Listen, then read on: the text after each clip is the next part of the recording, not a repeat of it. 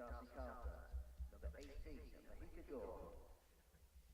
And number 9, Grace Potts. And for Somerset, number 18, Bex Hodges. Number 27, Neve Holland. Number 5, Heather Knight. Number 63, the captain, Sophie Love. Number 4, Annika Leroy. Number 28, Danny Gibson. Number 24, Charlie Dean. Number 22, Jess Hazel.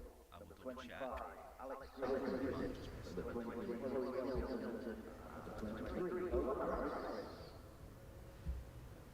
Bex Hodges is definitely on MP play. 1, 2, 3, 4, 5, 6, 7, 8, 9, 10. There are definitely 11 names there. Yeah, pretty confident. Sorry, Danny Gibson, 22 to 20. 20 T20 internationals, and I've also lost maybe £90,000. Leeds surprises me.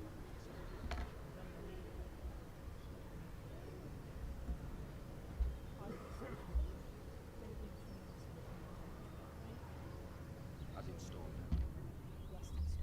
Yeah. That's a lot.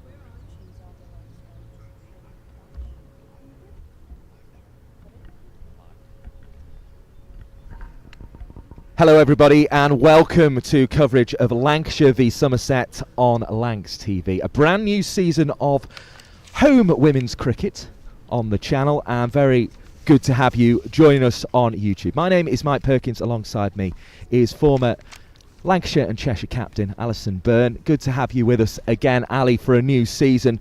I think we'll start where we always start, with news from the toss.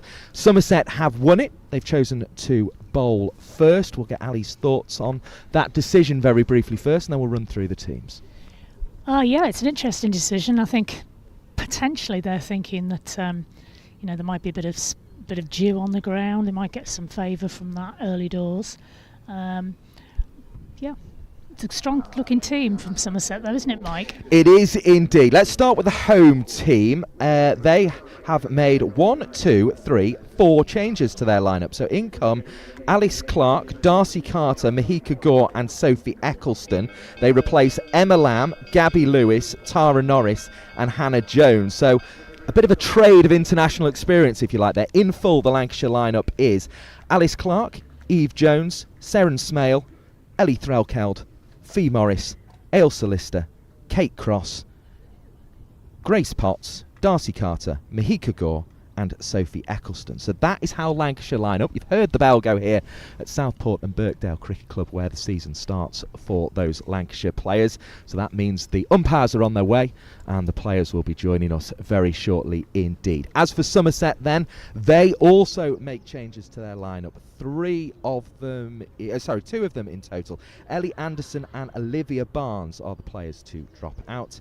Annika Leroy, the overseas player, and Charlie Dean come into the side, and they also retain the services of the former England captain, Heather Knight. So the lineup in full: Bex Hodges, Neve Holland, Heather Knight, Sophie Love, Danny Gibson, Jess Hazel, Alex Griffiths, Chloe Skelton, Lola Harris, Annika Leroy and Charlie Dean. The 2 to miss out are Ellie Anderson and Olivia Barnes then.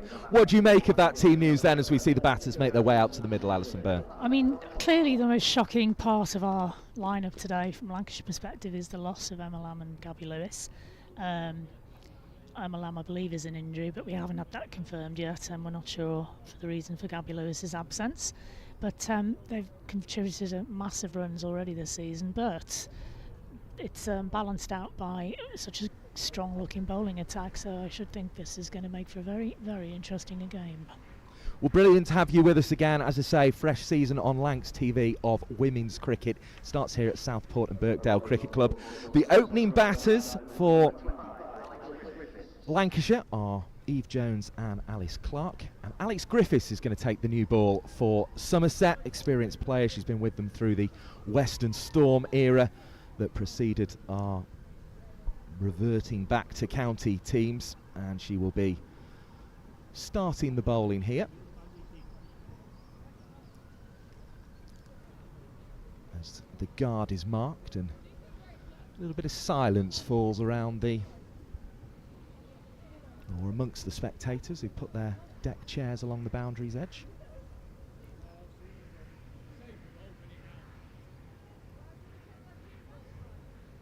Griffiths certainly has the ball at the back of a run, but we're just waiting for proceedings to get underway here. Checking our umpires, and they're very purple jackets these days, and ready to start proceedings. Interesting choice, Ali, that the wicketkeeper's going to be up to the stumps here for Alice Griffiths straight away. Jess Hazel with the gloves today for Somerset, the visitors. Sign of a good keeper. Not frightened to stand up to some of the pacier bowlers. There's some discussion here between the umpires and the team. Don't know what they're discussing and organising at this point. And they're somebody just from waving the on ground a staff has come on member of now. ground staff, yes. So not quite sure what our delay is to begin proceedings here, but we'll find out very shortly, I would imagine. Yeah, it's interesting. Before the game, one of the Somerset players came behind us here to the groundsman's hut to take a tin of paint out with her to mark something on the pitch. I don't quite know what that's about. So maybe her artwork wasn't quite up to scratch, Mike. Possibly not, possibly not. I mean, what it does give us a chance to do is talk a bit more about this game. It's sort of from the early fixtures, it's felt as if Lancashire, of course, defending a double really in the T20 County Cup, and they also won this competition, the Women's One Day Cup, the 50 over the side competition. They're defending both competitions, and it looks as if the likes of Somerset, Yorkshire, maybe struggling a little this season, but both now have a win on the board. You were at Yorkshire yesterday. You crossed the Pennines to the dark side. Indeed, through the rain, over the Pennines and into the sunshine of Leeds. Yeah, I mean, it's good for the competition, isn't it, that these teams are competitive. There was some fears that as this Tier 1 and then into Tier 2 expanded, then there wouldn't be enough quality players to fill 9 professional sides. But looking at Yorkshire yesterday, they certainly found their feet. And it's good for the game to make all of these competitions competitive. I think a tape measure is yeah. emerging from just beside where we're commentating Mike, from. Noticed? Well, that's because one of them is going to stand by the stumps, I think, and the other one is going to walk it round the edge. They want to check that the 25-yard circle is 25 yards. I have a feeling it is 30 yards, which is the men's distance, and the memo may not have been passed to make it 25 Still working yards. in yards, are they? I believe so. Oh, okay. It may in the actual handbook be written in meters, Okay. who knows, but I want to do 25 a yards traditional is generally the way to refer. Sorry. In fact, it's not long enough, No. is the umpire's worry, because they seem to be bringing this one back to the 25-yard mark. There we go.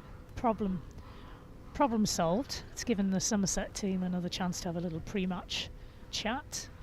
Don't know where the the batters are in there talking to them as well. That's cosy. This Couldn't actually, see to me, looks like it could be a yards meters issue, you know. Yeah.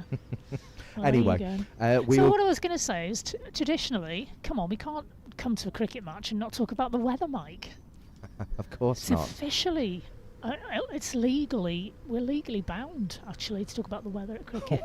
Well, I suppose It we are. feels like that. We have a little on, bit of Mike. blue in the sky, a little bit of sunshine. We have had a little bit of breeze and a bit of clouds so far today, but it's a lovely day for cricket, I think, It is the is. most important I thing. think, though, the light here could be quite tricky for the players, especially underneath a high catch, because lots of white clouds and grey clouds mixed up with really bright sunshine.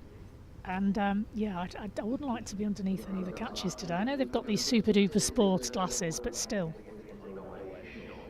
So that's just confirmation that the tape measure has been used to adjust the fielding circle. Apologies if you're expecting cricket by now, but thank you for joining us for, as I say, this new season, this season where we're going to see whether Lancashire can defend their 2 trophies, and will their target maybe even be the Blast this season, given it was the one they didn't win last year. I mean, there was a couple of brief interviews with Ellie Threlkeld and Emma Lamb, on the website, Lancashire website, and they both alluded to the fact that they were keen to go for all 3. That's just greedy, isn't it? A treble, a Lancashire That's treble. already greedy. What a world that would be. But Yeah, it is what it is. But talk to me us about the rules in this game in terms of how important that ring is, Mike, because some people may not be aware of the rules in this competition. Yeah, so first 10 overs it'll be 2 fielders allowed outside the ring, and then after that in women's cricket it is 4 fielders who are allowed outside the ring, so that will affect how we see play progress. And I would say this season we've seen more teams trying to take advantage of that first 10 over the power play. I think that's probably one of the big evolutions we've seen over the winter. Generally it's been about building a platform in this competition and hitting out late on, whereas actually I think with that 390 that Surrey made at Warwickshire, and Warwickshire then in the game after that at Edgbaston making 355, although they didn't get a chance to defend it because of the weather, I think we're seeing teams take a bit more advantage of that, aren't we? Yorkshire were unusual in that respect yesterday, because obviously Winfield Hill opened,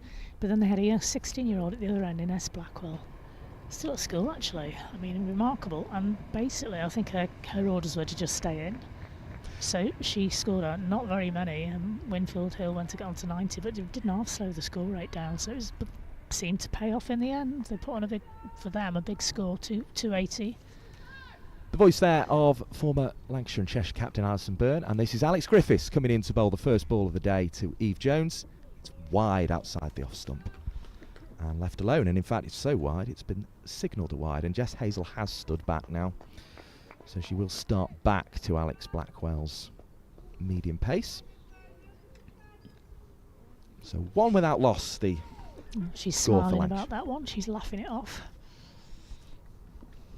Griffiths again at the back of her run, and she comes in right arm around the wicket to the left-handed Jones. There was appreciable swing on that one, and that might have been what fooled her for the wide ball first delivery. This time a dot ball recorded in the scorer's book.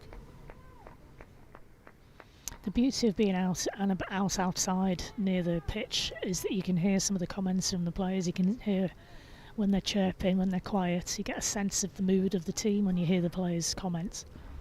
It's good to be bringing that to you at home as Griffiths is on her way again. Up to the wickets, bowls, and Jones will drive that one. On the bounce, back to the bowler. And there is no run on offer again. I mean, Jones has hit some good form already this season, hasn't she, with a couple of nice scores so far in the contest. You mentioned, though, no Emma Lamb today. It's a statistic I went to regularly last season, but now that we've had the season of 2025 completed, as Jones faces up again and chops this one away into the offside, looking for a run to backward point, but it wasn't on offer. So again, scoreless from that delivery is Eve Jones, but last year she was prolific with Emma Lamb. They batted together 9 times in the competition before Eve Jones picked up an injury. 806 runs they scored together in those 9 innings. So that's an average partnership of 89.55. So today, as that one goes down the leg side and will be signalled wide again, 2 without loss, the Lancashire score, both from wide balls. I would say it's pretty significant, isn't it, that partnership has been broken up. This time we think an injury to Emma Lamb rather than an injury to Eve Jones as it was last season. But Lancashire really built their charge in this competition around those two. They certainly did, and Lamb, of course, was the top scorer, not just for Lancashire, but for the whole league in this contest. Griffiths again, outside the off stump, and again it's swung away and is a wide ball signalled by our umpire. So 3 without loss, the total moves on to Lancashire. I suppose a good start in terms of well, the scoreboard, but they haven't actually scored by laying bat on ball so far.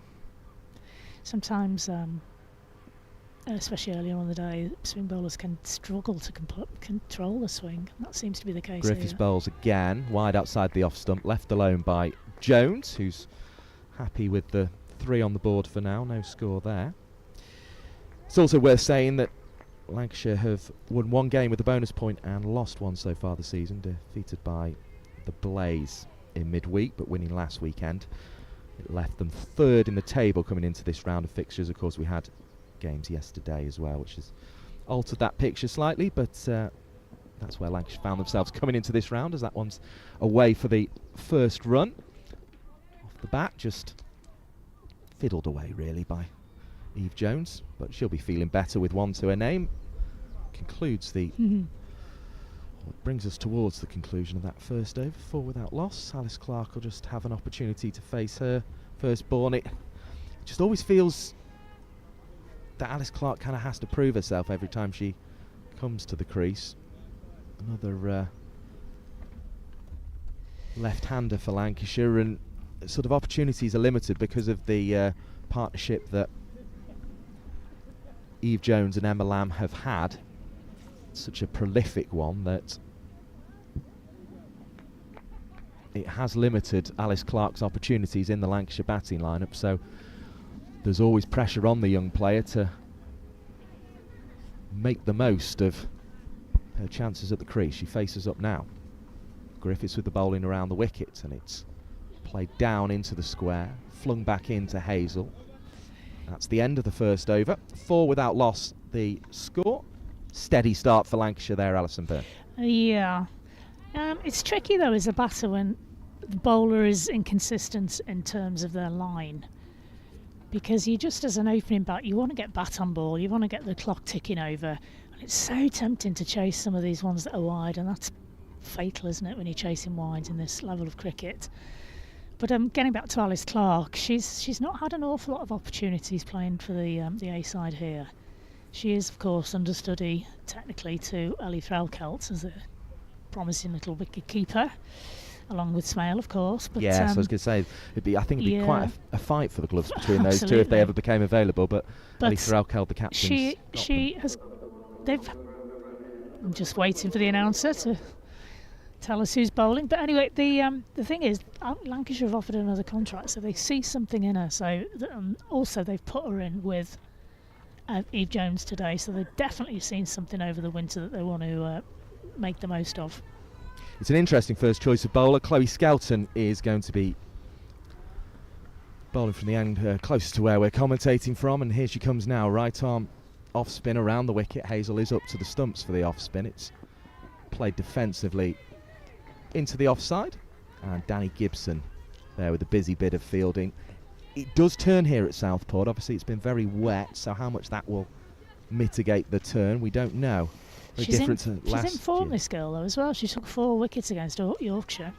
Played off the back foot into the offside, picked up out by the sweeper there, Lola Harrison rather, and she returns the ball into the keeper's gloves.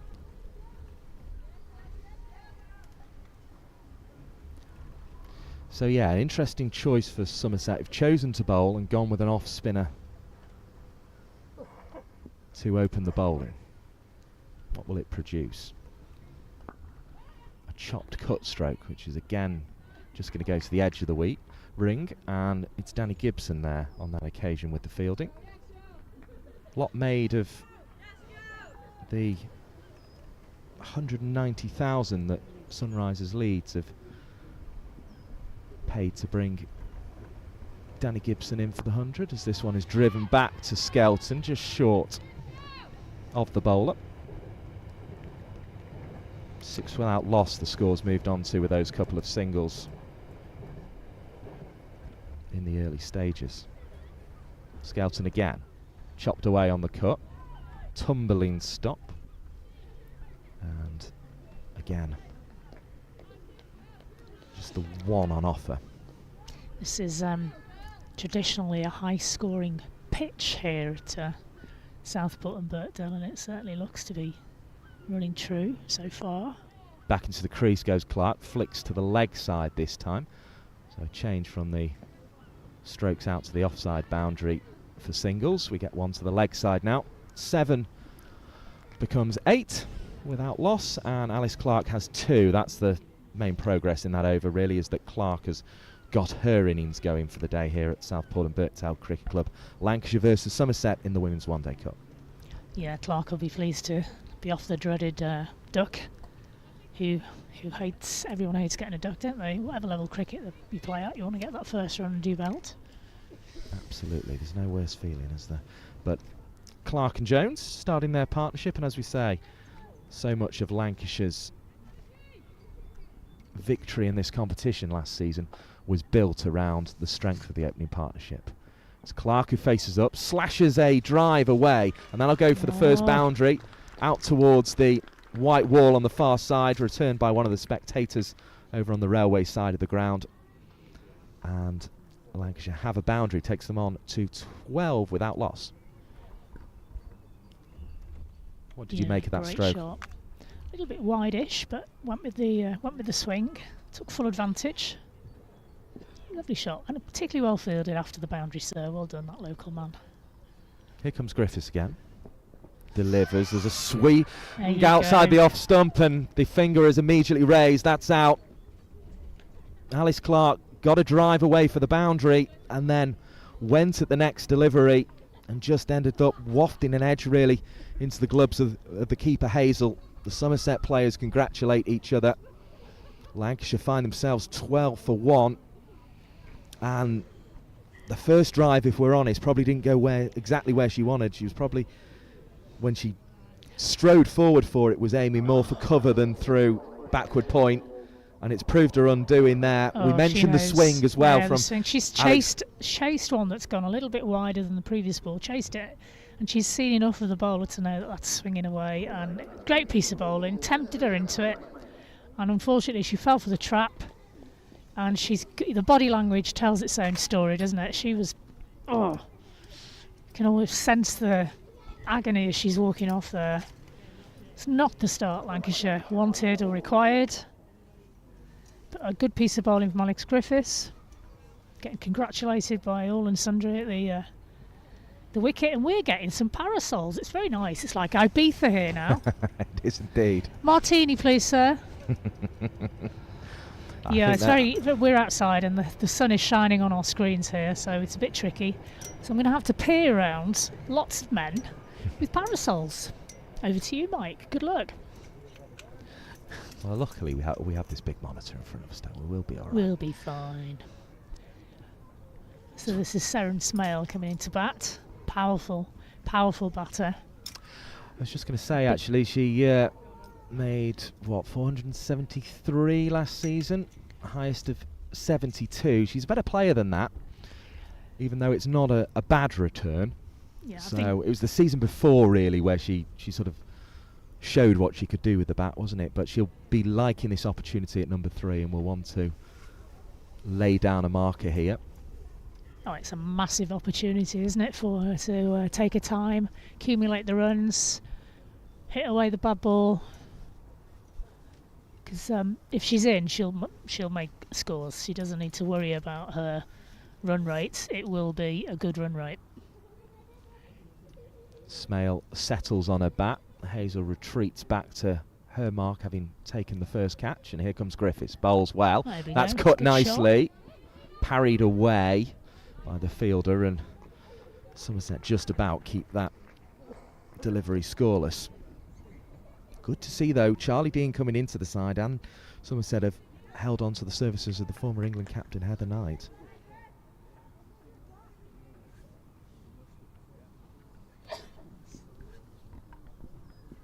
Settling in again is Smale. Looks to go leg side this time for a fuller delivery. Only finds mid-wicket, though. Results the same. Dot ball.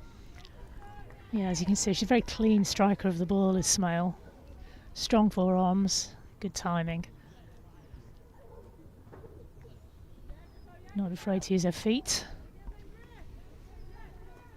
Yeah, very, very talented player. She's one of the ones that England will have an eye on for the future, you would imagine, Seren Smale. Probably not just yet, but she works leg side and finds a gap. It's a quick runner too, and has to be. There's a slight appeal as the bail was dislodged, but Smale is safely through for that single. 13 for 1, and she's off the mark. Yeah, that was a good positive start from Smale. She connected solidly with all 3 of the balls she faced, and one of which created a single. So she'll be pleased with her start.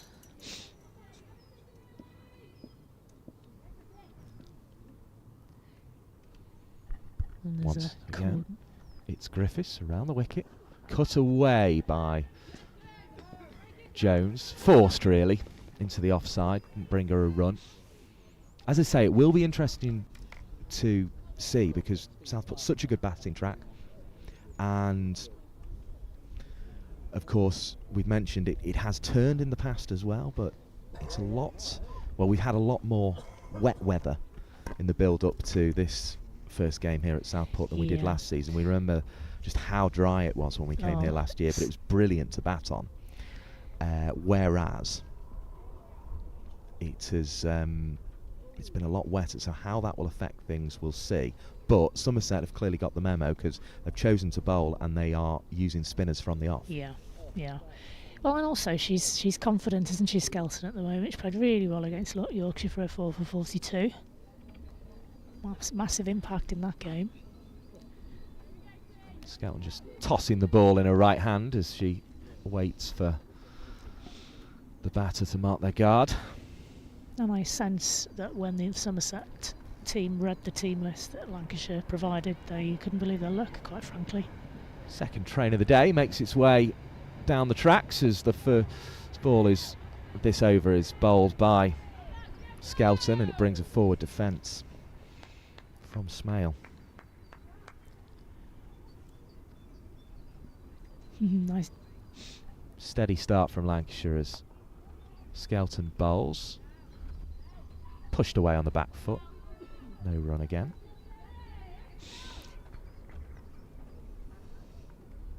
Just joined us, the wicket to fall. Here's that of Alice Clark out caught behind off the bowling of Griffiths, and now Skelton bowls a ball that's hit away nicely by Smale.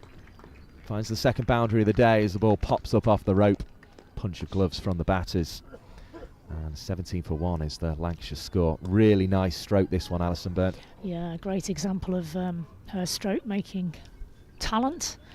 Tossed up a little bit wider from Skelton, which gave Smale the opportunity to swing her arms through the ball. She took it with pleasure. Just needs to be watchful. Settles again over a bat. Waits for Skelton and is watchful. Back into her stumps as in if defence. on cue, she was very watchful. I'm very pleased with that young Miss Smale. Dot ball the result, but an important one for the innings, if one that we maybe won't remember, as in comes Skelton again. Just fiddled leg side. Bright bit of fielding by Charlie Dean. Always a bright fielder, to be fair to Charlie Dean. Oh yeah.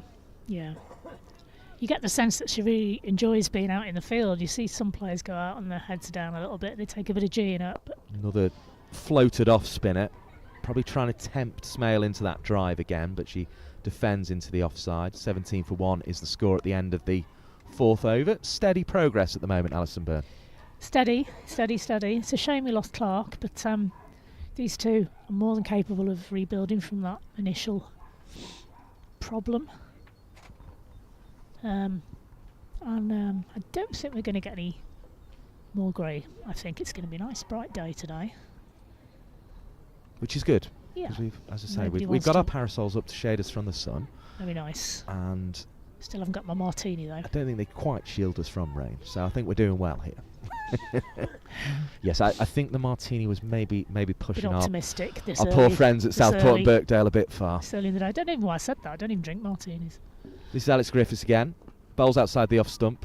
One of those chopping cuts that Eve Jones likes to play. She'll be frustrated not to get that one away through a gap. No run on offer. And one of the beautiful things I love about going to the outfield is seeing all these families with their picnics and little kids with plastic bats. And I tell you who'll be the first one to come and talk to them later. You and I both know it'll be Kate Cross. They will, yes, yeah. Kate in the side. Which is one of the things I love about her. Such a servant of Lancashire Cricket Club. It's Eve Jones, who's also been a servant of Lancashire across 2 spells, who leaves that one alone outside the off stump. Results the same as the previous delivery. No addition to the total, should we say.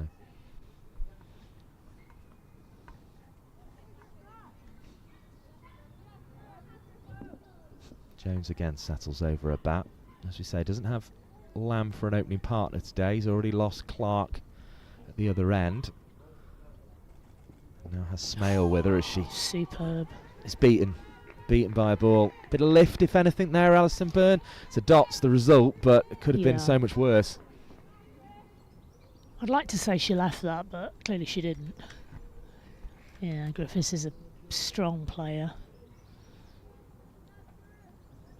Is indeed. Yeah, that's seared in towards middle stump and then moved away from the left-hander off the seam. That's a really good ball. Jones will have to be on her watch. She comes down the track as a result of that and tries to drive fairly lustily into the offside, but only finds mid-off. Neat stroke from Jones, but again, struggling to get the scoreboard moving in the early stages of this game. Prods at the pitch in frustration as Griffiths walks back to her mark. I do think it's a case of that new ball swinging a little bit more. I think if they can just be patient and see off this new ball, this wicket becomes a lot easier to play. Down the track again goes Jones, but doesn't offer a shot this time, through to the gloves of Hazel. No run again. Tidy over this one from Griffiths so far. No run from it. Score remains 17 for 1. Lots of chatter amongst the Somerset players. You were saying it's one of the nice things about being outside at an outground. You can hear that chatter. We could hear the claps of hands early on. Somerset trying to make their early pressure count. It's Griffiths. And again a swinging ball that beats Jones outside the off stump. And this pitch does, in these early stages at least, with these two new balls, one from either end, it is doing just a little bit more than we usually see at Southport. As I say, there's cloud cover and there's a slight damp on the pitch from dew. I don't think we had much rain overnight. If we did, it was sort of light, but it's still, you can feel it underfoot. No breeze. It's a bit clammier today than yesterday. There's no breeze. So that ball is clinging to the air a little bit. The seam's clinging to more of those molecules and it's pulling it one way rather than the other a little bit more than it would normally.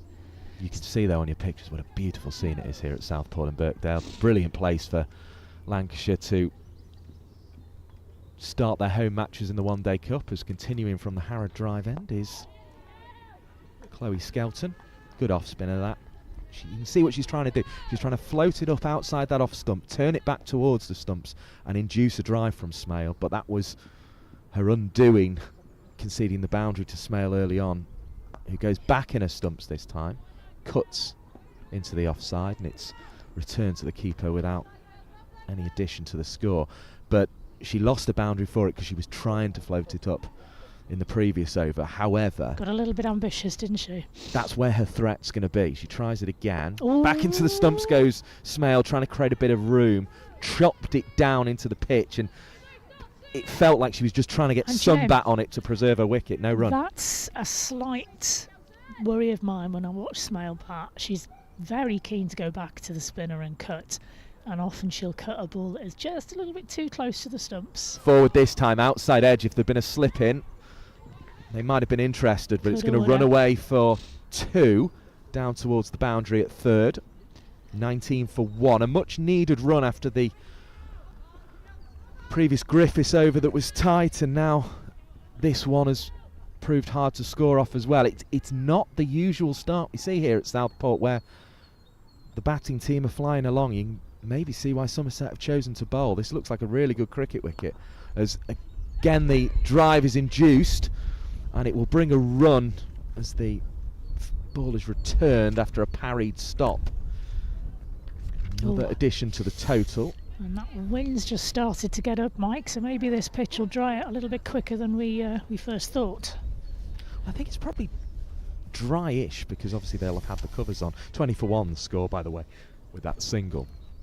But I guess it's just had a bit more, there's just been a bit more about that sort of will help it hold together a bit better. It looks a really good cricket wicket, as this one is played away off the back foot by the left-handed Eve Jones. There'll be 1 out to the fielder on the cover boundary. 21 for 1 the score, and that's also the end of the 5th over. Yeah, it's not, as you say, it's a slow start from Lancs, but we've seen slow starts before develop into big innings. 6 over, my be panicking at this stage. 50 overs is an awful lot of cricket. Those of us have played any cricket will know. If you don't realise how long it is, just try standing out on a field for 3 hours. Just stand still, and I imagine running around doing that. 6 overs gone then. 21 for 1 is the score. Eve Jones marks her guard, prods at the pitch, and she's ready to go about her business. As I say, if it is a trickier pitch to bat on than we're used to here, Eve Jones is probably the player to do it. She's facing up to Griffiths around the wicket. The keeper, Hazel, is now up to the stumps. That's hit nicely. It goes away into the offside. There's, well, a little bit of a mix-up. They return to their own ends. I was going to say they get through for a single, but they didn't. They sort of ran half a rounder, if you like. I've got to say, the Somerset girls have fielded brilliantly so far. They've dived all over the place, and they've saved at least 3 fours from what I can see. Mostly from cut shots in the point area. Eve Jones made a higher score of the competition against Hampshire last season as she cuts that one, or pushes that one again off the back foot into the offside. No run on offer. 107 off 134 balls, but I remember she was very frustrated after that because Hampshire, due to a brilliant 133 from Ella McAcken, chased that score down. And Eve Jones was very frustrated at herself that it took her as long as it did to get to those 3 figures. And she again chops this one away with a powerful drive into the offside. But again, no run. And this, given that she had that experience previously on this ground for Lancashire, this will be playing on her mind. But the early stages suggest this is a very different pitch. Well, also, you can't legislate for great fielding. There's another example from Somerset there. That one's absolutely smoked off Eve Jones' bat, and the cover fielder did remarkably well to stop it going for any run at all there. Jones waits again, pushes off the back foot, but again just couldn't get far enough back to create the room she needed to generate the power she needed to beat the fielder at cover.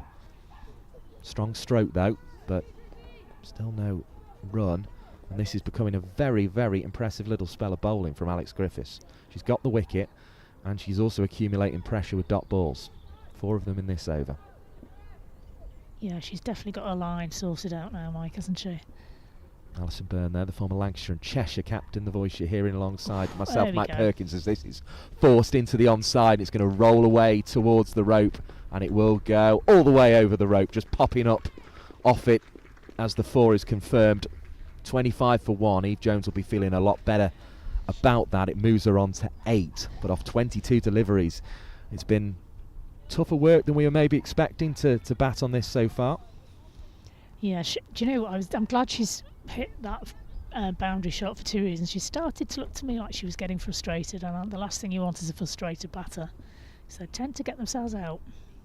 Here comes Griffiths, who bowls a ball that is driven into the offside, parried by Charlie Dean, and then returned it's to that the woman wicket again, isn't it? She loves diving around in the covers and point area. What a great piece of fielding. She saved, 8 runs there potentially, 2 diving stops in the covers.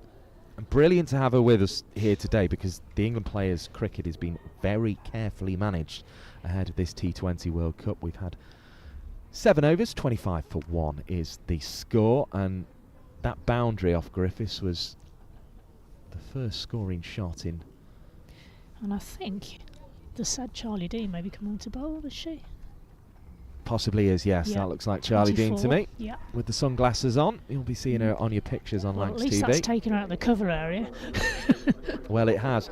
But with Griffiths' maiden, she bowled a dot ball, the last ball the over before the maiden, and then it was 4 dot balls after. So it was that boundary from Eve Jones was the first scoring shot in 15. Yeah. Which really shows how well Griffiths has been bowling.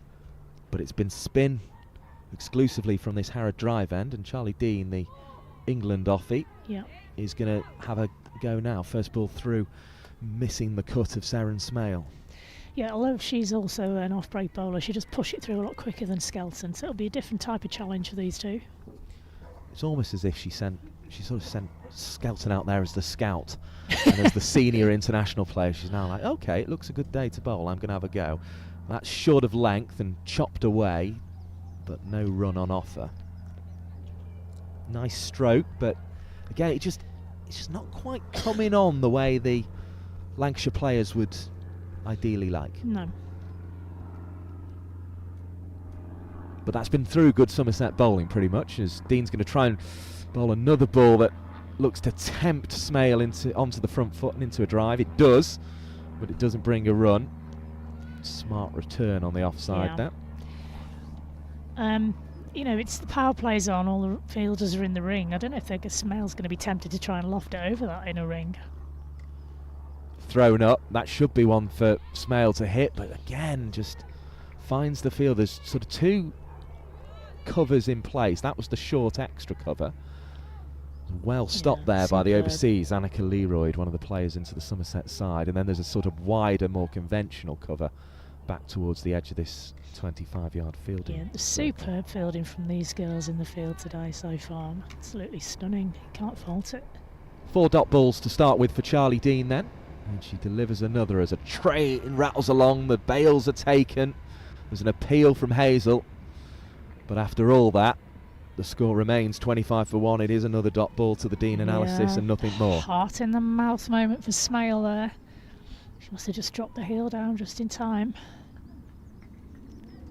Luff Dean jogs in and is going to go into the offside.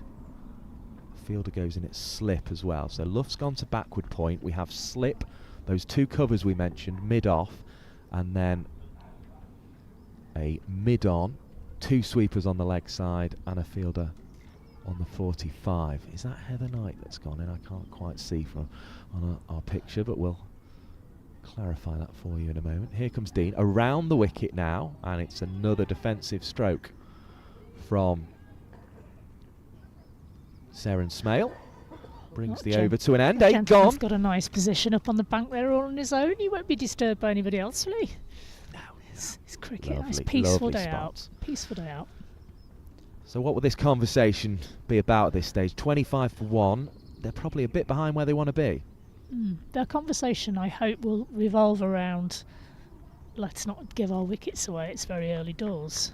We're the 2 experienced bats. We cannot leave it to the tail to make up for our errors. So they've both hit boundaries now. Smale and Jones both on 8. So just be patient. 3 or 4 boundaries in a couple of overs time, and the run rate will be racing up again. Not surprised to see Griffiths continuing here. Not at all. She's bowling very well. 4 overs, 13 for 1. You can see in the bottom right hand corner of your screen on Lancs TV. Runs in and bowls, pushed away off the back foot, and finds the overseas player Annika Leroyd.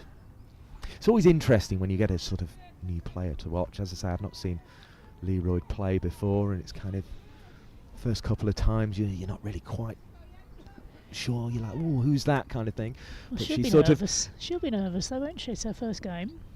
But she does sort of kind of stand out a little bit with that authority that you expect of an overseas player as Griffiths comes in and bowls. This one's driven into the offside, picked up by the busy captain Sophie Luff, and returned to the wicketkeeper. Again, no run on offer. She's a young player, but she's already represented Australia A, I think 13 times. And we know what that means. That means in a couple of years' time, she could well be representing the full team. Well, indeed. 24 years of age, plays for Sydney Thunder in the Women's Big Bash League, New South Wales, as Griffiths comes in and bowls. Big slicing drive from Eve Jones, who I feel the pressure is building on. 8 off 26 now with that delivery. 3rd dot ball of the over from Griffiths. They've pinned her down, but she's got to remember that in 10 overs' time, this field will probably spread slightly. Although I'd be tempted not to spread it the way they're bowling here, because they're keeping the runs really down. And if they suddenly move a couple of fielders out, then there'll be 1s and 2s on offer. But lovely we'll see, slow motion you saw there of the swing that Griffiths is getting. This latest delivery pushed into the offside, thrown back towards the keeper, but just ends up hitting the wicket keeper, who it was a bit of a grubby throw, wasn't it, if we're honest. Grubby throw. Sunday League stuff. As Jones just stands hands on hip, contemplating what to do here, because Alex Griffiths is giving nothing away. This is really impressive. A cricketer who's been around for a while, but is really making the most of this splendid occasion that you're seeing on your pictures. Showing there all at her Southport and experience. Birkdale. As I say, she's been with Somerset through those Western Storm days. Feels they were one of the sides that couldn't really kick on from the Kia Super League, as this one's driven back to Griffiths.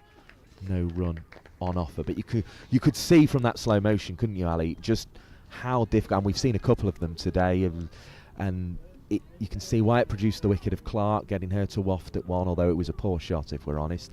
And you can see why Griffiths is accumulating so many dots. It's difficult to score off here. She's got 5 so far in this over, and she's on her way from the Grosvenor Road end, driven up the offside of the pitch. Well, they're playing good shots for nothing at the moment, aren't they? And that is another maiden over, the second of the Very day. Good from Griffiths. For Griffiths, very good cricket. She was one of the first players of the batch of domestic contracts that were given out. 21 contracts initially given out in 2021 to around the county circuit. She was one of those lucky enough to be afforded a contract. So lots of experience. She's a tall girl, 6'1". You can't tell from here, but she's 6'1" apparently. Well, there you go. Conversations going on amongst the Somerset bowlers and fielders, but 2 maidens in a row. They don't really have to do a lot different here. No. I'd be very surprised if they spread the field too much, but they've taken out one of the fielders from the ring at least. Tends to be the modern trend, as this one is a big appeal. What did that come off? Popped up dangerously towards slip. Didn't quite carry. Judging by the smile of the slip, I definitely think that is Heather Knight there. Heather Knight smile. She's got one of those distinctive smiles. Another dot ball. So Lancashire without a run in 13 now. Will it prove to be unlucky? Dean into Smale. Pushed away off the back foot, and the there we go. second ball of the 10th over does go for runs. 2 of them, although Smale's got to be quick. She is. Always knew if that wasn't a direct hit, Smale was getting back, and that was the game they played, and a direct hit from very close to the boundary. Pretty unlikely, Alison Byrne. I don't think me and you have ever managed many of those. Got the ball in from the boundary, quite frankly. I always used to feel it slip. 27 for 1 the score goes to with those 2 precious runs. Forward, solidly, good defensive. No run on offer. 27 for 1. The score remains. No run. Certainly wouldn't get it in now. I have to throw it underarm. I've got frozen shoulder. Is Dean. Sunglasses on. Just about needs them at the moment, as this one is fiddled back straight at Dean, who thought she was in with a chance of a caught and bowled. How close did she get, Ali? Not as close as she thought. That was my impression. Let's watch it again to see that, but yeah. I love the enthusiasm. Here we go, here comes the replay. Enthusiasm. Here we go. And yeah, down the track goes Smale. Half volley. It was teasing her, wasn't it? But it was never quite getting there. As Dean bowls the next ball. Back in the crease goes Smale. Oh, this is another tight single, and stretching is Jones. She gets there. Comfy enough in the end. I think that was one of the ones that actually, strangely, usually from side on, they look tighter. But actually that one from head on, I thought, looked a bit tighter than kind of the view out on the pitch. Looking out towards where they're playing. It made me laugh. It looked a bit tighter, but actually when you looked at it head on the it's camera, good to see it was Jones easy. And Smale looking for these quick singles. Good communication on that occasion. Yeah, I think it's just a demand of modern cricket now, isn't it? It's almost at times feels like hit and run. They're just so secure of what they're doing, and they're so good at finding gaps as Charlie Dean bowls, and this one is defended down the offside. Dot ball to finish, so 3 off the over from Dean, but 3 precious runs. 28 for 1 at the end of the first power play. Alison Byrne, you'll be bringing us the leading the commentary for the next 10 overs here, but what do you make of that power play? I mean, superb bowling. A couple of wide balls early doors as the bowler was settling into a rhythm, but apart from that, it's been a flawless display from Somerset so far. And Jones and Smale are hitting the ball well, they're striking it well, they're just not being able to force it through the gaps. So they've got to remain patient. It's only still 40 overs left. It's a lot of cricket. Somerset look out to prove themselves today, don't they? Against the reigning champions. They do. They look good. Here we go then. Alex Griffiths to continue and Alison Byrne to bring you the commentary. Yeah, Griffiths in. It's good again.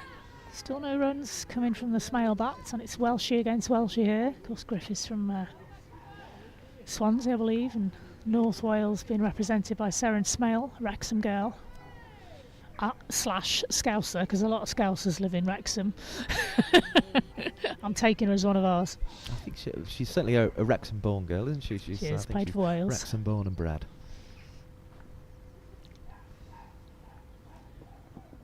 And again, that's played off the hip from Smale nicely, and they jog through for a single easily there.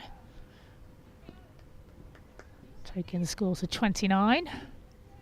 Niamh Holland with the return there that you just saw on your screens. Another one of the players who's been about since Western Storm. As I say, it felt like Southern Vipers kind of kicked on from that Kia Super League T20 competition that we had, and kind of came just before the process of really accelerating the professionalism of the women's cricket. Jones on strike. It's a lovely straight drive. Nobody's going to stop that. Going to go for 4. Yes, it is. Ripples of applause from the gathering crowd to my left. That's a little family group included in that group. Yep, 33. See a couple of boundaries here and there will soon move this run rate tick along. Beautiful shot, that one. Just picking the gap between mid-wicket and mid-on. But as I say, for Western Storm, it felt like they kind of weren't able to take the basis they'd had from being one of the winners of that competition into regional cricket. It almost seemed as if they faded away a little. It surprised me that, to be honest. It really did. I had such a good, strong team at Western Storm, and I'm not surprised that this is the sort of performance I would have expected from the Somerset team. I guess it helps having Heather Knight in today, who's one of those players that you associated Western Storm with, wasn't it? And obviously they've seen a bit less of her in this regional era, and now back into counties. Certainly Somerset taking over the Western Storm. It's not a franchise, but you know what I mean. Taking I over do know what you mean, but it's more of a leadership thing with Knight as well, isn't she? She sets high standards for people around her, I think. Absolutely. Right arm over from Griffiths. Jones has cut, and again that's a superb piece of fielding down at backward point. 4 runs saved. Excellent play. Yeah, the lines and lengths have been on point, and the fielding has been brilliant to back it up, as you rightly say there, Ali. Stay patient, Lancashire. Stay patient. The ball's hitting the bat, and the runs will come.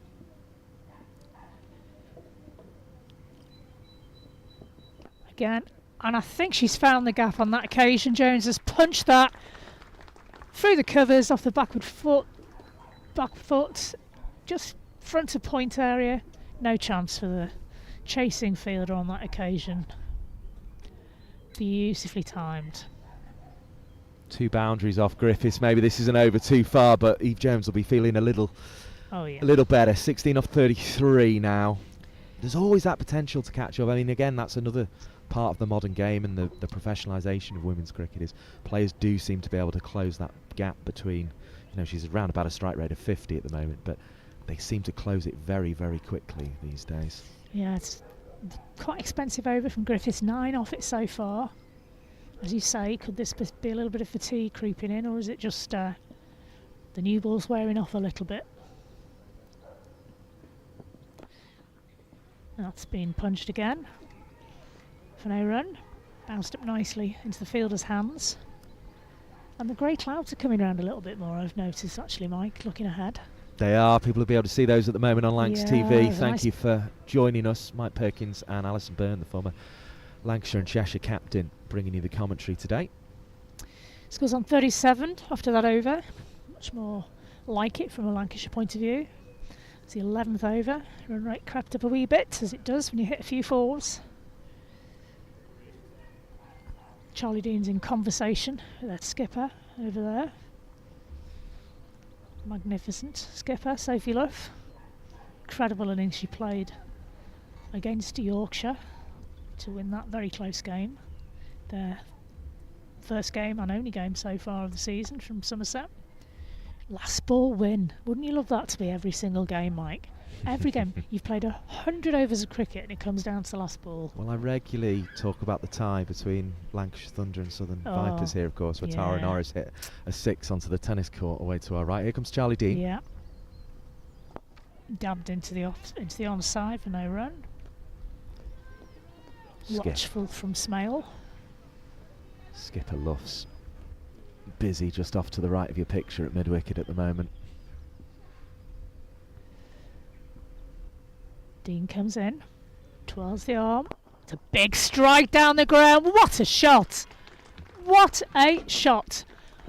Well, we've said earlier that she's more than capable of providing some power as well as guile in this innings, is Smale. So showing a bit of both there. Move the feet, off she goes. 4 runs. Fantastic replay of that shot. I mean, this is the sort of thing, to an international bowler, is why people will in the future be talking about Seren Smale as being one of those players who can challenge for an England place. And it's followed up by a watchful defensive shot, which I quite like, actually. She's not got carried away with herself. I think that's probably reading conditions, isn't it? It was maybe a forward rather than a back, given the height she ended up playing it, but she was comfortable enough. Right under her eyes. No risk. You can see Dean's shirt billowing in the growing wind there. A little bit leg side on that occasion, and I think they're looking for 2. No, I think they've jogged through for 1. 42 for 1. It's looking a bit healthier, isn't it? It was one thing, though, I did notice about watching Danny Wyatt-Hodge play the other day at Edgbaston, even though it was quite a small boundary on one side. When she did take advantage of that small boundary and hit a 6, she was very good at backing it up with a single. So maybe that's something that Smale will work on as she looks to push for that international place. But equally, that could have been Smale reading the conditions, and batting is, I think, a bit more tough than it was at Edgbaston the other day. So Dean's going round the wicket to the left-hander. Jones, who's she's in now. She's played some decent shots. It's just that she's also come across some really, really good fielding. The field spread a little bit. This might suit her style of play a little bit more. Able to find 1s and 2s in the gaps.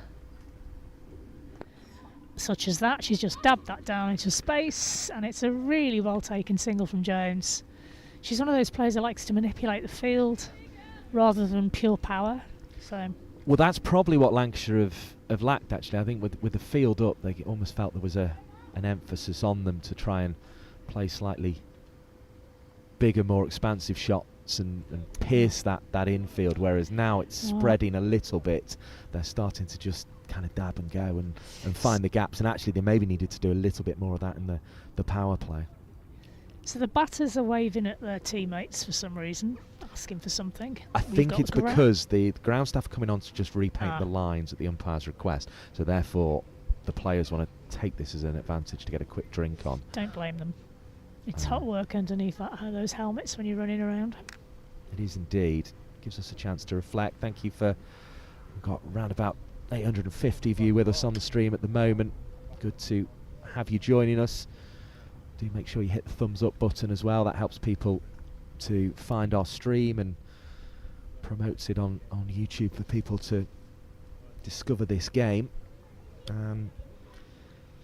12 overs, 43 for 1. It's been tough, hasn't it? It's but it is a platform still. They've got those wickets in hand, and that's what Lancashire will be holding on to at the moment, I think. Yeah, but cricket can change so quickly. Add another couple of wickets onto that total, and it doesn't look so healthy, so these two have got to hang in there. Don't leave it to the lower order to have to get the runs. It's your job, you're the top order bats, and that's the mentality they should have. And it's a little bit of sort of present and future here merging, isn't it? Eve Jones, who won the double with Lancashire in the amateur era, did it again last season, 33 years of age now, 456 runs at more than 50 last season. As we say, prolific partnership with Emma Lamb. Seren Smale, 391 runs actually, I think I make it last season for Seren Smale. We'll double check that at 32.58 with a best of 72, 250s last season. Just 21 years of age though. It's almost, what a prospect. If this could be a big partnership, we might look back on this one day as the handing of the baton really in terms of the Lancashire batters. Yeah, there's a few of the team in that 2017 winning side, wasn't there? Threll Celt, I think, was in it. Jones, trying to think, Lamb, Crossy, of course.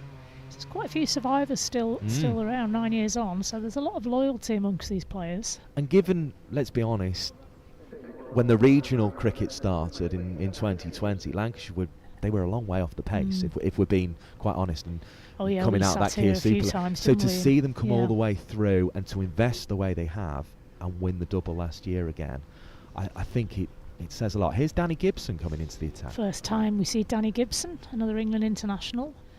Powerfully built girl. It's down the wide, down the leg, and they've taken an extra run. As it beats the keeper as well. They'll take every run on offer, of course, who wouldn't? So busy, the Somerset fielders there. You saw Charlie Dean appear on your picture at the stumps to take the ball to help the wicketkeeper who'd thrown off the glove to run after it. And they just all seem to know exactly where they need to be, who's backing up, who's going to the stumps. They're working together in pairs to field every ball in this game. They look really up for this today, Somerset. Gibson. Again, that's struck. Not quite as cleanly as she wished from Smale, but she was alert enough to realise there was a single there. Of course, Gibson's not done an awful lot of bowling. She's still recovering from a long-term injury. So not quite up to full rhythm as yet. Yeah, as we say, 391 runs last year for Smale, 4, 5, 6 in this competition for Eve Jones. Oh. Playing a miss. Can they find the partnership that Lancashire need today? That's what we are hoping from the Lancs TV perspective. Yeah, of course, Gibson's fighting for that all-rounder place. Of course, they've got Nat Sither-Brunt in the England side as the all-rounder at the moment, but there's some thought that perhaps their bowling is not quite as efficient as it used to be. Oh, that's a Yorker from Gibson, and really well dug out from Eve Jones. That's a cracking delivery. Well, that's the sort of ball that's got England interested and got Sunrisers Leeds interested in the franchise competitions, isn't it? The fact that she can sort of almost just fool the batter, really, with the way she bowls. Big hitter with the bat as well as Gibson. Powerfully built girl.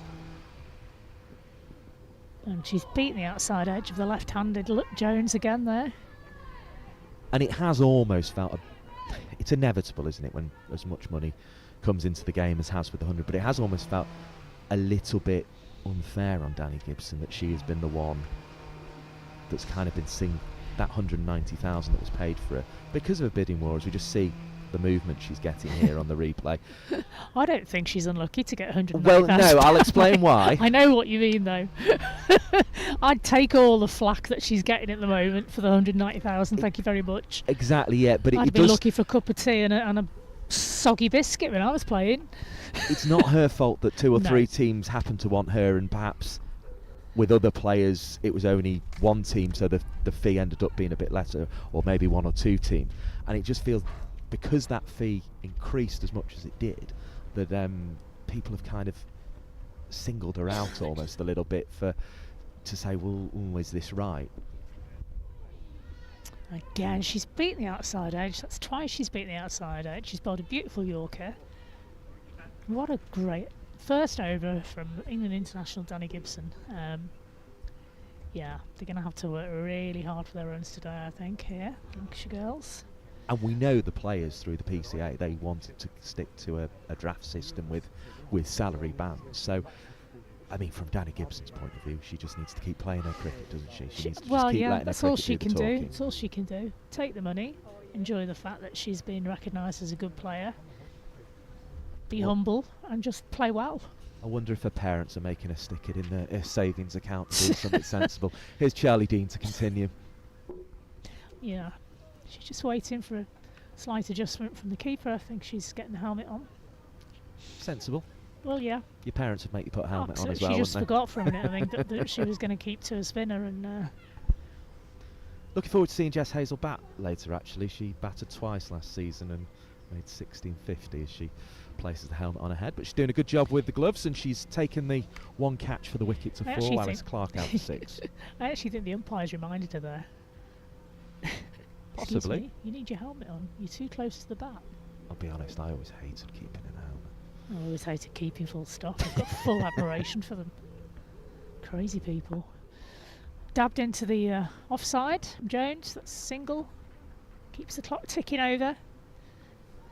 I'm sure players who've played with one, and particularly players who played at professional level like this, get used to the fact that, you know, they're used to the fact when it goes above the visor, you kind of have to tilt your head right back to see it. But I kept wicket once in a friendly, right. and my neck the next day. Honestly, it was that thing of having to look up at high catches, and oh dear me. Here we go, Dean again. I think they think they've got her this time, and I think they've got her to stump in. Smales held her post. You can't believe she's dragged her back foot over the line there. Great piece of bowling from Dean. Quick take from Hazel. Good job she had a helmet on. Otherwise she wouldn't have been able to keep. And they are absolutely chuffed. Well, she's getting plenty of high fives, plenty of congratulations. She's going to have a swig of drink as well. But this is a brilliant piece of bowling by Charlie Dean, because she's thrown it up from around the wicket right out towards that wide line, got it to turn back in just inside and dragged Smale out of crease. Hazel there with the gloves. She can't just bat, she can also take the bails off in a flash, as you see there on the slow motion replay. Yeah. And actually the fact it still looked quick on a slow motion replay shows you just how good Seren Smale is. Yeah. How good Jess Hazel is, rather, with the gloves. Dismissing Seren Smale there, and that's the second Lancashire wicket to fall on this lovely day here in Southport. Sunshine just warming things up now, but Lancashire find themselves 48 for 2. That's a great bit of bowling. Wonderful, because as you say, as she was reaching for the ball that was going wider than she thought, that's what literally made her slide out of the crease. Yeah, it was a bit of an ambitious stroke, I feel, but we've seen them smack them for 4 over and over again, so you can't blame her for going for it. Well, that's where her boundary came from, wasn't it? And that is, it's almost the fact is, a good off spinner is going to throw it up outside off stump, try and get it to come back, try and tempt you to drive against the spin, and a good batter is going to take that on and try and play those strokes. And unfortunately for her, even though she had the little victories getting the 4 away, then off Skelton, then when Dean comes on, she comes down the wicket, hits her through mid-on. It's Dean who's ultimately had the last laugh, if you like, there, and got the wicket. New batter, Captain Threlkeld. Dean in. Starts with a defensive shot. Good line from Dean. She's not giving them any space.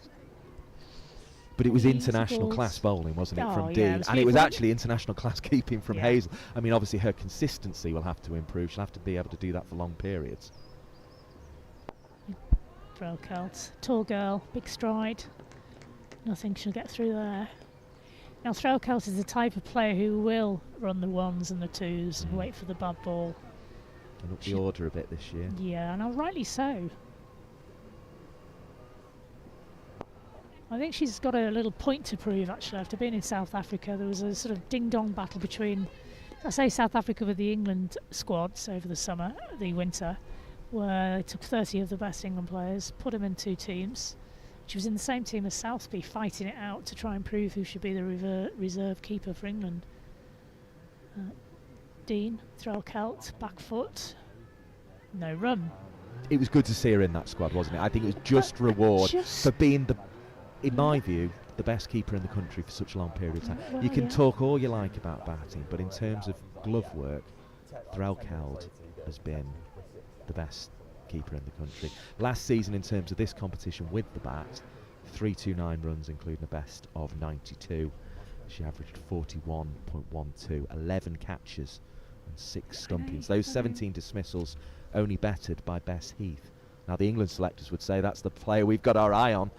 Bess Heath, but that's the first season she's done it, isn't it? And that's your kind of the dilemma you have. You know, are you looking to the future, or are you trying to have an experience back up to Amy Jones in the present? Gibson into Jones. I don't know. She's played a little nutmeg there, I think. Have a look at that on the replay. I think it was more of an inside edge. Yeah. Just the way she lifted her leg, I thought I don't think it was deliberate. I think it's gone through her leg accidentally. Yeah. 1 run anyway. But the point about Threlkeld is that she's she's a better batter than she almost thinks herself, actually. And she's been batting herself at 7, sometimes 8, sometimes.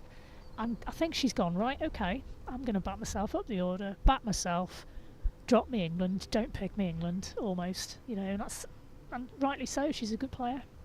Good bat. Gibson. Again, very watchful.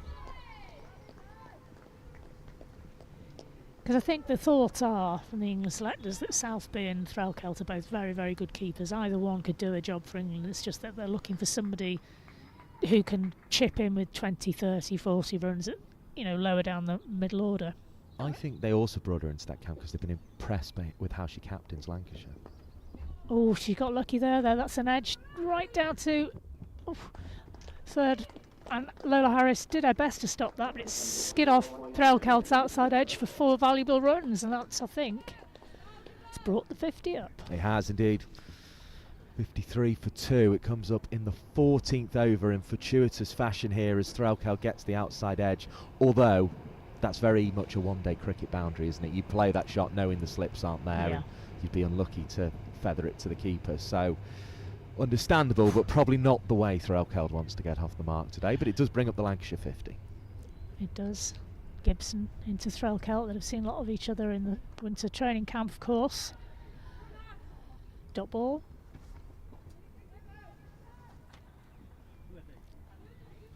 So Yeah. that came from what, the 3rd ball of the 15th over. That Lancashire 50. Definitely worth Took a a note, while. isn't it? Took a while. Tell you what, they're looking at the Lancashire bowling attack. Somerset could struggle too. Well, they've got to bowl well though. It's no good having decent bowlers unless they bowl the good balls. And back it up with the fielding, as Somerset have done here. So far anyway, it's a long day still.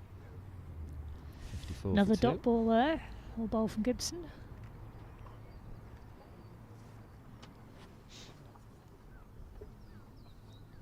So yeah, 1 added by Threlkeld there, 5. Beg your pardon, 1 added. Total, so you'll be feeling a bit better now, having got that clip away off the legs. Left-hander on strike. Gibson. It was an unusual way to play that shot, but it was effective, kept the ball out. It's the end of the over from Danny Gibson. So whilst the players change ends, thanks to you for joining us again on Lancs TV. I'll just run you through that Lancashire bowling attack. Sophie Eccleston into the side. Mahika Gore.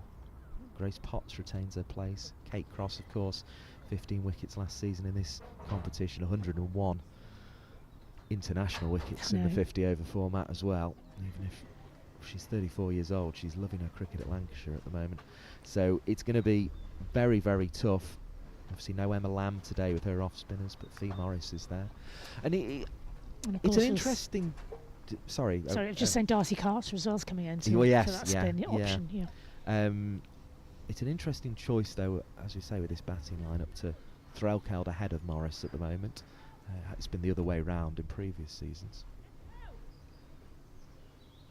In comes Skelton again for a second spell. Flicked around the corner there for a single. From Threlkeld, taking one of those trademark quick singles that she does love. She's good at seeing space, isn't she? She's good at seeing the bigger picture and where those singles are available. It was clear yesterday that the Blaze were just going for big shot after big shot, and we were screaming in the commentary box to just take a few singles. There was such a big pitch at Headingley. There's so many gaps. Skelton. Oh, it's gone through the hands of slip, I think, there. Big oohs and ahs, 1 run. Take a look on the replay, but that's gone quick to slip. You can see just from the way Heather Knight there's examining her hand. Here it comes then. Good off-spinning delivery to the left-hander. Attempt to force it, and it's gone quick and wide, and Knight's done well to get anything on that, really. It would have been a great little pluck. Bit shorter. Pulled down to square. It's been nicely picked up on the boundary. Saving a couple of runs there. Just the one.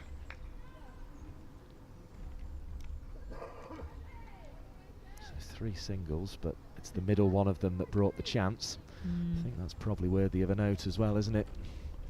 Second Certainly ball is. of the Get 16th. your pen out, Mike. Make a note. Heather Knight drops Eve Jones.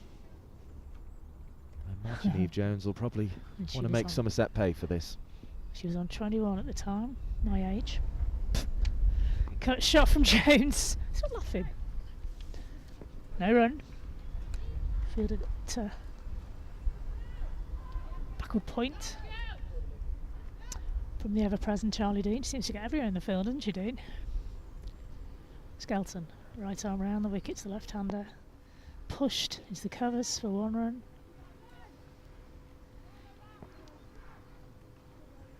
Ticking along, Lancashire, ticking along. There's lots of changes in the field for the left-right hand combination. Yeah, plenty of So singles. lots of people having to run from, I wouldn't say boundary, but say halfway to the boundary to halfway to another boundary. Skelton comes in.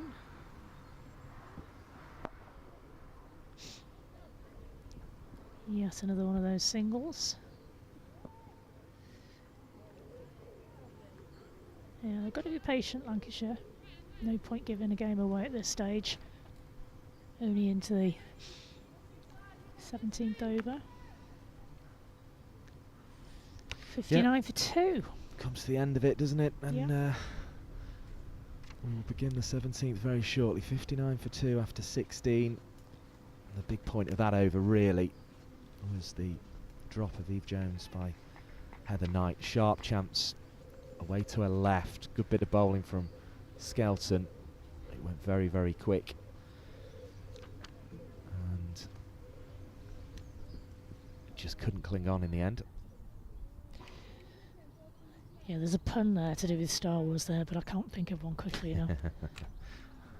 I'll leave that to you. I'll get back to you. Was she on the starboard side, was she? Old Heather Knight? Is that God, the song? well, Klingons on the starboard board or something like that? I don't know, whatever. I'll take your word There's for some it. sort of song involving Klingons and whatever. Something deep down in my dark memory bank. It's not quite functioning properly. Anyway, Gibson's coming in. Into Threlkeld, who digs it out. Good ball from Gibson. They're still chirping away in the field, are the Somerset girls, rightly so. When you mentioned Charlie Dean, there's sort of been almost everywhere, you know, been very busy in the field. She's sort of epitomising the way Somerset are going about this. It's been very impressive. Higher backlift from Threlkeld. Again, Somerset have prevented the run. If you just join us on Lancs TV, Jess Hazel involved in both dismissals, the wicket-keeper first catching Alice Clark for 6 off the bowling of Griffiths, and then stumping Seren Smale for 18 off the bowling of Charlie Dean.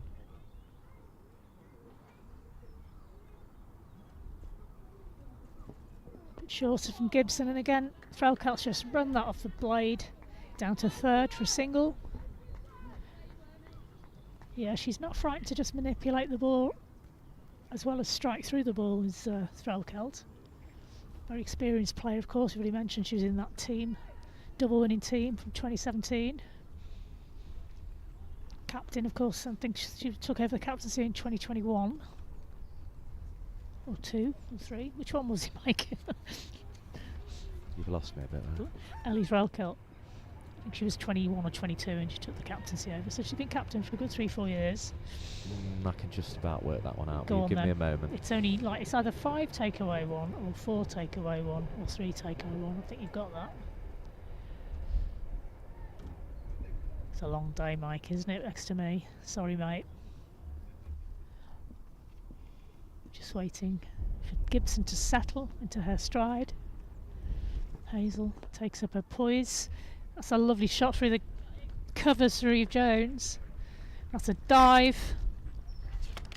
Unsuccessful dive, sadly, from a Somerset point of view, but lovely 4 runs, and there's a gentle ripple of applause coming from the appreciative crowd here at Southport and Birkdale. Come on down, there's plenty of seating around. Weather's holding fine. Beautiful place to watch cricket. Very hospitable bar staff. catering team, so come on down if you're near. Gibson into Jones, a bit shorter, and she's punched that for no run. 64 the score.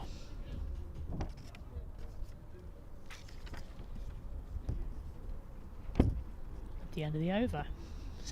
Look at replay of that little punch shot for no run at the end there. Excuse me, I haven't quite solved your Ali Threlkeld query, Yeah, but I was think just it's having a chat with Graham thinking now, it's Hardcastle, who 22, I think. I've seen, the ECB writer in these parts.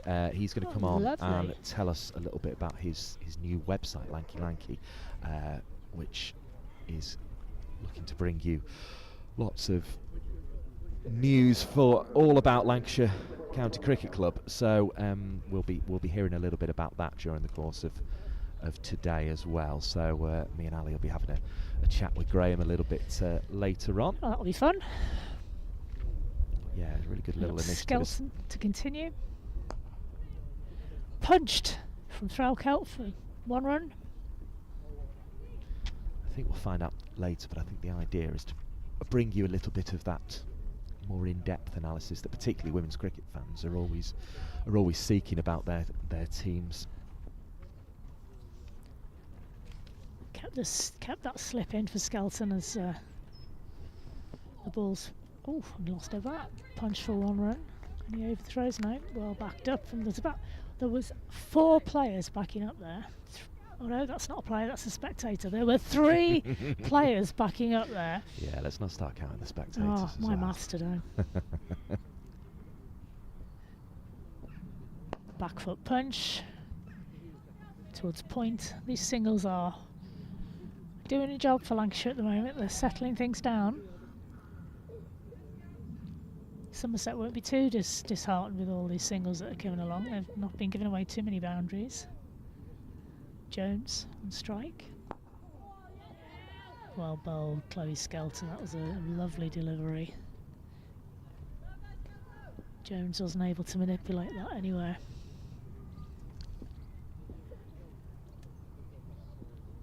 She's going to try again. Gave that a bit more flight. This time it was manoeuvred into the spaces. And Jones and Threlkeld are really pushing each other with these singles now. It's not a bad tactic. Try and drag the field in towards the ball a little bit and then deal them a sucker blow with a ball that's going to pierce that inner ring. You can hear the Scouse voice of Ali Threlkeld there screaming no. Rightly so, nothing there.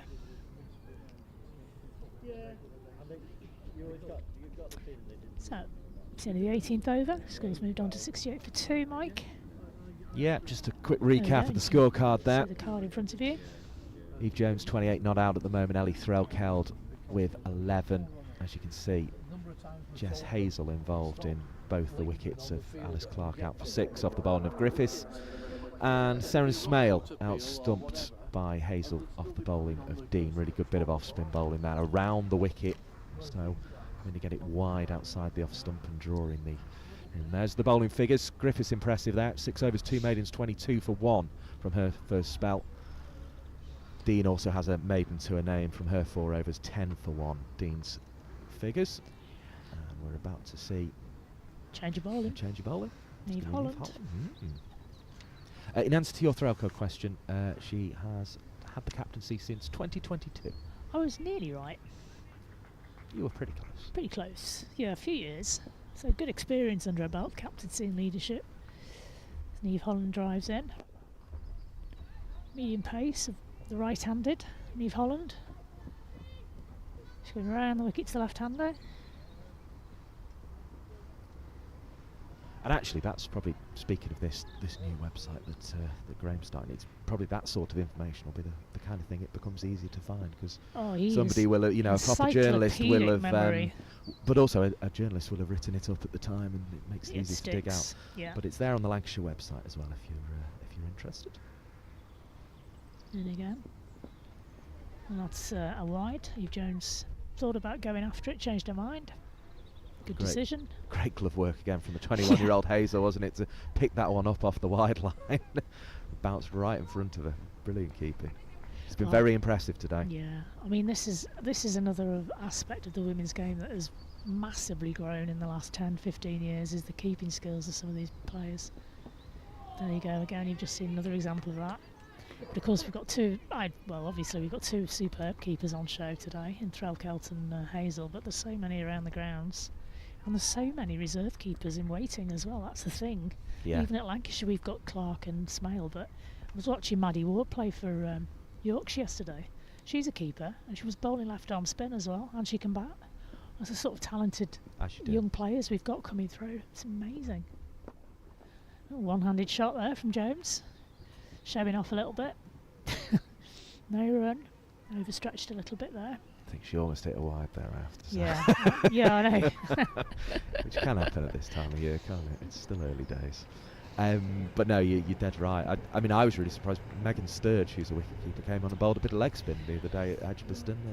So that's another multi-talented cricketer. Holland in. Lovely strike from Threlkeld out to the point area. It's one of her favoured areas. One run. Good place to start the season in terms of home fixtures for Lancashire. This though, at Southport and Birkdale Cricket Club, a lovely setting.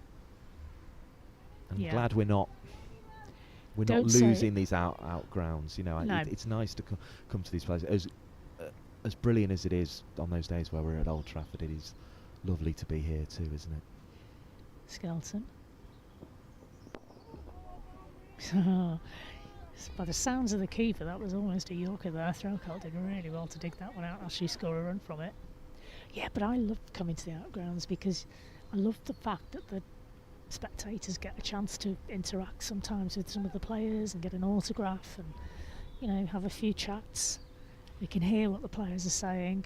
I feel like, you know, part of the game. Or sometimes if you're in a big stadium such as Headingley, Old Trafford, you don't always get that feel, that presence as Holland comes in.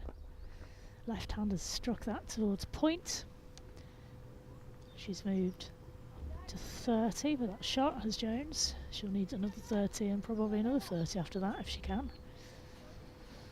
Yeah, nice stroke out towards Alex Griffiths. Alex Griffiths rather, to finish the over. 19 now gone, 72. Now we're going to see another change of bowler, number 23, who's been fielding just in front of us on the boundary here. I think this is young Lola Harris. Well, this will be good to see. Lola Harris. Always good to see the young talent having an opportunity. Yeah, another one of those cricketers that I haven't seen before, so that'll be good. I mean, that's the thing about a new season, isn't it? There's always one or two that just sort of either overseas coming in like Annika Leroyd or young players like Lola Harris coming through. Yeah, she's 19.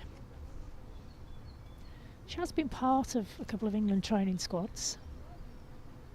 And she did really well against Yorkshire. She was batting and down the order she struck 18. It's a good game, that. 1 wicket win for Somerset in the end. She was batting at number 10, so she wouldn't have been expected to have won any medals for batting, but she certainly helped the cause. Right arm off break. Dabbed for 1. Down to the leg side. Moves on to 72. Takes her own score on to 12. We were speaking earlier about how far Lancashire have come as a team, and the fact that, as I say, at the start of that regional era of cricket, they probably weren't where they wanted to be, and it was a little bit more about playing after the pandemic and making sure.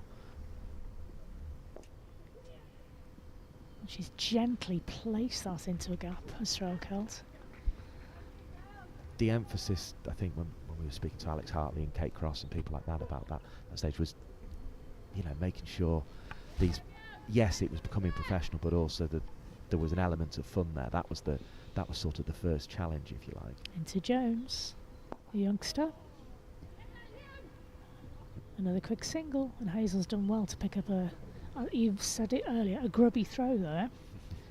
But one thing it'd be good to have a chat about over the course of this innings is, do you feel it's almost been good for cricket that Lancashire have kind of got that reward last season from having invested the way they have. Yeah, I mean, any investment in women's sports has got to be a good thing, Mike. I mean, we've seen it across so many sports. The money's coming in, but specifically back to Lancashire, they have invested in their women's team, haven't they? Really big style. Some of the for overseas signings they've got, for example, I mean, Meg Lanning is going to be a super asset to the team. What they're going to learn from her, as well as the runs she hopefully can provide, is going to be, significant, I feel. And for a few years, they were sort of putting that investment in and maybe weren't quite finding the way to challenge what was then Southern Vipers is now Hampshire. They kind of weren't quite getting to that level. And Harris continues. Dot ball. No, they weren't. It's just the quality of the depth, the strength in depth at the moment. I mean, we see today we're missing 4 players, and we've got 2 internationals coming in to fill 2 of the places. Well, 3 actually. Darcy Carter's an international. So, Scotland. The people who are coming in to fill the first 11 spots are quality players. Just a reminder, 75 for 2 at the 20 over mark if you just join us on Lancs TV. But it really felt last season with the trophies coming that they got reward for that backing that they've given to their women's team and to women's cricket generally. And that feels as if as this new over begins around the wicket and is going to go through to the gloves of Jess Hazel. It's a wide ball, in fact, so 76 for 2 score. But it really sort of felt like other teams will have seen that and seen what is possible now. And okay, they might not be able to match the investment that say Lancashire have put in, but that incentive is there to invest because it has led to trophies. As around the wicket comes Holland, pushed into the offside. That's a good tumbling stop. It's Heather Knight over there. Yeah, rolling the years back. But it's also good to break it up, hasn't it? I mean, for a couple of seasons it was, Hampshire, Surrey, and the Vipers. So it's nice to mix it up and make it more of a product, make it more even, Steven. Not, it's great to go into a game not actually knowing in advance who's going to win it. It's going to be tight. Wind picks up a bit as Holland delivers this one in towards the pads. It's swiveled away by Jones, who's going about a batting steadily, 33 off 61. Really important Lancashire don't get stuck at this stage in the middle overs and keep progressing things along nicely. But yeah, I don't know, I just think them getting the reward will be a real incentive for others to sort of see what they can. What it will do is attract players. In the era of professionalism, you want to go to the best standard cricket that you possibly can. Feel that you're supported. Right arm over now from Holland into the right-handed Threlkeld, who was defending, no run. Feel that there is training facilities in place, nice stadium to play at, good support from all aspects of the club. But you don't want that to be concentrated on a couple of counties, do you? I mean, looking at what the table's done, or what the results yesterday have done to the table, we've got Surrey out in front now with 3 wins from 3. As in comes Holland. Drive from Threlkeld, thin little snicked edge, it's going to go away for 4. But just flashing past the wicketkeeper Hazel there, Holland will feel that is one in her box. Second edge really from Threlkeld, but that was a very thin one. Just caught driving out in front of her body. We'll see it again on the replay now. It produces 4 runs.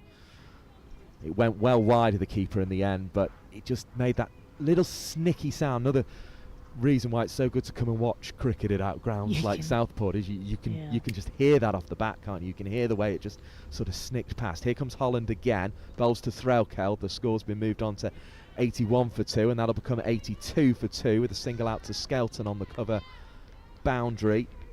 Good firm stroke.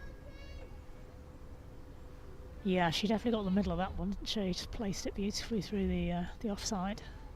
Well, funnily enough, that was probably what she was intending the ball before. She was maybe looking to give Skelton a bit more work to do out towards extra cover than she did, but actually she gets 4 for the one she probably got wrong. Here waits Eve Jones, who's again flashing a blade at a Holland delivery. It's definitely just doing a little bit, making it difficult, and that's making it difficult to judge what a good score is on this track at the moment. I think so, and I don't see the conditions weather-wise changing too much. I still think it's going to be a bit overcast later on. Wind just picked up for the first time in that over since we've started play. There was a bit about before the start, but You hopefully won't have, have heard it, but it sort of rattled our parasols a little bit, didn't it? Rattled our parasols. That's not a phrase you say often in life, is it? It's not now. In fact, it might be the first time I've used Ever it. said it? First for everything. 82 for 2. Yeah, Luff's just had a little word with her bowler there. What is she plotting?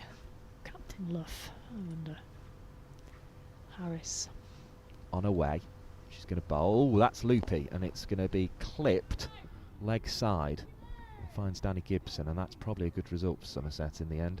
She was trying to throw it up, but I think she missed the length by quite a distance there, did Lola Harris, and that could have disappeared onto the railway tracks or something if we weren't careful, but it ended up being flicked leg side for 1. Oh, I watched Sarah Bryce hit a similar delivery straight into the hands of a fielder at a very crucial stage yesterday's game, so it could have gone either way. Sarah Bryce of the Blaze. We'll go back to that table in a moment as that one's pushed towards Luff at mid-wicket for no run. So Hampshire now second with 1 win from their 2 games. Because remember, we have 9 teams in the tournament this year, as this one's driven to mid-off, easily stopped by Leroy the overseas, who finds herself there. No addition to the score again. Warwickshire also have 6. They have 1 win, 1 defeat and 1 no result from their 3 games. Driven down the ground, that's a firm stroke and it'll roll away for 4. Lovely shot, straight down the ground, and very, very good feet in the end from Eve Jones, who's really been made to work for these runs, and she's easing into her batting now as we see her ease down the pitch and push the ball with good power down the ground. Jones has 37, 87 for 2. Harris loops it up. It's a little bit uppish, the back foot drive towards Leroy at mid-off. No run as a result. I think Jones will feel disappointed that she didn't find a gap there. She had lots of time to pick her spot, just didn't quite time it well enough to be able to pick the spot. A reminder, the reason you're not hearing any scores from elsewhere as well today, like we usually would, is that most of the games were played yesterday. So Surrey top, 14 points. Hampshire 1 win, 1 no result. Warwickshire 1 of each, a win, a loss and a no result. So both those teams have 6. Lancashire start the day after 2 games, 1 win, 1 defeat. But they got a bonus point, so they have 5 points. Oh, that's an iffy drive from Eve Jones in the end. Big appeal. Yeah, Umpire not interested, and I can didn't even twitch. see why. It was sort of leg-sidey and kind of turning back from there towards the stumps, but probably not troubling them. So the batters will meet mid-pitch. Let's just conclude that table then. Lancashire have 5 points. Yorkshire also have 5 points thanks to their first victory of the season yesterday. They've lost their other 2 games. Reminder that it's the Roses match next week, and we will enjoy being at Old Trafford for that one. Somerset, 4 points. They have only played the 1 game so far, because as I say, 9-team table, so not every team plays in every round of fixtures, and it was Somerset's turn to sit out in the last round, but they did win their first game against Yorkshire, who are a point above them. We've then got the Blaze with 4 points, with a win and a loss from their 2 games. They've also sat out a round, as in comes Holland. Flick leg side, just straight onto the pads there at Threlkeld, and there's a gap down to, I'm going to say it's still a long leg rather than a fine leg down there, 88 for 2. Also on 4 points, Durham, they've won 1 game, lost 2 from their 3 games, and Essex have lost all 3. My feeling sort of was Somerset, Durham, Essex from when I was looking at it after 2 games were maybe the 3 were going to struggle. Then you're going to have 3 in the middle, as this one is played away off the back foot wide of third. Another single to the total, 89 for 2. Then you were going to have the likes of sort of Warwickshire, Hampshire. In fact, I'd probably include, so yeah, Yorkshire, I would say, Yorkshire, Durham, Essex, and Somerset are kind of the teams towards the bottom. Then kind of Warwickshire and Hampshire, you maybe weren't sure what to get, although chances are Hampshire will be up there. They always seem to be, whether it's Hampshire or Southern Vipers, as this one's pushed offside, no run on offer. It remains 89 for 2 as a result. And then you were kind of going to have Surrey, the Blaze and Lancashire maybe up towards the the top of the table. Do you feel that's a fair assessment? I mean, it's very early days. It's isn't too it? early to say, Mike. I'm not even going to commit to anything at this point. 3 games I mean, I've been in. very impressed with Somerset so Oh, yeah, far they look today. good. They look I good. wasn't expecting them to look quite as good as they have, as this one's pushed away off the back foot, and Gibson's there at backward point to do the field in 89 for 2. The one thing I would point out is that I was so surprised the way Blaze fell to pieces yesterday. Having been so good against honestly, Lancashire, almost in a kind of... And that pitch at Headingley was a 300-plus pitch. Yorkshire did well to get 281. And everybody was saying, oh, yeah, Blaze will, crack through this. Right arm over the wicket. Lovely defensive stroke from Ellie Threlkeld, although she probably needs more than that at the moment. Yeah, she does. They've made such a good start as well. They're going 8 and over for a good 10, 12 overs at the beginning. 2 half centuries from Bryce and Kelly, and it was all looking tickety-boo. And they just kept giving their wickets away. It's great to see, though, because it's so much what cricket's Yeah, about. A game that's yeah. going in one direction and weaves and changes. Here comes Holland to complete the over. Oh, it's short, it's wide, and it is somewhat wide. I thought for a moment then the umpire wasn't going to, but it looked wide, and it was wide. One to the total, 90 for 2. It does make making predictions very difficult, especially at this stage. And there's also the issue of how many foreign players who are involved in the T20, England, Scotland, Wales. There's a lot of players in and around the grounds who will be missing for a long period of this season. So, there's right arm over the wicket and driven back to Charlie Dean at cover, picks up one-handed, returns to the umpire rather than the bowler because it's the end of the over. And as I say, 23 overs gone. Lancashire find themselves 90 for 2. Yeah, as you say, I mean, sort of my thoughts there are based on kind of what we've seen in previous seasons, what we've seen added over the winter, and then what we've seen from those first 2 games. But Lancashire's big challenge is going to be the fact that before they won the trophy, they perhaps, maybe the season before, they were challenging for it, but in this 50 over format for a little while they hadn't been. And now, having won 2 trophies last season, the T20 County Cup, which is almost a bit like a kind of cricketing FA Cup competition, and then where teams from all tiers of women's cricket play in it. It was really good last year actually, and this competition, the 50 overs, teams are going to come here and think, right, okay, we really want to beat Lancashire, and that's what Somerset look like today, and they've named a strong team who are playing well. Lola Harris, 8 runs conceded so far from her 2 overs. Loops it up, and down the track it goes. Eve Jones, is this going to be caught? It is. Well caught. Right out towards long on. It's Charlie Dean who just fielded the ball at cover of the last ball the previous over. She's run out all the way to long on. Eve Jones trying to move the innings on, but she's out for 38 off the bowling of Lola Harris. And I have to say, okay, she created it with the feet, but it felt when the ball struck the bat like she'd done what we maybe thought she was going to try and do in the previous over, but she's ended up doing exactly what you said could happen and has holed out. And happens a lot. It's just incredible how many times full tosses, bad balls get the reward of wickets. As batters' eyes, especially somebody like Eve Jones, who's scraped and fought and battled her way through the early days, gives a wicket away. You can probably hear the applause for that innings from Eve Jones. We'll bring you the full analysis of it in a moment, but I don't think there's a worse way of getting out, to be fair.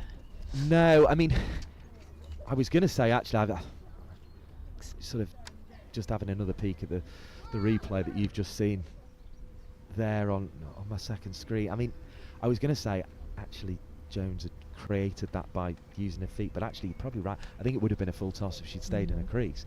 And she saw it and used her feet to almost create the momentum into the ball, but it's a bit of a gimme wicket for she's gone for I mean, Jones clearly knew that. You could see the frustration. You can see why she's gone to attack it. I don't blame her for that at all, because it was there to be hit, but she's gone for the longest boundary for one, straight down the ground. That boundary on the side there doesn't look as long. Yeah, I mean, it was outside off stump, wasn't it, when she connected, so she would have had to sort of hoik it quite a long way. But I mean, I can hear the frustration in your voice, Alison Byrne, as a former. And she will feel it 10 times more than me. That's the point, isn't it? She's the one who's been out there working her socks off, doing a job for the team, and she will know more than anybody, including me. Indeed, and You know. but I can hear it as a former captain of Oh, I Lancashire and hated getting Cheshire. up to full tosses. Well, one, you hated doing it, but also I guess you hated seeing a player do, and I can She- tell that's what still it there. is I feel her pain in the fact that she's worked so hard to get herself into a groove, and potentially get these looser balls to attack, and then she falls for it like that. So that's a nice little bonus for Somerset. Well, we're taking drinks, it would appear, at Yes, the makes sense. 23.1 over marks. The fall of wicket being used to those. Sophie Love spin off quickly, probably to the change room, maybe to have a chat with the coaching staff. I always lose track of whether that's Who allowed knows? or not, but she's making her way back on now anyway, having a chat at the moment with Niamh Holland. In a moment, we're going to be welcoming Fee Morris into the fray. The ground staff are being kept busy here. This is the They are, third 'cause time they've been They on. probably weren't expecting that drinks break though. They to fall that thing, but it's a sensible thing to do actually, because it's been one of those days. Obviously, we had to move the circle at the start and stuff like that, but it's kind of been one of those days where it has just felt like it's been moving along a bit slower than it should have done. So to actually quickly take Well, it took about break 5 at this minutes to point. start, didn't it, with all the hoo-ha about the Sure, Yeah. but also just generally it seemed like it's been one of those innings that maybe isn't going along as quickly as you'd like. So actually to take a drinks break here is probably quite a good idea. I mean, it means we can't quite do that halfway assessment, but we can. Somerset on top at this point. I think so. I think who they've got out is key, isn't it? You've got your most Jones, experienced Smale batter on and show, Clark. Eve Jones. You've got your bright young thing in Seren Smale, And your newcomer in Clark. and, Yeah, or your and the young girl, the new girl in the team this season. Well, she's not new to the squad, but she's new in New it's her today, first wasn't she? game Yeah. today. Yeah, out cheaply. Yeah. But, I mean, you know, look at these two coming in, Threlkeld and Morris. You won't get two more experienced players than that, will you? So and Morris just sort of needs an struggled, innings. yeah, Needs and an innings, sort I of think. did all of last season, didn't she? So, but we know what she can do. She's so capable with the bat, isn't she? She's got all the shots. Former Western Storm as well, of course, so she'll know the likes of Griffiths and Holland and Luff, of course, very well. And they'll know her very well, maybe more worryingly from her perspective. But anyway, Fee Morris makes her way out. She's had plenty of time to prepare, and one of the real good eggs of women's Yeah. cricket as well, isn't she, Fee Morris? Smashing character. You always want to see her do well, and I think she definitely wants to do well against Somerset, who sort of let her go when they were working with Gloucestershire as Western Storm. And Lancashire took full advantage of her being let go, actually. Didn't they just? And I think she's really grown to love the place. Whenever you see her around and about, she's full of praise for Lancashire and how much she's enjoying it. Well, when she speaks about it, I mean, she spoke to us about it on Lancs TV. She speaks about how well it revived her career at that point as she lets the first ball go with an exaggerated bend of the knee to watch it all the way.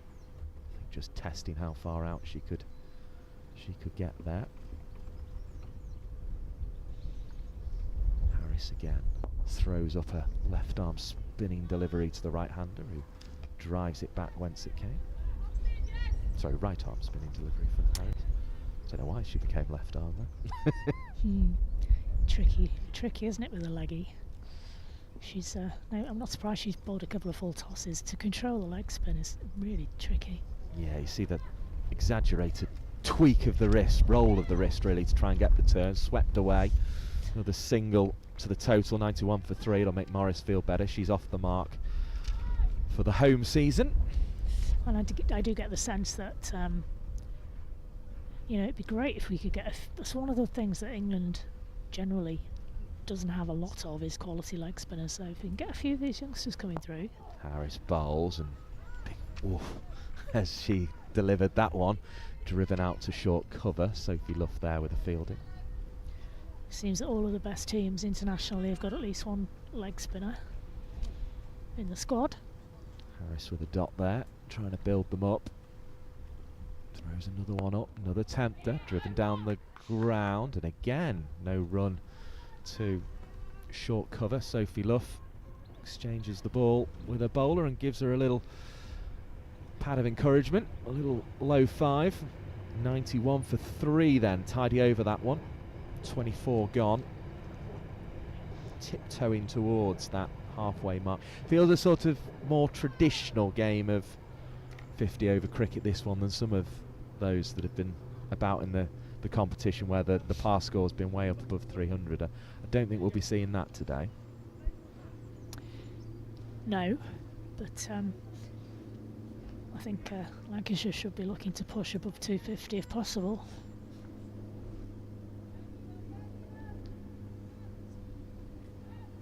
A little bit of a pause here before we see Neve Holland rush in again.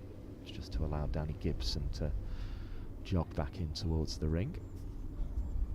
Which of course is going to be a very big ask. Ball placed But I think firmly between the fingers of Holland. Pushed hard into the offside towards the aforementioned Gibson and Skelton. Skelton it was with the stop. Charlie Dean at extra cover helps out, 1 run. 92 for 3. Because I think Somerset on their day are well capable of knocking off 250. Here comes Holland. Bowles takes the pad. Scampered single from Fee Morris. Another one to the total. 93 for 3.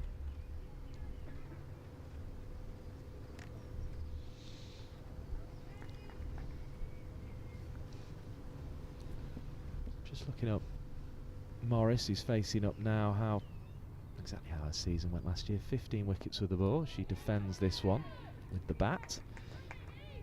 Dot ball to her analysis. Best score of 90 last season. And she faced, what?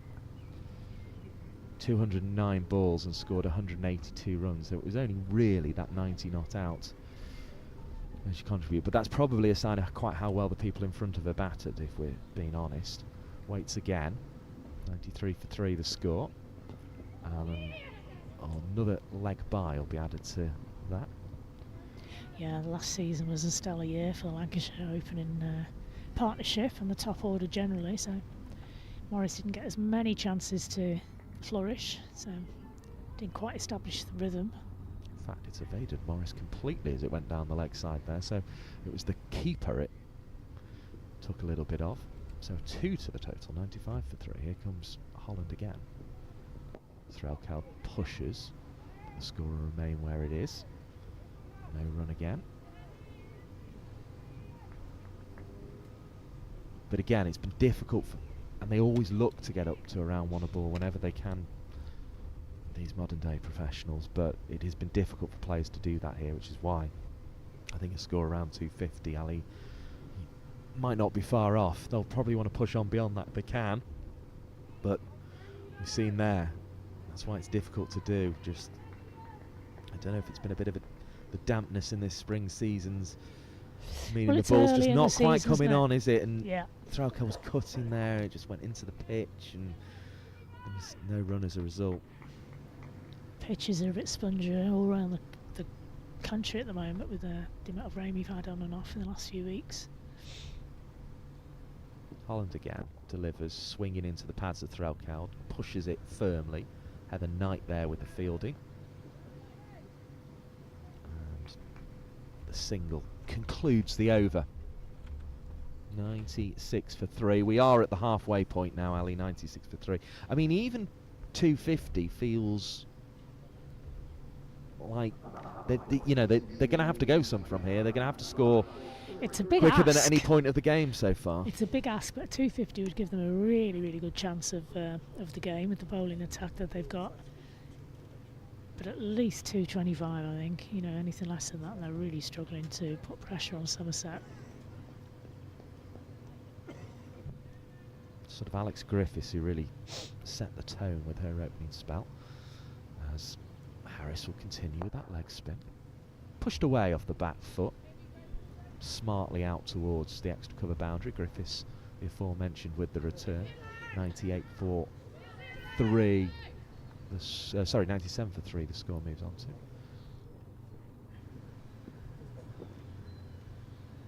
Harris again. Another push into the extra cover region. Same route as the previous ball, pretty much. Griffiths returns, and 1 to the total. It is now 98 for 3. Gosh, you must have, you're psychic. Must have known the score would go to 98 at some point there, Mike. Harris floats it up. Firm drive. Leroyd had to be round quickly. Not seen any of her with the ball. We'll see her in the middle order, no doubt, with the bat. Prevented the run there. As Harris bowls again, down the ground, clip towards mid-wicket. Good little movement forward there from Heather Knight at mid-wicket.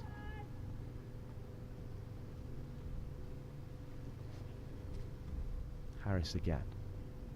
Short of length, hit firmly, and this is going to be 4 runs. Much needed 4 runs for Lancashire, and it brings up the 100. 102 for 3. And it comes from the bat of the captain, Threlkeld, getting back and across. She's got work to do, but that's a good sign, Ali Byrne. Yeah, I mean, not the best ball Harris has bowled. A bit short, giving Threlkeld time to rock back and pick her spot.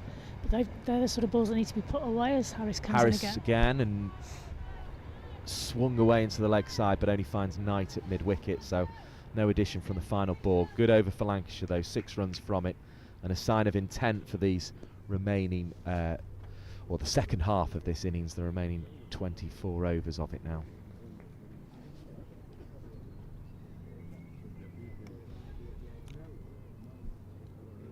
What great experience for Lola Harris being in a match full of internationals today. Yeah, she'll Gibson, be enjoying it. Dean, Heather Knight, of course, Mahika Gore, Darcy Carter, Ailsa Lister, the list goes on. And of course Sophie Eccleston. Must have been somebody Harris looked up to. Although not a leggy, of course, one of the premium spinners. Morris facing up now, Holland delivering. Nice drive into the off side, and single taken. Another good piece of fielding from Gibson. 3 for 3 is the score. What we're going to do, I think, is we'll bring Graham Hardcastle in alongside myself, and then we'll get him to have a little chat with Ali Byrne as well later on. But Ali will have just a quick rest for a moment. Graham's going to pop in alongside us on commentary here as Niamh Holland runs in, and this one is pushed into the offside. Charlie Dean at extra cover there, and picks up, prevents the run. Welcome, Graham. How are you? Yeah, all right, all right. How are you on this? It's a fairly fine day, isn't it, in Southport? Yeah, it is. Yeah, it's a fairly evenly matched game at the moment, isn't it? Yeah, sort of. We were saying we've been a little surprised by just quite how businesslike, if you like, Somerset have been. They've sort of really come here with a bit of purpose as Holland bowls. Short of length. Oh, that's a nice shot off the back foot. It'll only bring 1 out to Skelton at cover, and there is 1 run to the total, 104 for 3. So you're here to tell us about your new website, Lanky, I believe. Yeah, that's a new venture that we've got going.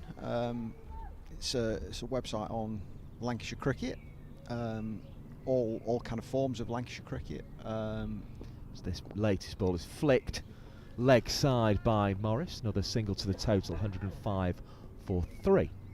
So women's, men's, recreational, disability, the full shooting match really, under the banner of Counter Press, which is a new kind of venture led by Sam Mooreshead, who's the former editor of the Cricketer magazine, the Cricketer Online. Holland again, right arm over, flick leg side. It bounces a few times into the outfield and will be picked up by Griffiths, 106 for 3. So yeah, we've been going a couple of months, going very well so far. Myself and Paul Edwards, who's of these parts, Southport. He lives. I mean, this is the home of cricket for Paul Edwards, isn't it? Exactly, Southport and Birkdale. Yeah, it's probably around about a 6 hit away, I think he lives. Morris facing up, and she'll drive. Won't get 6 for it. In fact, won't get a run for it. It was a good shot, but skidded along the ground towards Skelton, who made the stop. And sort of in terms of what the counter press platform, if you like, that this new website is on, in terms of what they're looking to do, they kind of seem to be looking to cater for niches a little bit more, which is something that women's cricket fans in particular are very keen on. They're kind of, you know, specific teams and specific, I guess, news that you perhaps wouldn't get anywhere else. Yeah, I think basically the kind of premise of it is that if you take my kind of career, for example, I started covering Lancashire in 2005, and I started covering it for. Here's Harris to start a new over. This is going to be a big hit. Is it into space? It is. It lands and bounces over the rope for 4 runs, and another much-needed boundary for Lancashire. 110 for 3. The score moves on to.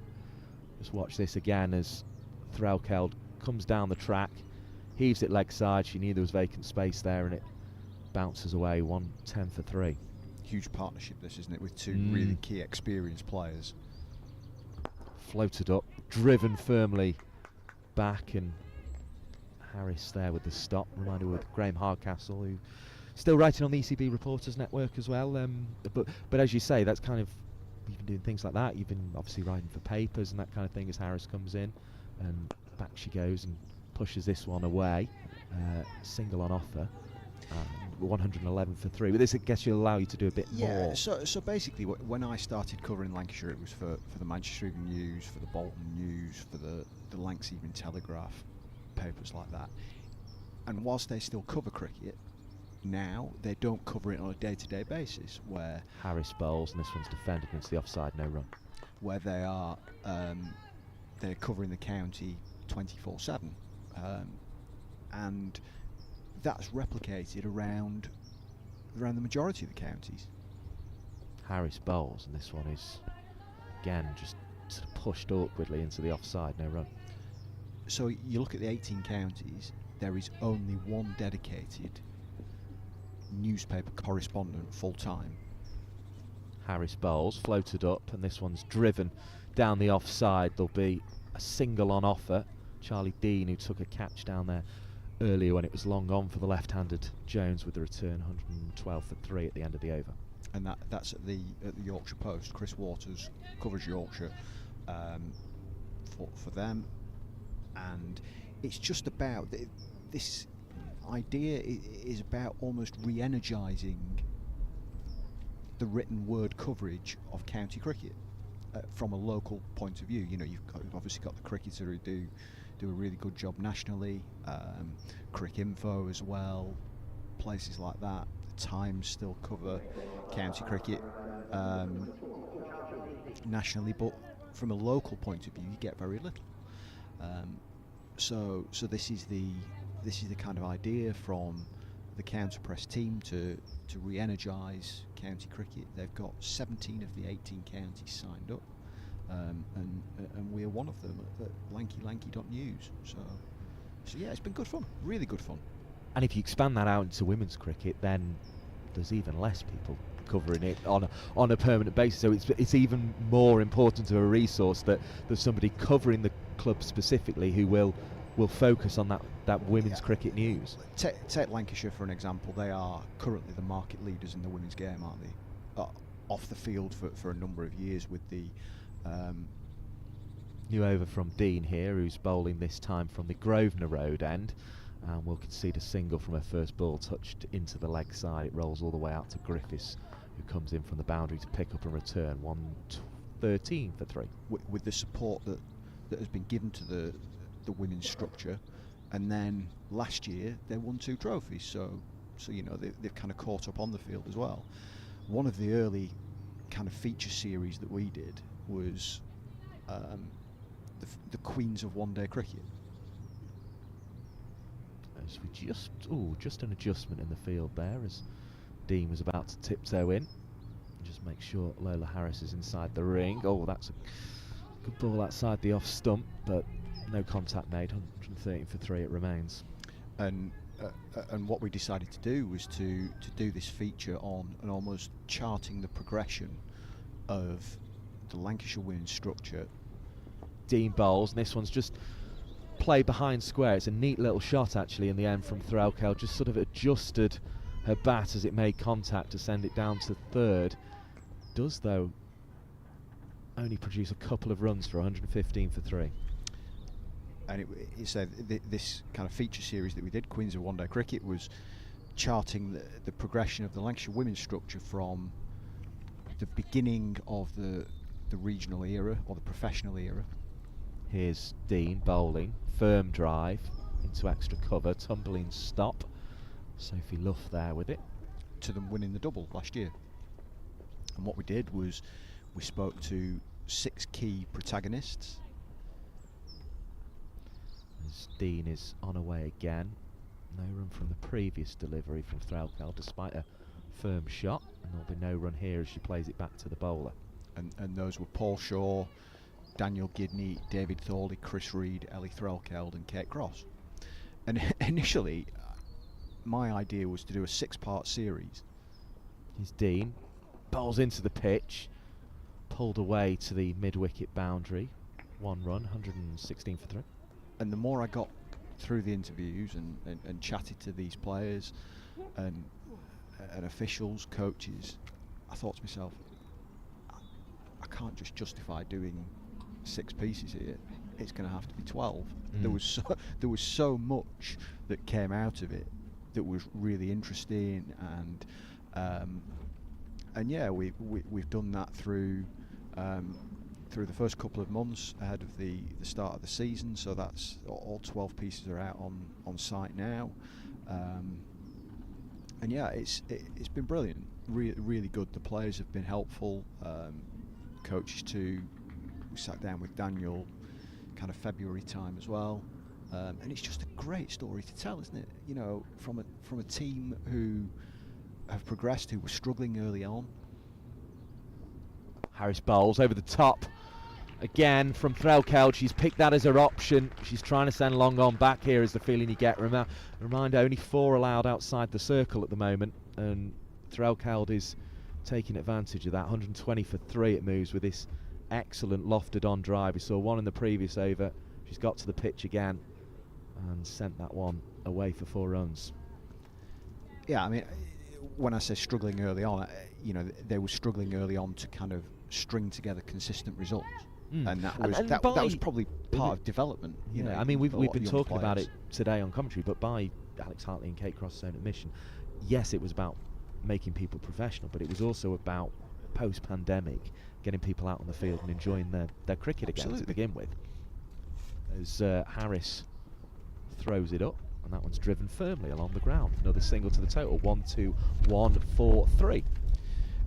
And I think the one thing that really shone through to me from chatting to various people was that there was this 5-year plan that Paul Shaw set out initially, and whilst things didn't always go to plan, there was never any real kind of pressure of results, meaning, you know, jobs being under pressure, etc., etc. Harris bowls, swept round the corner. There's a lot of chasing to do here, and it won't be a successful chase for Niamh Holland. 4 more. Really nice sweep shot there. Takes the ball away for 4 runs. We'll just get another look at it here. Lola Harris just straying outside the leg stump. Morris likes it there. Sweeps it away for 4 runs. 1, 2, 4 for 3. There was always this kind of understanding and buy-in that this project is going to take time, and yes, it will bear fruit at some point. Another drive. That one, the way Morris sort of pulled back from it, looked as if she'd sent it uppishly, but she did control it onto the floor. It remains 125 for 3. Morris has 11. Just bringing this next one from Harris as well. Shorter length and pushed off the back foot. No run again to extra cover. 125 for 3. Yeah, and the project will take time, but it will bear fruit, and it has done in bucket loads, hasn't it? In terms of what they achieved last year. Thrown up, swept away behind square. Holland will be successful in a chase this one, a little easier because Morris had to fetch that from outside off stump. End of the over. Seeing the magnificent pictures here from Southport and Birkdale Cricket Club. 30 over mark is fast approaching. in fact has reached us. 1, 2, 6 for 3. So yeah, that's where we are with it. It's been as I say, it's been a really interesting project to tackle. One that hopefully is of benefit to the county game as well, more widely. And I'm not just talking from a Lancashire point of view here, I'm talking from a Somerset point of view. There's obviously one down there that's the cider press, and elsewhere as well. And having sort of gone through that project, we were talking with Ali earlier about whether, looking at the success Lancashire have had from investment in women's cricket, will that prove, obviously not every county will be able to invest in the same way, but will it prove an incentive, do you think? Because I felt it was good for the game as a whole that Lancashire actually got rewarded with trophies last season as Dean comes in to start a new over. There's a big appeal. This doesn't look good for Morris, but perhaps just turning down the leg side. Yeah, I mean, the one thing I would say is that having seen the early stages of this season, I've covered a few Yorkshire games actually. I was down with them at the Oval on Wednesday, and here's Dean again, a bit fuller of length, driven off the front foot to Sophie Love, no run to her at cover. And covered their win over the Blaze yesterday as part of some other freelance work that I do. And they've come into Tier 1 and are playing some really good cricket. Here's Dean, bowls a ball that's pushed down the onside on the charge from Morris, but again, a dot is recorded by the scorer. So that indicates a kind of real progression in the women's game. I think that Lancashire winning the 2 trophies last year did so as well, because we went through a period as Morris just turns that. Yeah, nice shot from Morris, just finding the single she's been, I think, craving off the 3 balls before. Takes the score 127 for 3 as she goes leg side and brings the captain Threlkeld onto strike. Yeah, and Lancashire winning the 2 trophies last year indicated progression again, because we did go through a period where the Southern Vipers were dominating everything. And to go away from that, I think, is a good thing. Here comes Dean. Ball short of length. Threlkeld hits hard up to mid-off. Doesn't get a run as a result, though.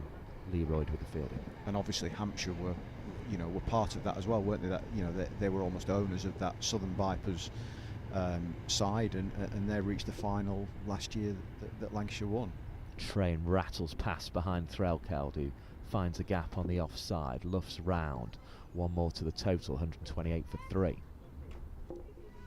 So yeah, I do think that the women's game is in an extremely good place at the moment. You've got a real depth of quality, and that's only going to improve the more and more the best players play, whether it be the England players that we see today or the likes of Meg Lanning coming in for the Blast, Elise Perry last year at Hampshire. I'm really excited by the prospects of the structure getting just stronger and stronger. And coming back to the website Lanky that you've started up this season, as Threlkeld's about to face up to Skelton, who's back into the attack from the Harrod drive end. This one push just behind square on the offside, no run on effort. Coming back to that, I mean, another sort of frustration women's cricket fans have, I think, because of the lack of coverage of their county, if you like, as this one is played down the onside, is when we have occasions where, Emma Lamb and Gabby Lewis missing today, for instance, we don't necessarily find out whether it is an injury or not, and what the nature of that injury is. Will sort of the work you're doing on a day-to-day basis with Lancashire as a county allow you to get into sort of that day-to-day news gathering a bit as well? Yeah, I mean, the one thing that we this one's defended, no run. We are doing is, I mean, because it's so early into the project, and we're not. I mean, it's a subscription-based model, so it's a paid-for, behind-the-paywall model. Down goes Morris and picks up a single, just fiddling it leg side. Holland off the boundary with a fielding, 130 for 3 the score. And the one thing that kind of myself and Paul have kind of opted to go for really style-wise is a bit more of a magazine-y style. Skelton bowls, back into the crease goes the captain Threlkeld, finds a single out to deep cover, 131 for 3. Because if you want a match report on today's game, for example, those are widely available, free to read on the ECB Reporters Network. Here comes Skelton again. Reverse sweep by Morris, doesn't get much of it, no run. Which are widely available, free to use for all national and regional publications. So from that point of view, it would be wrong for us to kind of charge for people to read that free copy in a sense. Yeah. Now we do have an ECB Reporters Network presence on the website, but we're just kind of taking the first 4 paragraphs of each report, sticking them online, free to read, so that there is a match presence on there. What we are then doing around that is trying to supplement that with historical features, recreational features, player interviews, all that kind of stuff. So whilst you won't necessarily get 24-hour rolling news service coverage almost, you will get pieces that will sit there and that you can read. They might be timeless pieces. For the men's championship game, for example, we are doing a kind of considered review at the end of each game. So it brings in various topics. Obviously, this weekend, you know, the Ajit Singh Dale, Tom Bailey, Ollie Sutton situation is going to be quite an interesting one to discuss. Right on over the wicket, just outside off stump, no run. It's a new over beginning from Alex Griffiths, who bowled very well, 22 for 1, her figures from her first 6 overs. You know, is that right or wrong? What are the kind of key issues surrounding that new substitution rule in the Championship? Lancashire women's next game is against Yorkshire, so we'll have a fairly extensive preview to that game. Here comes Griffiths to deliver, short of length, nicely played, away onto the offside. There's a sweeper out at cover, so it will just be 132 for 3, but Threlkeld back into a stump as well to create room there. So yeah, it's just about kind of seeing what works, trying to fill holes that aren't available elsewhere, really. And I guess with it being a sort of subscription-based model, and it's kind of building on the kind of things that you see, people will be familiar with Substack, for instance, as that one goes through outside the offside into the gloves of Hazel. It's actually going to be a wide ball, 133 for 3. I guess it's those sort of, that kind of Substack style can become very actually driven by the readers, and they can sort of input into the kind of things they want to see a bit more of. So if they like the preview of Yorkshire, Lancashire, and the content you produce around that, minor dispute in these parts that will be taking place next week, as that one's played away nicely in front of square. Can the sweeper get round? They can, and they'll even prevent 2 runs. So good bit of fielding over on the railway track side of the ground, 134 for 3. But you know, if people like that bit of content, they can sort of input ideas of stuff they want to see more of, I guess. Absolutely, 100%. I mean, you know, we're on social media, X and Facebook, all that kind of thing. You know, there are ways to get in contact with us through the website. So yeah, any kind of suggestions, advice that people are willing to give, then we're all ears, because as I say, it's a new project. We're kind of interested to see what people want to read, and it's good. 135 for 3 with that firm push from Threlkeld off the previous delivery. And here comes Griffiths. Oh, and swept away by Morris. Took that almost dismissively, as if Griffiths was a spinner rather than a medium pacer there, and found a single right out to backward square leg. I mean, one of the the things that we've got the possibility of doing at some point in the next couple of months is a podcast, which we're currently trying to get to grips with that, trying to work out how to do it. Driven by Morris. Shot. This is going to be 4 runs. 140 for 3. Sorry, Threlkeld even, and it does bring up a 50. Beautiful stroke into the offside from Ellie Threlkeld, and that is a well-worked 50 from the Lancashire captain. 140 for 3. She's a real kind of talismanic figure in this side, isn't she, Ellie Threlkeld? Absolutely. Her kind of wicket keeping has been long known as one of the best in the country, and over the last couple of years her batting has really kind of progressed nicely to kind of match up that ability as well. Yeah, just sort of lifted it into the extra cover region there, did Threlkeld, and took the ball away for 4 runs. So what did she have to say? She was one of the people you interviewed for this series about their progression, as the new over starts with an on-drive from Morris, who sensibly picks up a single here to bring Threlkeld back onto strike. 1 for 1 for 3. What did she have to say about that process of going from, let's be honest, being one of the sides finishing near the bottom of the table at the start of the regional era of Lancashire Thunder, and obviously getting up to the top of the table and winning the double last season? I mean, the kind of pieces we did with her were all about kind of creating memories which will last for a lifetime almost. Skelton again. Threlkeld trying to create room and didn't really do so.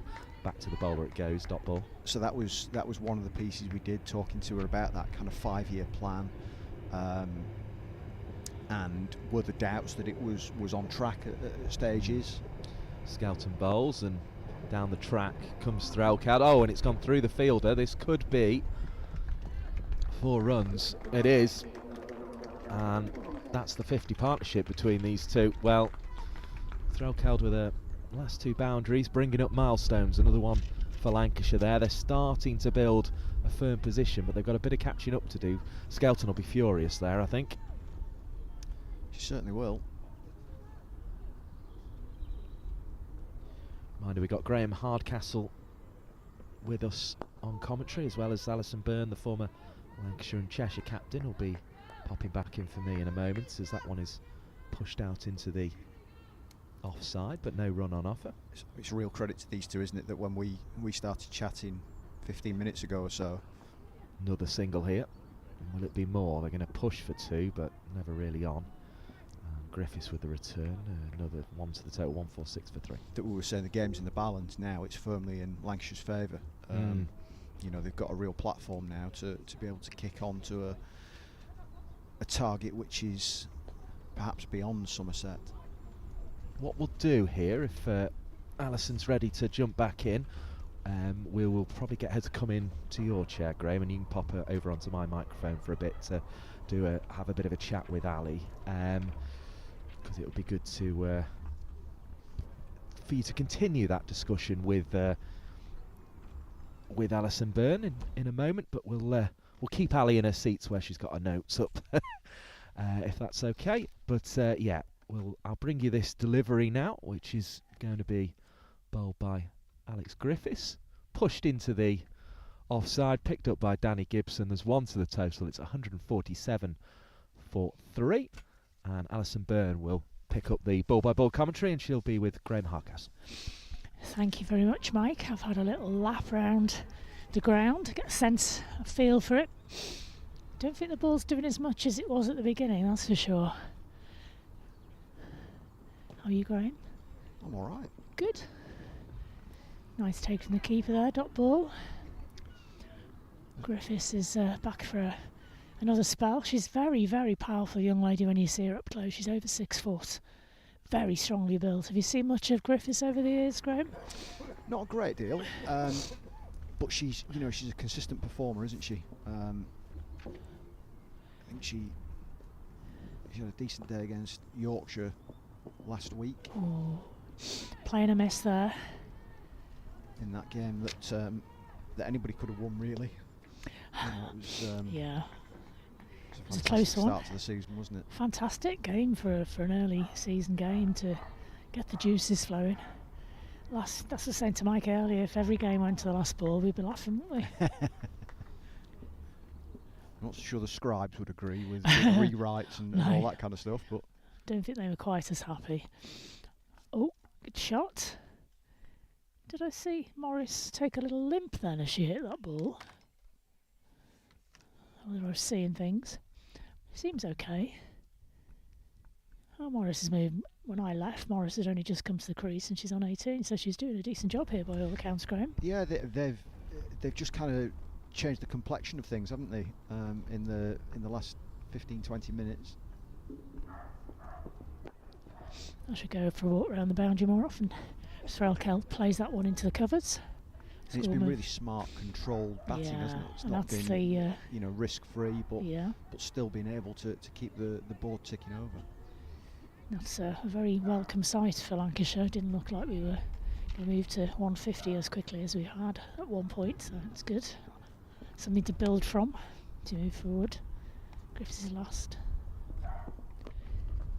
Ball, I believe, from the over. No, she's got one more. She bowled her wide, didn't she? Another dot ball there. Morris just rehearses the shot.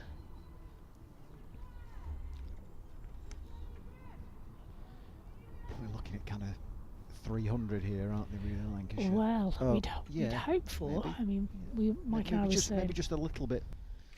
It's a little bit below that, maybe kind of 280, 290, something like that. one would hope so.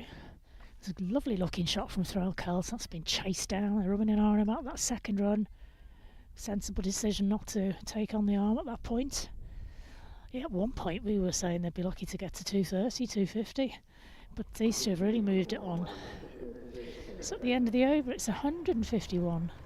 The loss of those 3 wickets. 3 wickets being there, sort of Smale, Clark early doors, and Eve Jones holding out at long on, which is a shame.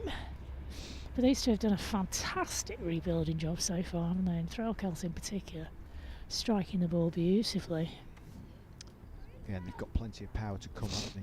Not least Sophie Eccleston. So there's every chance of this being a really commanding score. I'm excited to see what else Lister makes of this pitch as well as Skelton comes in. The tennis court end. Uses her feet. Does Morris. Nice to see her getting into the groove, moving her feet, sign of somebody who's in good nick. 1 run.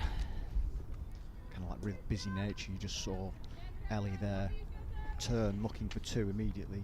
Run hard, push the fielders. So that's the way of kind of pushing the score on. It's a feature of her game as she rocks back and punches another one through into point area.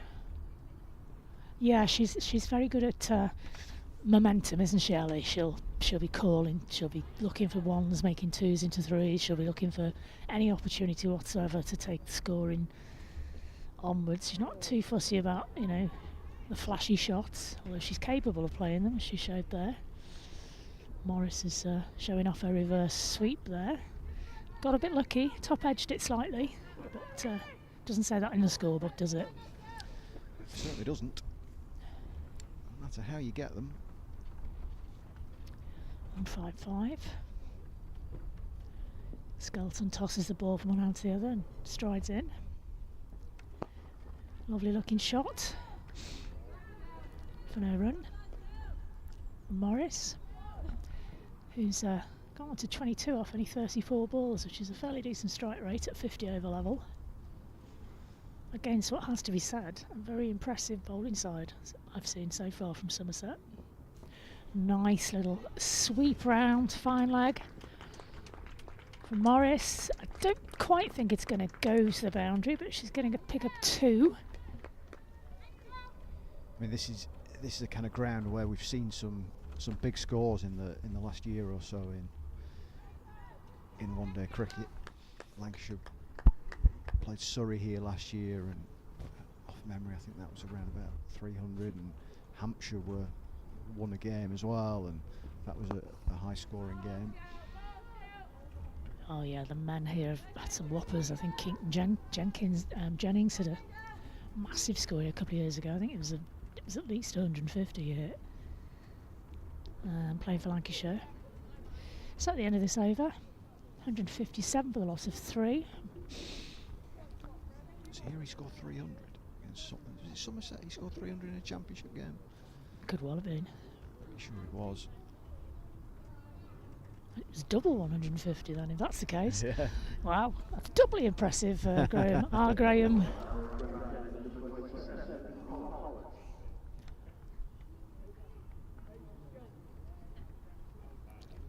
Yeah. I mean, whatever Lancashire get, you know, they're still going to be tested with the likes of Heather Knight in. Yeah. Sophie Somerset Luff's line. in form as well. Absolutely. Big 76 runs scored against Yorkshire in that last ball win, including being dropped a couple of times, but she made the most of her luck.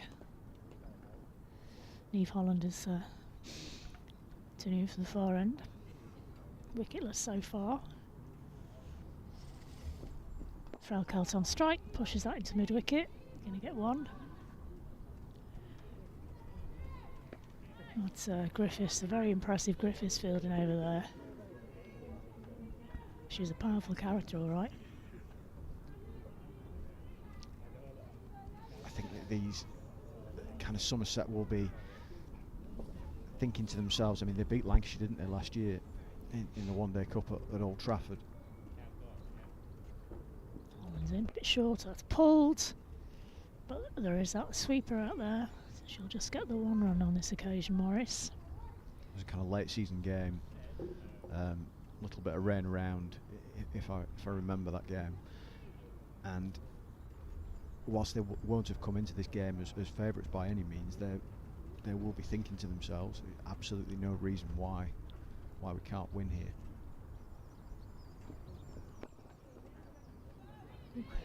Dive from Holland. Stops a single. Yeah, and I think it must have given them a psychological boost when they've seen the team sheet. Yes, Lancashire have had a couple of very, very seasoned, excellent bowlers coming into the team, but when you're losing your two prima donnas, if you like, of the batting unit in Lamb and Lewis, you must be thinking as a bowler, oh, we've got a chance here. Lovely shot from Threlkeld. Still, only gets the one for it. But this is, again, this is indicating the progression that myself and Mike were talking about earlier on, that over the last few years Lancashire have struggled. It's probably been their biggest problem area with the bat. Yeah, I'd agree. And you've got a situation where you're without your two stars in Lamb and Lewis, yet you're still able to get to a position where you're looking likely to post a very commanding total. Yeah. And this is the crucial period of the game. It doesn't matter how you start an innings, it's how you finish, isn't it? Let's be right. Well, that goes to the bowling unit as well. Nobody remembers the score after 10 overs, then you remember it after 50 overs. Or 20, if it's T20. Holland. Played it late. And they're running on a missed field, not always the best of ideas, but not the best to throw either. So they've snuck a single. The last 5 or 10 minutes, there's just been a couple of fielding errors that Somerset will want to cut out. Which we weren't seeing in the first 10 overs. So, I mean, I'm just walking around there. I'm sure you've had a little walk around before you joined us. It's really cold out there. The hands must be freezing, to be fair. It's okay if you're running up and down bowling, but if you're just fielding, Holland. Nice shot of the back foot from Frelkelt, moving her into the 60s. On a steady over, Lancashire picking up the singles there, 162 off 37 overs. Run rate's crept up to almost 4.5. I mean, the ground looks an absolute picture, doesn't it? It's beautiful. For this kind of stage of the summer, it's it'd be completely understandable if it was a little bit damp, and but it looks superb. And he's playing pretty well as well. It looks to be playing pretty flat now. From when I was taking that lap round, I was not quite, obviously not behind the bowler's arm, but as close as I could get without him fringing on their eye line. And Griffiths was getting, the ball was coming off beautifully onto the bat, to be fair.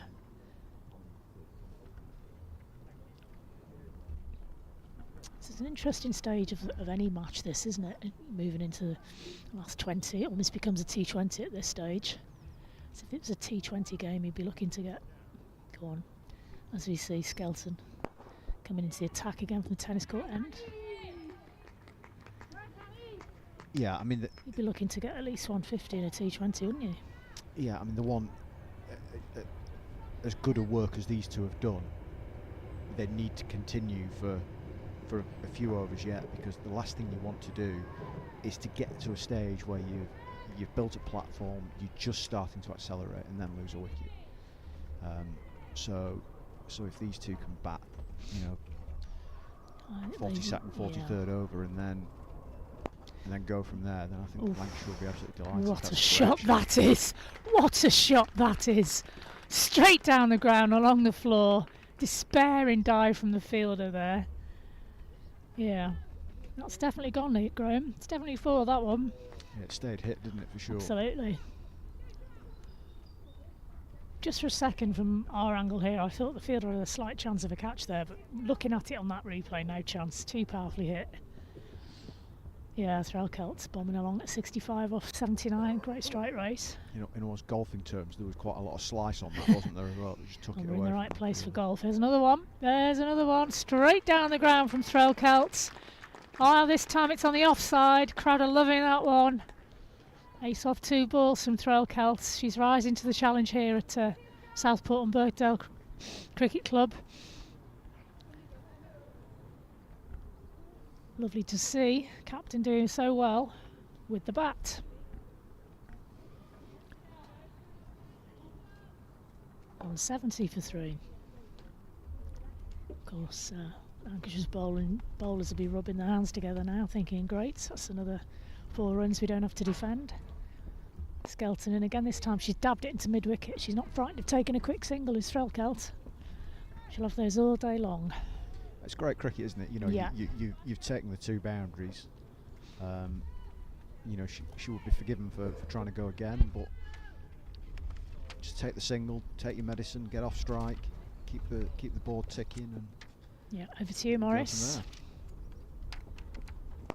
Oh, she's joining the party as well. That's a brilliant shot from Fee Morris, straight down the ground. Almost the identical point at which Threlkelt has hit her last 4. Okay. That was the best of the lot, actually. Very nice, very nice. Yeah. Let's watch it again. Can't see it. Beautiful footwork, head down, face of the bat. Off you go. Bye bye ball. Yeah, we'll have that. That was the best of the 3 for me. Super Lovely shot. high elbow as well, Graham. Yeah, with a bit of a flourish as well, wasn't there? Oh, she deserves that flourish. So Threlkelt's on 70, Morris is on 30, 175 for 3.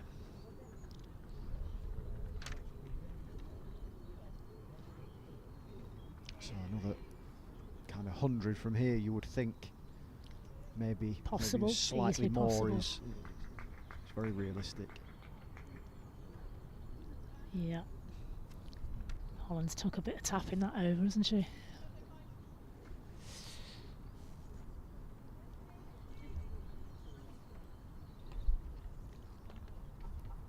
Sorry, beg your pardon, wrong bowler. Holland's coming in now. Dot ball. What stage does Ellie start thinking to herself, century? I hope she's not thinking about it at all, quite frankly. I don't think she's that type of character anyway. She'll just be looking at the ball as it comes. Very level-headed player.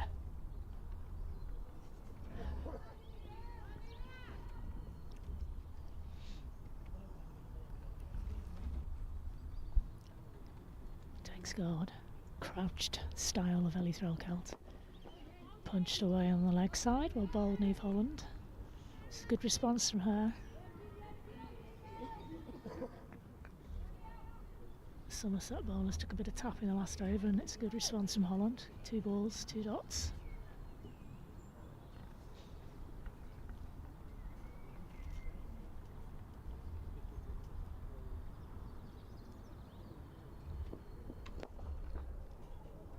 And that's another lovely straight drive, straight down to long on. Been really strong in that area, hasn't she, Oh. Ellie? On the drive. She's a as very we saw in that last over. She's a physically very strong character, very well built. I mean, that was one of the things myself and Mike were talking about, the kind of series that we've done on Lanky Lanky with the Queens of One Day Cricket and Ellie. One of the pieces we did was talking to Ellie about her sporting background. Oh yeah, she's a bit of a legend, isn't she, in the football world as well? Yeah, I mean, I think at the start of the year she'd played 135 consecutive matches from the start of the KSL. Who does that? Who does that? Superwoman. And I think she was the only player to have done that in English domestic cricket, and obviously that kind of stat has increased since the start of the season. Ever present. And it's a real testament to her professionalism. Dot ball. Yeah. You know, she played for Liverpool, which was her club, and then went to Wigan Athletic, and at that stage was kind of starting to really progress with the cricket as well. So the kind of football was put to one side, and the cricket really skyrocketed. Yeah, football's loss is cricket's gain, definitely. As Holland comes in again, and that's Fee Morris striking it into the covers again. Lovely rolling stop in the field from Lola Harris, young leggy. Stops it going for 4. Well, that's the end of Holland's over. What a great comeback from Holland. Only 3 off that over. One of the kind of key lines that we picked up was from Daniel Gidney, where he said that he felt that Ellie had the capabilities to be playing in the Women's Super League. As a football player, yeah. Well, we're glad she chose cricket, and we're particularly glad that she chose Lancashire and has been a loyal servant of Lancashire as player and captain for a long time now. We're just having a look at the bowling figures for Somerset. As you can see, Griffiths, impressive, 1 for 36 of her 8. Skelton at the moment is on wicketless, but I think she's bowled better than her figure suggested there. Just having a little move Dean's around. figures stand out there, don't they? 1 They for do, 16 from very 6. economical. Harris is getting another blast down from this end. The tennis court's behind her here at Southport. Yeah, I was just asking the ground staff actually about the hoo-ha over the lines. They painted them yellow, and the umpires were saying that they couldn't see the lines yellow, so they've had to go on and repaint them another. I think he said pale blue. Lola Harris, leg spinner. Oh, and that is well bowled from Harris. Oh, dearie, dearie me. She's got Threlkeld on 71. Well bowled, Harris. Threlkeld, I think, just missed time, that one. I'd like to see that again on the replay, because we get a better angle, obviously, from the cameras than we do sitting here sideways on. But that's a massive blow for Lancashire. Flighted. It's pitched. Turned away from Ellie somewhat, and then she's just lost her balance slightly, and great work from the young keeper again, Hazel. He's had a busy day, a productive day behind the stumps, 2 stumpings and a catch so far for the young keeper. I think that's bolder. Do you think it's bowled? I missed that. But initially, Did you think the same? Stump him. I actually thought that it had yorked Ellie. You know, she played the shot and it was a bit too full for her, but it was, you know, the right length. And you can see how significant that partnership was for Lancashire 88 between these two. Oh, hello. We might get some fireworks here from Elsa Lister. From Elgin in Scotland. Just recently back from Nepal, having had an impactful time over there, helping Scotland to qualify. And you can see the worm there. It's been a steady progress from Lancashire in terms of run rate. And, you know, we've been losing. What's kept Somerset very much, in my opinion, slightly ahead of this is the wicket at regular intervals, which are always killers, aren't they? That was a huge one, wasn't it? But it doesn't have to impact the kind of progression of this innings, because there is still so much power left in the dressing room. And obviously at the crease now with Elsa Lister coming in. Harris continues. He's getting those hands warmed up. His fingers loose. She'll be buzzing. She's got 2 big wickets today. Drop short. And that's played square from Lister. She's off the mark. Number 23, as I say, fresh from Nepal. Well, I was actually there in December myself coaching cricket for a while with Cricket Without Boundaries, so I know the pitch she was playing at. I know the conditions she was in. Interesting place to play cricket, that's for sure. Sounded like a really fun tournament that as well. Oh yeah, they love their cricket there. Morris has done a sweep shot. They're rumming in our ring, get back, Lister. Yeah, one run only. Yeah, they do love their cricket over there. The NPL was on. We were there on our day off from coaching. We went and watched some super cricket. They're trying to promote an IPL style format over there. Men only at the moment. The women aren't quite up to scratch as yet, but that's one of the reasons we were out there, trying to promote girls cricket. And obviously having a T20 World Cup qualifier there will do absolutely. wonders for that kind exactly what they needed. Side of things. Dot ball. Lister on strike. This is set up for her, really, to be fair, isn't it? That's the sort of ball she would enjoy. She's played that square. There's 2 sweepers on that boundary, so it's still just a single.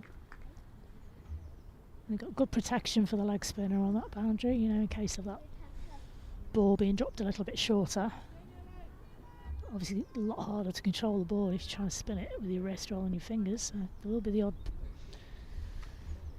bad ball bowled when you get a spinner on. 1 run again. Morris simply played into the gaps. Just saying to Mike, there seems to be a dearth of leg spinners that are in and around the England camp at the moment. Yeah. Nice to see a young one coming through. Yeah, I mean, there are still, obviously you've got Sarah Glenn, haven't you, who's injured at the moment.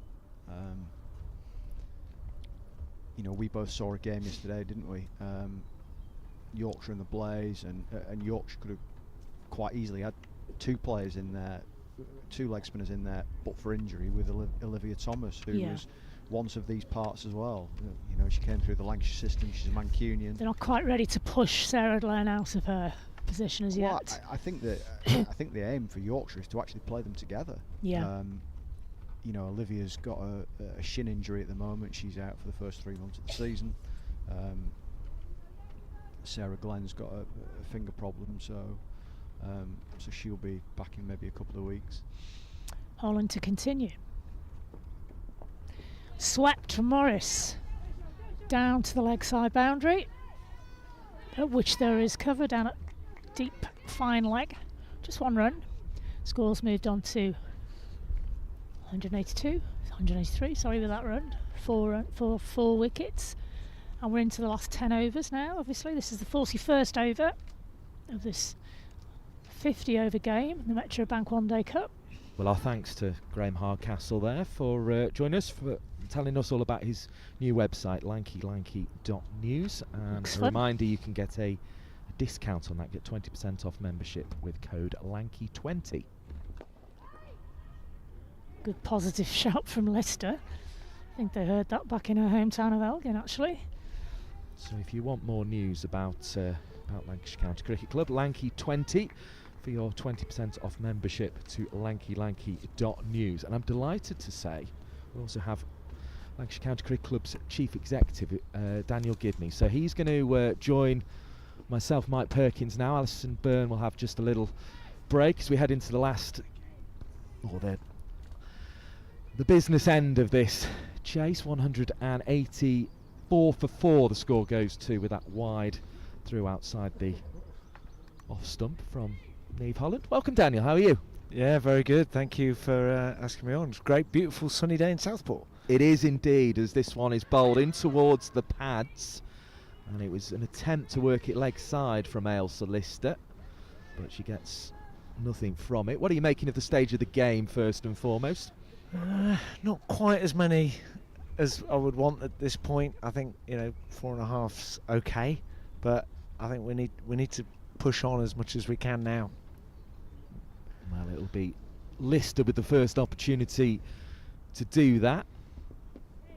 Bowled by Holland through outside the off stump, taken well by Hazel, who's been excellent throughout this innings with the gloves for Somerset. And we were talking about, it looked this season as if it maybe might have a little bit of a a feel where the likes of Somerset and Durham, perhaps Yorkshire coming up from Tier 2, we're going to struggle down the bottom of the table, but it's been anything but. And I mean, the way Somerset have come and had a go at the champs Lancashire today has been really interesting. This one, right arm over the wicket, hit well by Ailsa Lister, but straight to mid-off, and it's gone down. The overseas player Leroyd, who couldn't cling on, it was fiercely struck, and she just never really got her hands in the right position to take that one. It remains 184 for 4, no run to the total. It was the right shot from Lister, just didn't quite get the elevation. You just hope for Somerset that's not expensive. Ailsa can cause damage when she gets going, but Somerset have bowled really well today. And I suppose the reason we were kind of talking about that and how it's not really panned out that way, we've already seen Somerset get their win against Yorkshire. We saw Yorkshire get a win yesterday. We've seen Somerset come here and start really well, restricting Lancashire at the top of this innings as Lister does get this one away on the floor. It's led to long off going back, that previous delivery. Another single to the total, restricting them to 28 for 1 off the first 10 overs. It's an exciting time to be part of women's cricket. There's competitiveness right through those 9 teams this season, it seems. Yes, it's really good. The quality is definitely getting better. If you look at the number of full-time pros there is now, it's significant. It's well over 100, and you know, being involved with the KSL from the start, when it was literally a few amateurs and a few England players going to semi-pro and then pro, it's the quality is now starting to come through, and the standard is only going to get higher with the more teams that you have, with the more development that you have, particularly with academies and pathways and that kind of investment. So no, exciting times to be a women's pro cricketer. And the question we sort of asked off the back of that discussion as this new over starts, a floaty ball that's hit down the ground of Harris, is it going to go all the way? It will. And wait for the signal, it's 4, 189 for 4. A real intent being shown from Ailsa Lister, who of course has World Cup cricket to look forward to later this season, and was not far away from a 6 there. Just bouncing once before it cleared over the rope. But the question we're sort of asking off the back of that was Lancashire getting its reward last season for the investment that I know you've sort of tried to drive here in women's cricket? Was getting that trophy a real sort of incentive, I guess for others to follow suit? Yes, very much so. I think that kind of investment, but over a 10-year period, and investing in young players as well, it was amazing for this particular squad to get over the line. I think that they actually hadn't beaten Hampshire, for example, I think, and so actually to beat them in the final was amazing. So yes, very much so. Here comes Harris, bowls, sweep shot this time from Lister, hard along the floor. There's 2 sweepers out there. It's Holland who comes in and does the fielding. 190 for 4 the score has moved on to.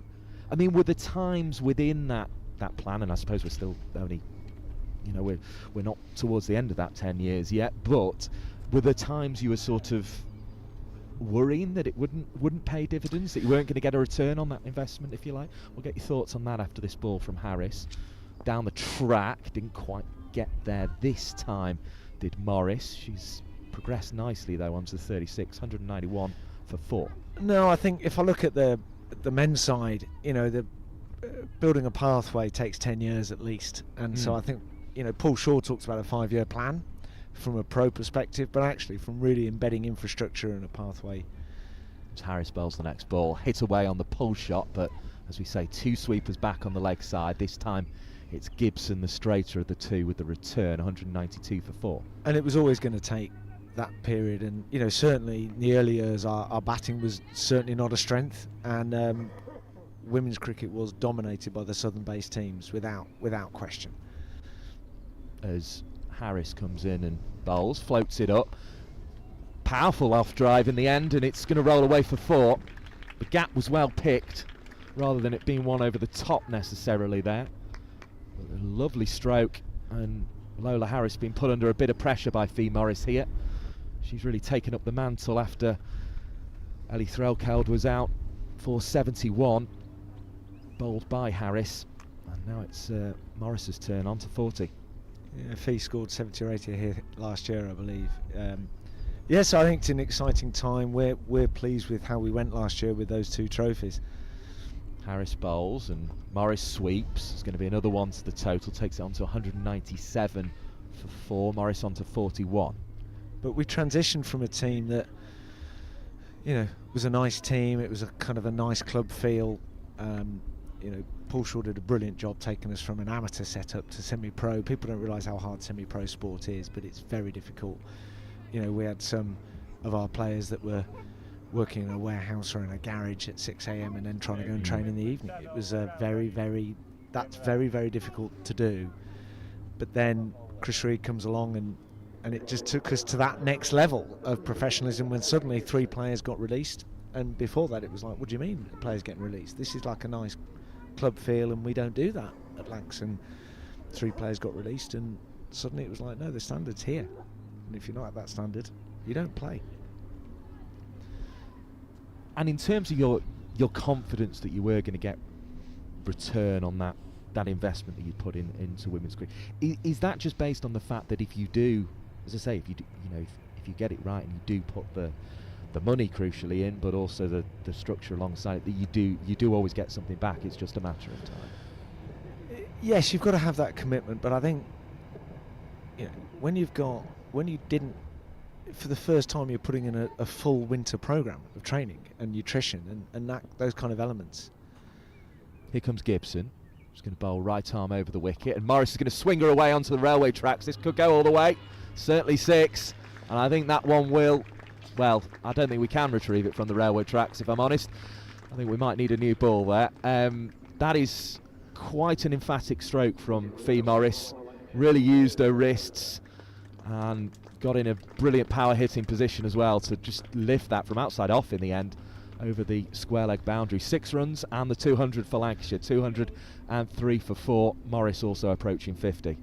So when you look at sports science and medical, you know, you look at someone like Ellie Threlkeld, who was a professional years before the game was professional. I mean, she really set the standard. You know, well over 100 games, the only player to be ever present since the start of KSL. But for most players, they weren't like that. It was amateur or semi-pro or had other jobs, and it's just very, very difficult. But now we're in a no excuses environment, as Clive would say, and there's a winter program, and if you don't put the work in, you know, Chris Reed's going to make a decision. You're not going to get a new contract, and that's very different. And what that means is that players know that if they get an opportunity, they've got to take it, and that's elite sport. That's tough, hard elite sport. But now, you know, the team have got a target on their back. Everybody's going to be going after them, and they've got to be able to wear that well. And Fee Morris, I suppose, is somebody who's kind of risen to that challenge. Of course, playing against Somerset, who effectively in some ways are her former club, because she was with Western Storm before we went back to the county structure. Picks up her 48th run there with a little swivel into the leg side. 204 for 4. And she's a good example. Some players, you know, they fit better with a coach or with an environment. It's difficult to kind of put your finger on that, but with Fee, she's certainly thrived here.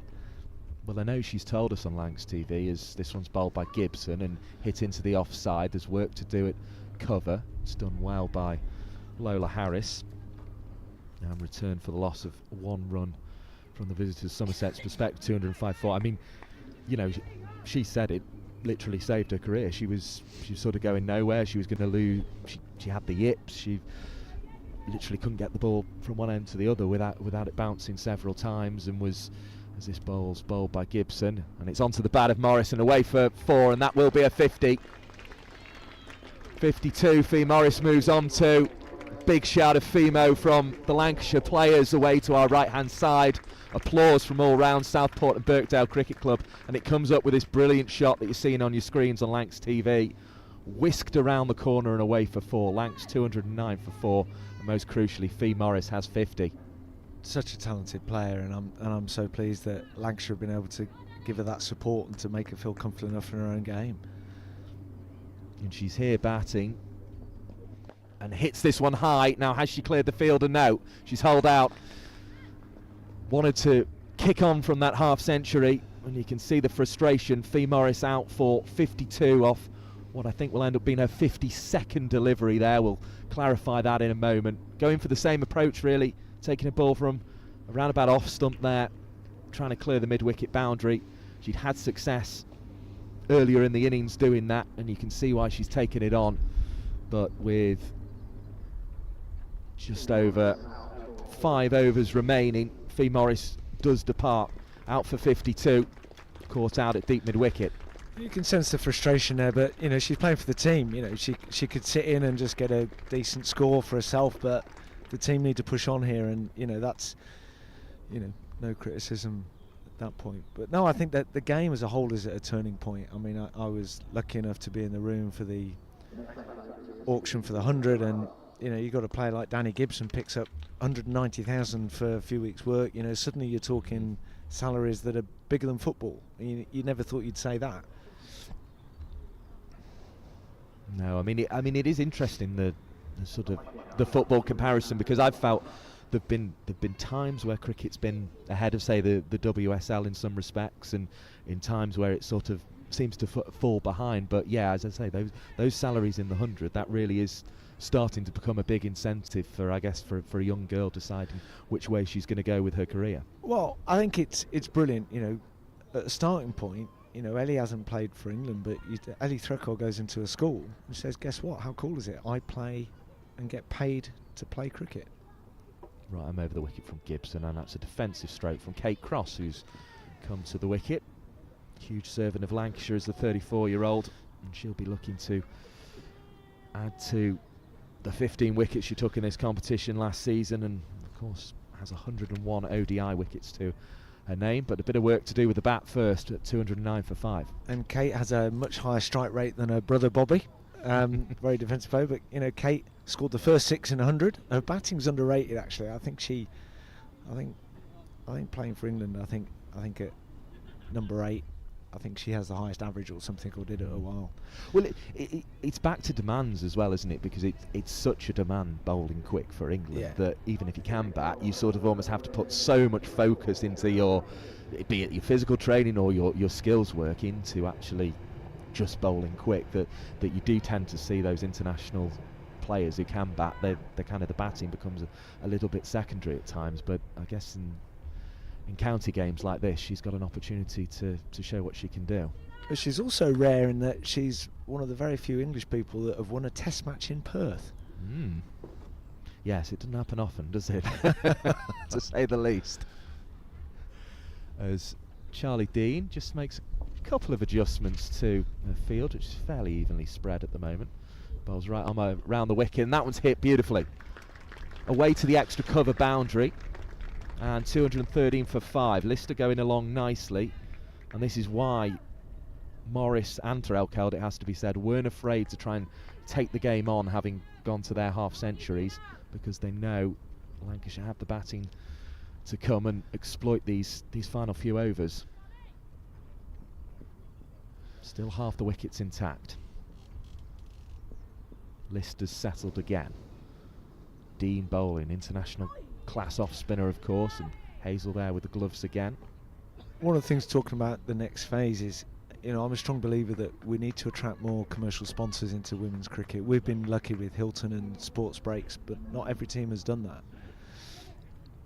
Here comes Charlie Dean, lifted airily out towards Gibson, who picks up and returns. 214 for 5. So what's the key to doing that? Well, I'm passionate about what's called unbundling, where you target a dedicated sponsor who buys into and wants to support the women's team specifically, rather than just both teams. Right.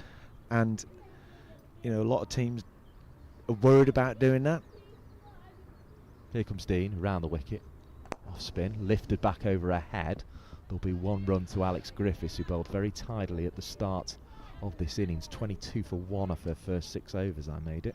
Women's elite sport has changed so much in the UK in the last 5 years. You look at the success of the Red Roses and the Lionesses, you know, WSL, for example, and here's Dean again, round the wicket from Harrod drive end. Oh, slashed away. I don't think anyone was quite expecting it to go out towards the point boundary. And there's a tumbling effort to stop it, but it's in vain. 4 more to the total, 219 for 5. And so what you'd often see happen, it's happened a lot with England, the ECB as well, is that you get a sponsor that's historic sponsor in a men's game, who'll say, I've got customers who, we need to be seen to be more gender equity. Here's Dean, bowls, pushed hard back at her, but the bowler makes a tumbling stop and keeps it to no run. So they'll say to the company or the club, whether it's ECB or for the team, yeah, we're a sponsor of your men's team, but we want the women's team for free because our customers expect that. And my view is, look, 5-6 years ago, you might have got away with that from a purpose or a social perspective, but now, women's elite sport, Deloitte have recently written a report that said it's a $1 billion industry, and not people are expecting to get the women's property for free, and that's not right in my opinion. I'm quite passionate about it. And I mean, in terms of growth, presumably the potential for growth to a sponsor is in women's sport in a lot of ways now, because I mean, you certainly, if you use the football example, Premier League football, you have to invest a massive amount to get anything back out now, whereas WSL football, you've got more of an opportunity to do that. I don't know how that relates to cricket at this stage, but presumably there's more of a growth opportunity there in women's sport, with perhaps to begin with a less of a initial investment, as this one is pushed away into the offside as Sophie Luff goes and returns this one to the wicketkeeper Hazel for the loss of another run. 220 for 5. 100%. Men's elite sport now has a massively high barrier to entry. Obviously Premier League is kind of up there, Indian Premier League from a cricket perspective, and it's a long-term ROI as well because of that return on investment. Here comes Danny Gibson, who's picked up a £190,000 contract with Sunrisers Leeds this year, as that one is stopped at third, really, sort of quite a wide third position, almost getting round to backward point on the back of the ring there, but a single to the total, 221 for 5. So if you're an organisation looking to sponsor a men's elite pro sports team, barrier to entry is high, return on investment is a long way out. Women's game is completely different. This is Gibson again, bowls and hit hard into the offside, single on offer again, 222 for 5. The barrier to entry is much lower and the return on investment is much quicker. So effectively, the likes of Hilton and Sportsbreak saw that with us and realised that actually women's cricket is now becoming really commercial, and there's loads of opportunities for organisations to get their message out there to their customers by aligning with those teams. It's Gibson once more, short of length into the leg side and down the throat of the fielder out there on the boundary. Very good catch in the end, but it brings the innings of Lister, which was an enterprising one for 20, to an end.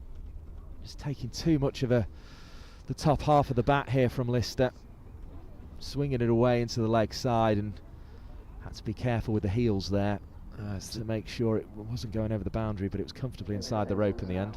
The David Shepherd double Nelson. It's played its part again, hasn't it? 2-2-2. Are we meant to have two of everything on the ground or not? I'm never quite sure at that point. I know it's one for the 1-1-1, isn't it? We'd have been caught foul of that. Skelton, I think, with the catch there. We'll just confirm that for you in a moment. If you're just joining us, Lancashire 222 for 6. Jones 38, Threlkeld 71, and Morris 52. The top scorers for Lancashire so far, and Lister there departing for 20. The other thing I'll add is, yes, we've got Gabby Lewis and Meg Lanning coming, which is amazing, and it's encouraging for young players to go and play. But actually, the investment in our pathway, our under-18s winning the double 2 years in a row, and having the Thunder Cup, I think is really important. That we're effectively creating a standard that's so that women don't need to go and play men's recreational cricket, that they can actually play some decent club cricket below county. Here comes Gibson, bowls full and straight, and it's hit straight back at her. A little bit of frustration. First ball from Eccleston. Good to see her with us, because the England players' cricket's been very carefully managed at the moment. We'll keep Daniel Gidney with us for another over here, and then we'll bring Alison Byrne back in, the former Lancashire and Cheshire captain, but we're just getting the insight here from Lancashire County Cricket Club Chief Executive Daniel Gidney at the moment, as this one is bowled to Eccleston, hits it down the ground. Less frustration there because she's found a single. 2, 2, 3, 4, for 6. So for you now, as a final point over this final over, what's the number one thing that needs to happen for women's cricket going forward, or is it the fact it's not one thing? I think ECB need to do more, because they've, I've kind of shamed them and bullied them into a way to help them move to a Tier 1 pro system. Okay.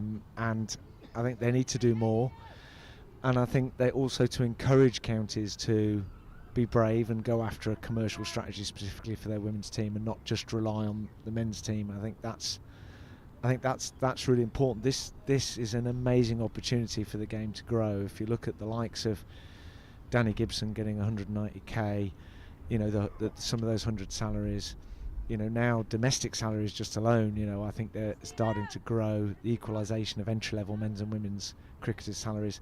It's an amazing time to be a girls' cricketer, but we need to all get together as a game, all of the 9 Tier 1 teams and the ECB, to really grow it and show that commitment.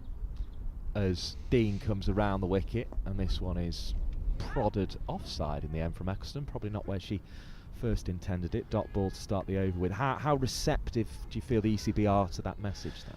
I think you've got probably the finance team in the ECB is saying, I'm not getting the return today. Here's Dean, who bowls, and this one is played offside. 1 run at least on offer. In fact, it doesn't even escape the ring in the end due to that good dive from the captain, Sophie Luff. 2-2-4 for 6. But it's a mindset as well. I think you need to have a culture and a mindset, whether you're in the Tier 1s. I've heard some things in Tier 1s where people are worried about cost or don't have the resource to focus on a sponsorship strategy. Here's Dean, bowls, and just about prodded away in the end by Cross. Came back a little more than she first expected. A bit of a current England player with a recently departed England player Kate Cross rivalry going on here, as this one is hit firmly to Luff, who does return to Hazel, and there won't be an overthrow, although there was fear of one for a second. 2-2-5 for 6. So my call to action is go and get involved with your professional county, but specifically asked to be involved to help grow the women's team, and that to me is, we need leaders coming through the game that want to do that. Charlie Dean bowls right arm around the wicket, hit down the offside of the pitch, or up the offside of the pitch to long off. 2-2-6 for 6.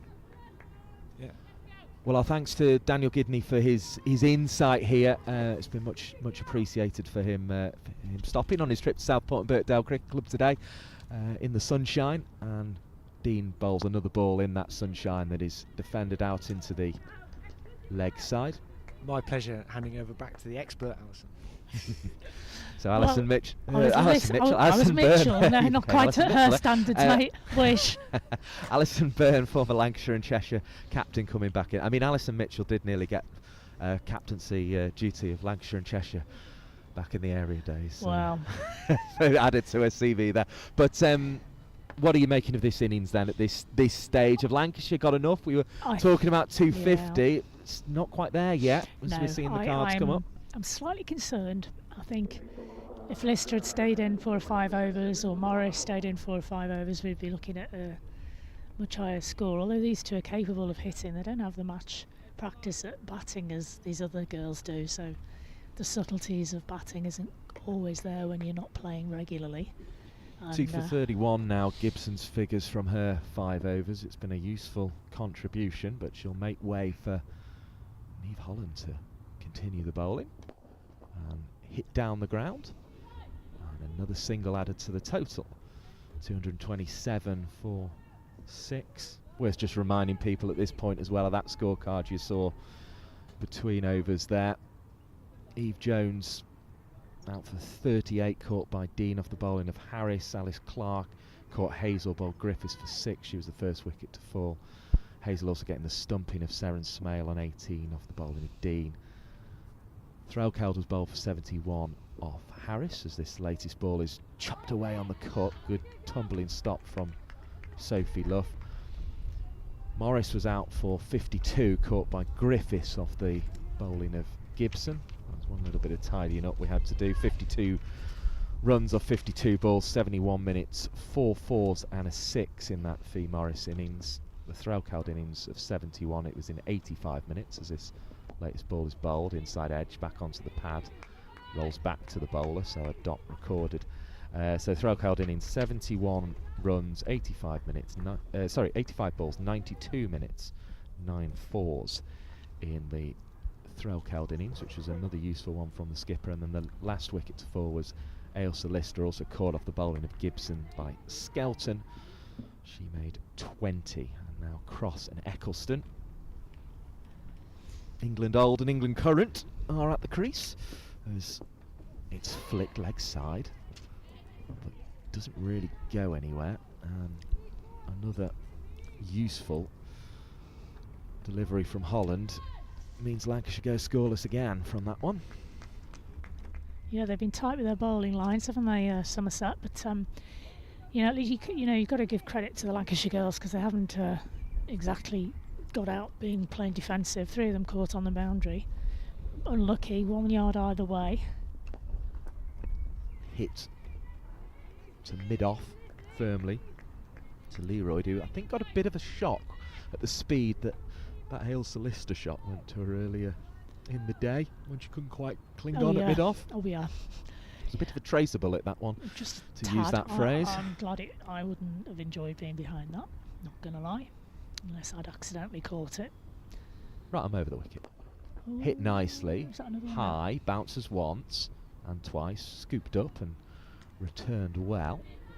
Because although these two are doing very well hitting singles, I think, with as we move into less than 3 overs left, we need to be looking for at least 1 boundary in each over here, if not 2. They've both got a big shot in them, haven't they? Maybe they're saving it for the last 2, we'll see. It's again the beautiful setting of Southport of Birkdale Cricket Club you're seeing on your screens. Thanks for joining us on Lancs TV. We've been spoilt really with guests, haven't we, in this first innings, because we've had Graham Hardcastle coming on, a freelance cricket writer, and has been in these parts for a long period of time, starting a new sort of website with the idea of allowing people to pay a subscription and sort of get in-depth magazine style features on cricket that you perhaps don't get the coverage of your county like that these days. So that's been good. And also it's a novel idea. We also heard from Daniel Gidney, the chief executive of Lancashire County Cricket Club, as well, and his thoughts of where women's cricket's at the moment as this one's driven into the offside. This could be trouble, because Kate Cross and Sophie Eccleston had a little bit of a disagreement over a single there, and Cross had to scamper back for the proverbial half a rounder. Eccleston not quite backing up Cross there, sort of half leaning on her bat. Yeah, what an interesting chat that was, Mike. I really enjoyed listening to his perspective on the progress that the Lancashire have made in terms of commercial development and player development. It's good stuff. Bowled right arm over the wicket and hit hard up to long off. Skelton there with a return. Hazel's been impressive today, hasn't she? The young yeah, keeper. yeah. Tall as well for a keeper. 229 for 6 with that single. It's firmly struck. Possibly deserved more, but didn't produce more. The one thing we have been a little bit tardy on today is not giving you how the Lancashire are going in the county championship. They are taking on Gloucestershire. Gloucestershire made 136 in their first innings. Lancashire applied with 240. Down the leg side that one goes. It'll be a wide ball. We're at that stage of the innings where bowlers are sort of almost trying to bowl just inside the wide line, aren't they? I don't know if you were here when I was talking about the hoo-ha over the lines. I found out what it was. It was the colour of the lines. The umpires didn't like the fact the lines were painted yellow for the wides. They couldn't see them clearly, so they used some pale blue. I can understand why yellow would be difficult to see on a sunny day. That wide took it to 230 for 6, but these players do, certainly outside off, bowl on the wide line and then try and hit the pads on the leg. It was the umpires really were struggling. 231 for 6. No, I know, but obviously with players trying to bowl close to them, they need to be able to see them. Margins. Anyway, I was talking you through the championship game. So Gloucestershire 136, Lancashire 240 all out. So Lancashire trying to bowl Gloucestershire out today. They're having a bit of trouble. 176 for 3 at the moment is the Gloucestershire score. They're 72 ahead with 7 wickets remaining. It's really nicely placed, that game down in Bristol, as this one is whacked away. And it's going to go for 4 all along the ground, just piercing the gap there between mid-off and extra cover. And that's a really, really good stroke. 235 for 6. Cross has 10 of them, and that was the best stroke either of these players have played in this partnership. It was full and wide and up there to be hit. It sort of just drifted back in ever so slightly with the swing, but yeah, it was there to be whacked, and it was. I would have had money on Crossley's first boundary being a straight drive, to be fair. Yeah. Flicks leg side. It's going to be a quick single, and Eccleston is quick. That's better backing up from Eccleston. Use those long legs to get there. 236 for 6. She had a really tough season last year, Sophie Eccleston, with all the sort of post-Ashes stuff that was floated around. She seemed to stay in good spirits. She took a lot of blame for her whole team's lack of performance, didn't she? It's incredibly unfair, but I thought. think that's sort of all died down a bit now as she faces up and looks to try and just push that one away. Another World Cup on the way. Good work from Hazel again, knocking the bails off. I think she might be able to just have, you know what I mean? I mean, not that she wasn't able to shut it down and concentrate on her cricket last year. She did that pretty well, I think. As I say, always seemed in good spirits when I ran into it. Actually seems fairly thick-skinned, to be honest with you. But she really is able to concentrate on it this summer, isn't she? Without that distraction seems to have died down, and okay, she'll be going back into the pressure cooker with the T20 World Cup, but she can kind of really focus on getting to where she wants to be for that competition. Yeah, one would hope so. She's getting a bit of an opportunity with the bat. No doubt we will see her with the ball. I wonder if she selected this fixture knowing that Southport turns a bit as one she wanted on her pre-T20 World Cup itinerary. I don't think she has a choice at the moment. I think Charlotte Edwards is pulling the strings. Do you think Lottie's deciding it, or who plays when? Okay, fair enough. Well, you know. Flick leg side by Cross, good shot, 4 more. Well done. Well, she went through extra cover in the last over with a straight drive, or an extra cover drive if you prefer, and that one was flicked leg side in dismissive fashion. Well, I know, for example, Amy Jones was not allowed to play yesterday, and the other person whose name I forget, not Siva Brunt, obviously. She was the other one, Trent Bridge. How could I forget her? Could you forget the England captain? Well, she hardly ever plays county, that's why. You know what? I've spent most of this first innings racking my brains, because obviously Heather Knight playing here, and we've been saying former England captain. Is this one dispatched again for 4? Lovely stroke. So yeah, Charlotte Edwards is deciding when the England players can play at the moment, is Sensior. Fair enough. Lancashire motoring along here, 244 for 6. This is the latest of them that you're just seeing on your screens on the replay. Kate Cross shoveling it away, but in the fashion you have to at this stage of the innings, and that was a really good stroke again. Got a head nice and far forward and then twisted into that power position. But no, I've spent most of this innings racking my brains, because obviously we've been saying former England captain Heather Knight, but it still almost feels like Heather Knight's in charge in some ways, doesn't it? As that one goes into the leg side for Cross was trying to go through mid-wicket again, 245 for 6, because it's been a kind of a transition from a current captain to the person who was her vice captain. It kind of, you're almost racking your brains for what the change was. But I guess again, this T20 World Cup is a chance for Nat Siva Brunt to really put her stamp on the team and how she wants them to play, and obviously the new coach as well, as this one goes leg side, and Eccleston unfortunately wiggles it away for 1.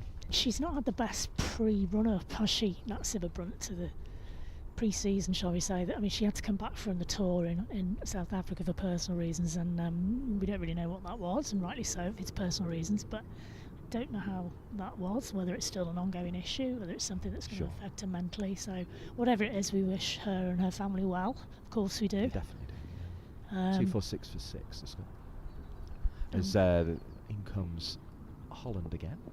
And that's a attempt at a slower ball, and you saw actually as Holland turned to the camera, she put a hand to her mouth in slight embarrassment. Whoops. It didn't come out quite right, that, and it's gone down the leg side. It's gone all the way for 4, and it's brought up the Lancashire 250 in rather strange circumstances. I think this was an attempted knuckleball, and it's ended up with a bit too much knuckle on it.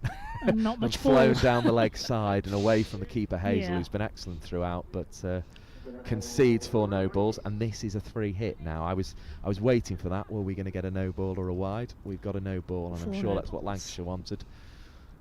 No change in the batters either, so no change in the field, although it's probably set where they want at this stage anyway. Cross will be annoyed because she's hit it straight to mid-off quite powerfully, but she doesn't pick up any runs, remains on 20. Never mind, you got the 4 no balls instead. That'll do. Not bad. But if you could have added a 6, it'd have been Oh, even better. strange It's way for the always 250 difficult to though, come isn't up. it? They've Try reached and that mark overhit. we were talking about earlier though, when they were struggling at 28 for 1 after 10 overs, as in comes Holland, and Cross digs it out. Going to pick up 1. Eccleston's through. Big shout of your end to Kate That's Cross, good. and that's where the ball went. 252 for 6. Yeah, that's good from Eccleston. She was sharper there, and the call to Cross was a good piece of cricket as well. Letting her partner know where the ball was heading. In case Kate Cross wasn't already trying her damnedest to get to the other end. You put a lot of K's and K. C's in a row there, haven't I you? did. Got to be careful when you put those letters together, Mike. Quite. Not good. Quite. Yeah, so last over. Got to 252. Another 10 here would be nice, wouldn't it? It'd be lovely. Yeah, that's kind of what they're after from a Lancs perspective. At now. least. Somerset making their decision on. At least they've got something to bowl at now, which, to Who be will bowl honest, it? didn't really look the case too much in the first 15-20 overs. I'm not surprised to see Griffiths running in and taking a wicket. Yeah, Cross she's is out, 21. done her job, Crossy, though, hasn't she? She's really pushed that score along. She has 252 for 7, the Lancashire score. Griffiths, who was excellent at the start of the innings, picked up the first wicket of Alice Clark, picks up a wicket with the first ball of the final over. You're seeing it here. Cross had actually walked right outside leg stump to try and give herself room there, and if you miss it doing that, it almost becomes baseball, but doesn't it? And in fact, you only get 1 strike. 1 and strike she's out. Indeed. Just seen who's couldn't quite catch the Going number to or be hear Darcy Carter, I think, Carter. emerging from the Yeah, pavilion that's who's to next to accompany come in. Sophie Eccleston. So you've seen that scorecard there. Threlkeld with 71 off 85 balls, 52 from 52 for Fee Morris. Also 38 at the top of the innings from Eve Jones, and Cross out for 21 off 23, bowled by Alex Griffiths. Darcy Carter just appearing on your screen. Yeah, as could the have done new with a batter. couple of those people in their early 20s or late teens getting another 20 or 30 each, to be honest. But there you go, you get out sometimes, don't you? I mean, I bumped into Alice Clark as I was heading into the toilets inside and said hello and stuff, and I said, oh, never mind, matey, and lucky. She went, oh, well, we've all got out chasing a wide sometimes, haven't we? And shrugged her shoulders. I said, yep, you're not the only one. Yeah, it can happen. Took it on the can't chin.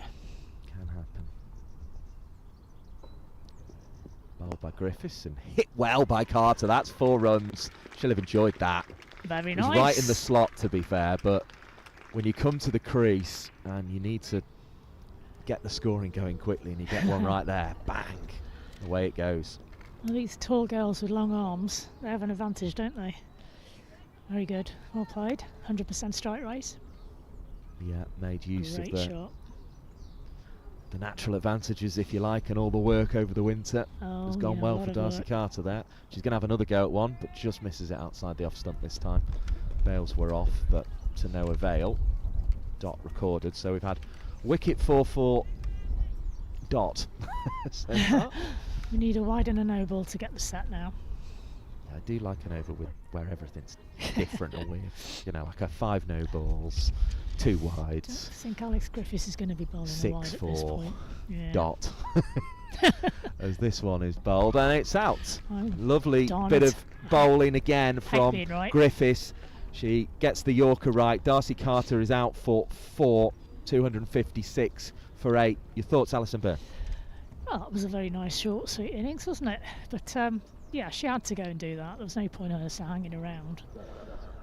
So well done to Carter for having a go. But you know, that's experience for you. She's bowled it at the stumps slightly. I think she's tweaked her fingers on that one a little bit slower than she was expecting potentially. Well, she's hit off stump and leg stump, I think, so far. So she just needs middle for the complete set For in your this stats, over. Well, I just just think it, for your keep entertainment. keep it, you know. Right, Nice Mahika and Gore, balanced. another tall girl.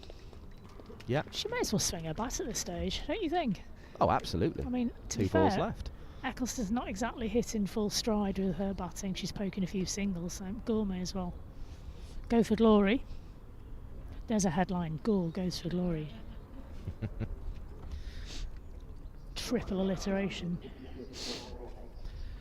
The one thing you can say about the Lancashire innings is it has Progressed. Yes, it's progressed. 28 from the first 10.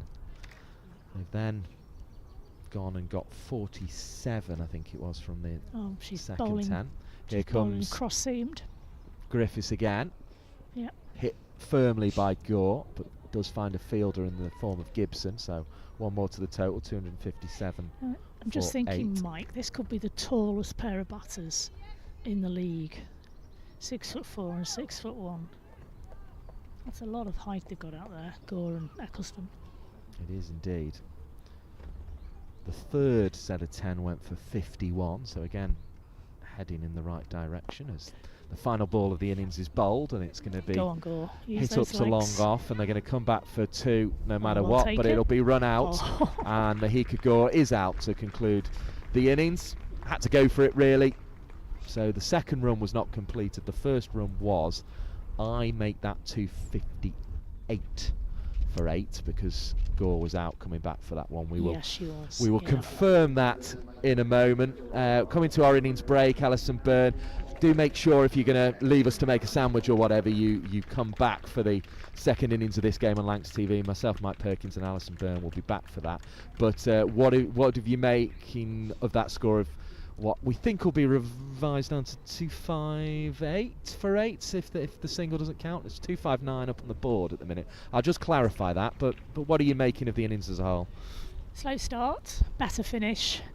I still think we're below par, but I also think it's exciting that we've got such a potentially great bowling attack. Cross, Ecclestone, Carter, Gore, Potts, Morris is back up.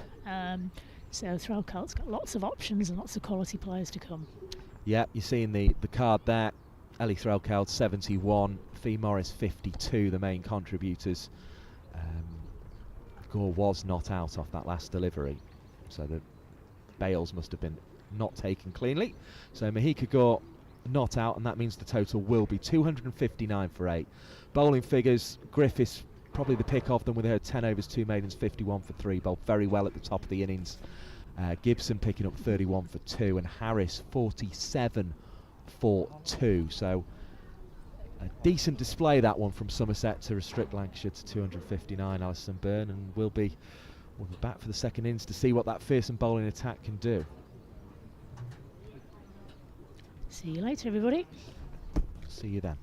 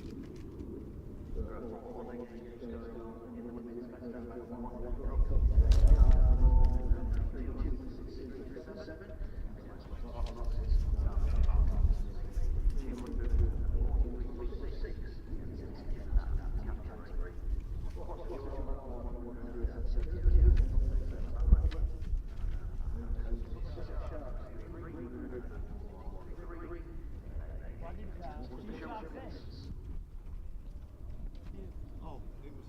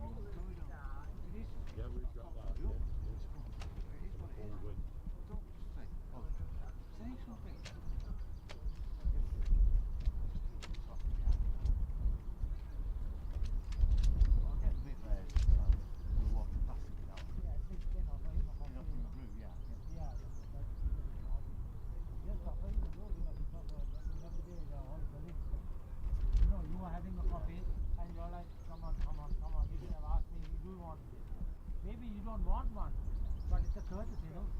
Courtesy of asking when you come to our floor. When you come to our floor, or when you come, then you want to come. You know what I mean? We don't come and make the salesman in front of you drink.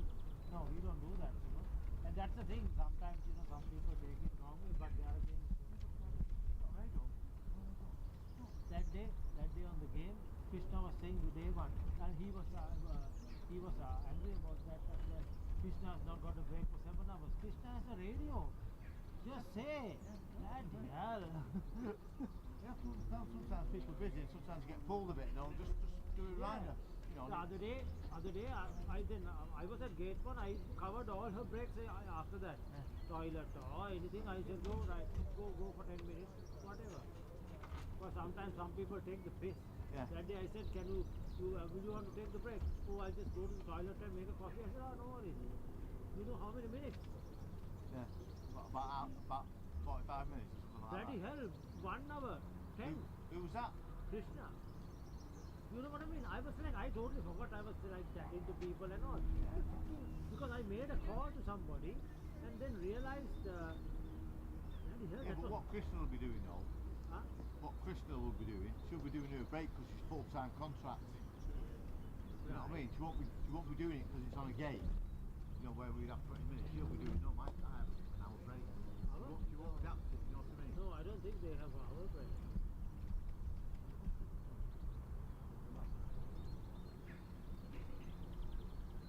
What's happening with Paul anyway? No idea. He said I offered something else. He said no, he can't because he's moving house. But I'm sure before Christmas also he was moving house. From there to there. Yeah, but few months ago he was moving house. He's still moving house. Because he has no SIA license anymore. Yeah. Because I offered something else. He said no, sorry. Well, Something car parking wise. well, you've got an issue there.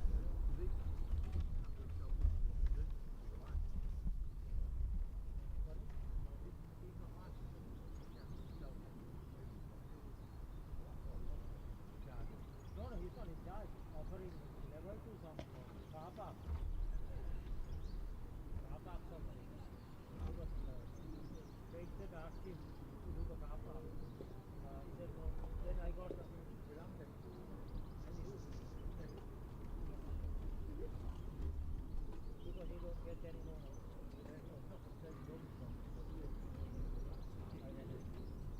That is nothing, is not that I knew it was going to happen, no? Oh, yeah.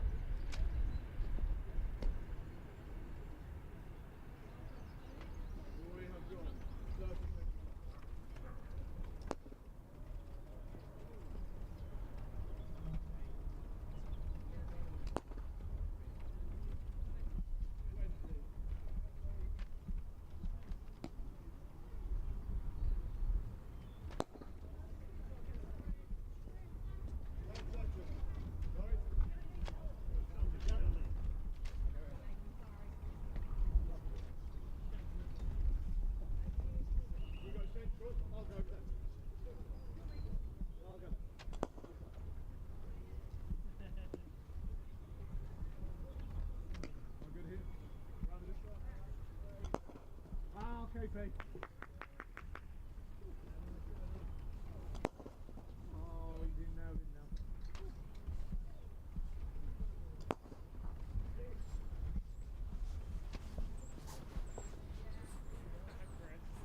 Oh, I'm learning though. Yes, Dave.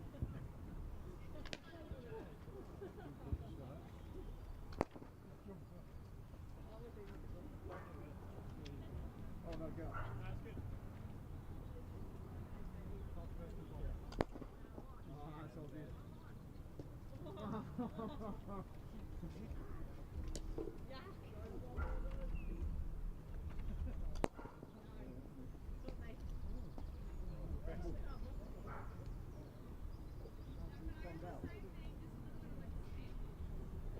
That was a good old spot off the hand, that one.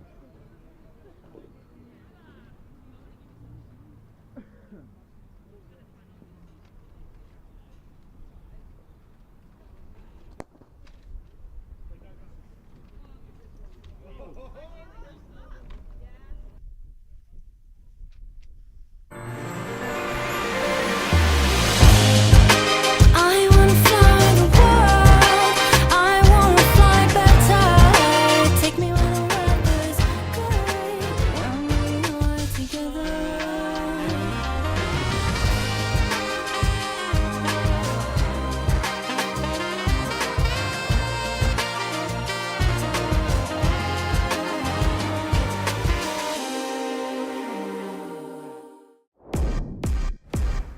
Have you heard of United 2 before? Do you like exams? Because we don't do any traditional end of year exams. If you're having a bad day, that shouldn't dictate whether or not you pass or fail a year.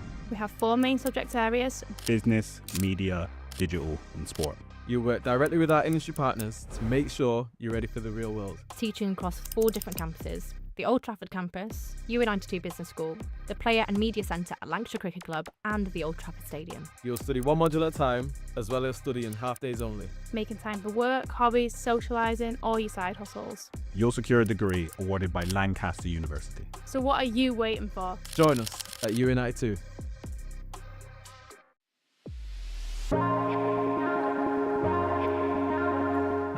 Two names rich in history. Barton's, our family-run business with over 100 years of experience in drinks distribution, and Lancashire Cricket, a club drenched in tradition, heritage and globally recognised moments. Since 1917, Barton's has been supplying the finest wines, soft drinks and premium beverages across the UK, partnering with world-class brands to bring unforgettable experiences to every occasion. Now, we're excited to announce we will be bringing that same passion to cricket fans at Emirates Old Trafford. As the official wine, spirits and soft drinks partner of Lancashire Cricket, we're elevating matchday experiences, hospitality and celebrations across the next 3 years. From the first ball to the final cheers, Barton's is here to make every moment one to savour. Barton's and Lancashire Cricket, a partnership built on passion, unforgettable moments and history.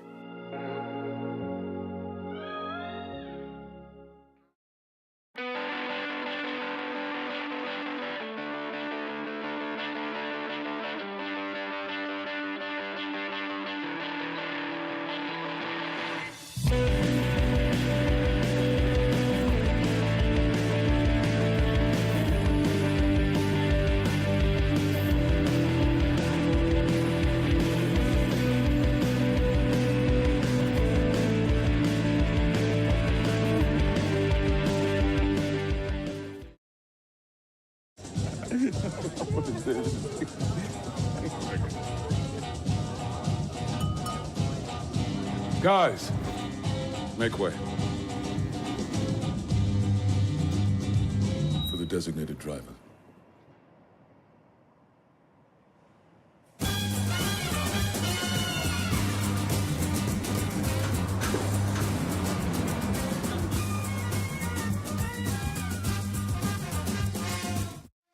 When I was a kid, there was no professional women's cricket. I didn't even think that women could be professional sports people. Especially early on, it just didn't really seem like there was a career in it. To support myself around cricket, I had to work at the petrol garage. I was the only girl, so I stood out. I'd love for young girls to be able to dream about being an athlete and it to be achievable. Thanks to the Hilton funding my contract, it's allowed me to play the game that I love all day, every day. We're like an engine and we need to be fueled with the right gas. Without funding, we can't be visible. You can't be what you can't see. As a team, it feels like we're breaking boundaries. Thunder and Lancashire always want to put women's cricket at the forefront, and now I think that's really shining through. It's mad to think that without the Hilton funding, like, we wouldn't be playing cricket every day, training. Well, we could be, but we wouldn't have any money. We wouldn't, yeah, true. Welcome to the opening day. Oh, that is a wonderful shot.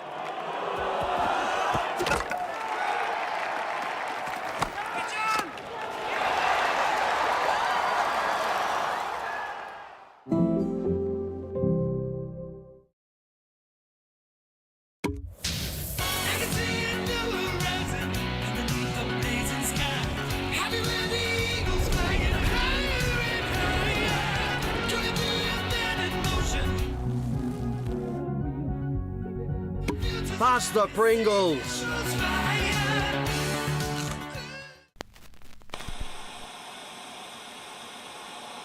Fumble a bag, now I will not fumble a bag. Your call is important to us. Do not hang up. Fumble a bag, now I will not fumble a bag. Act like you know how this goes.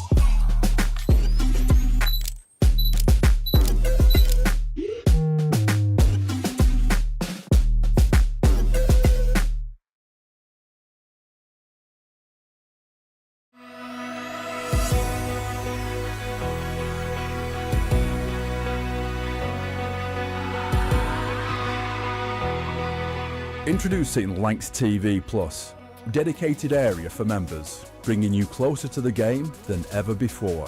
Watch every men's live stream fixture all in one place. Every ball, every moment, live. And this season, don't miss the War of the Roses. Lancashire against Yorkshire, streamed live for the first time ever.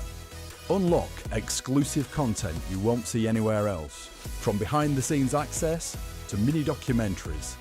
This is Lancashire like you've never seen it before, all in one place. This is Lancs TV Plus. This is the Red Rose. This is cricket.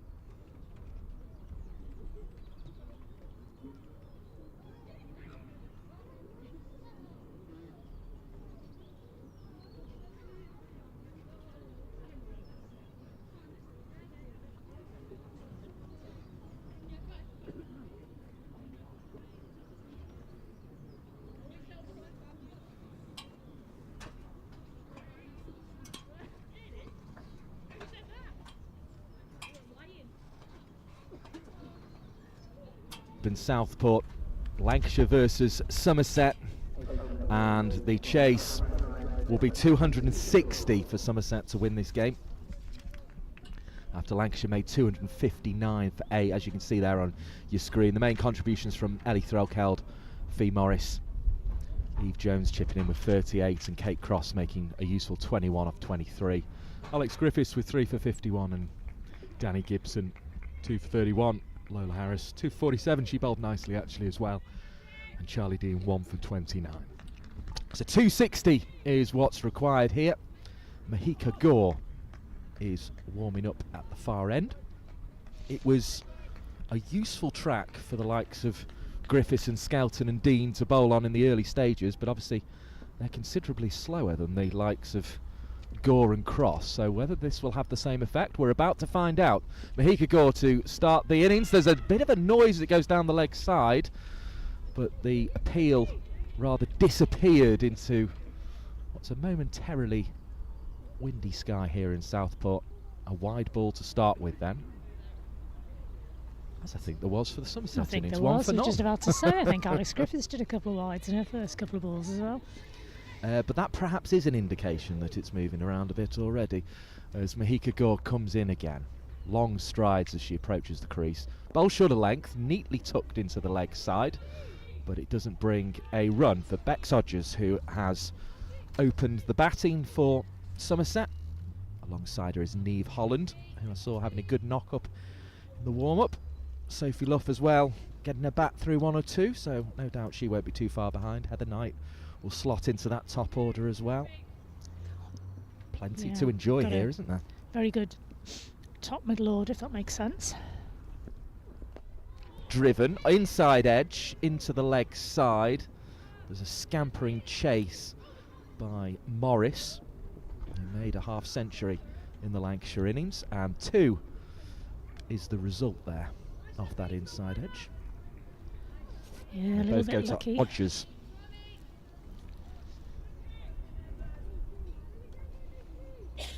So Odgers and Holland opening the batting, and this will be Odgers to face up again. Defends off her off stump into the offside. There is no run as a result. I think it's important that one of these bowlers score or cross. I'm assuming Cross will take the ball from the other end, but I'm assuming that she will. But I think it's important for them to get at least one of these openers out quite early doors. Absolutely. Get the momentum going in the Lancashire direction. Mahika Gore. Bowls lifted, but safely into the leg side. And away it rolls. Kate Cross is the one who retrieves it, who we imagine will be having the second over here. But she's going to have to wait another couple of balls. Another 2 to the total. And that was uppish from Odgers. Yeah, for a second there I thought she'd lofted that into the arms of Alice Clark, but miles away on second look.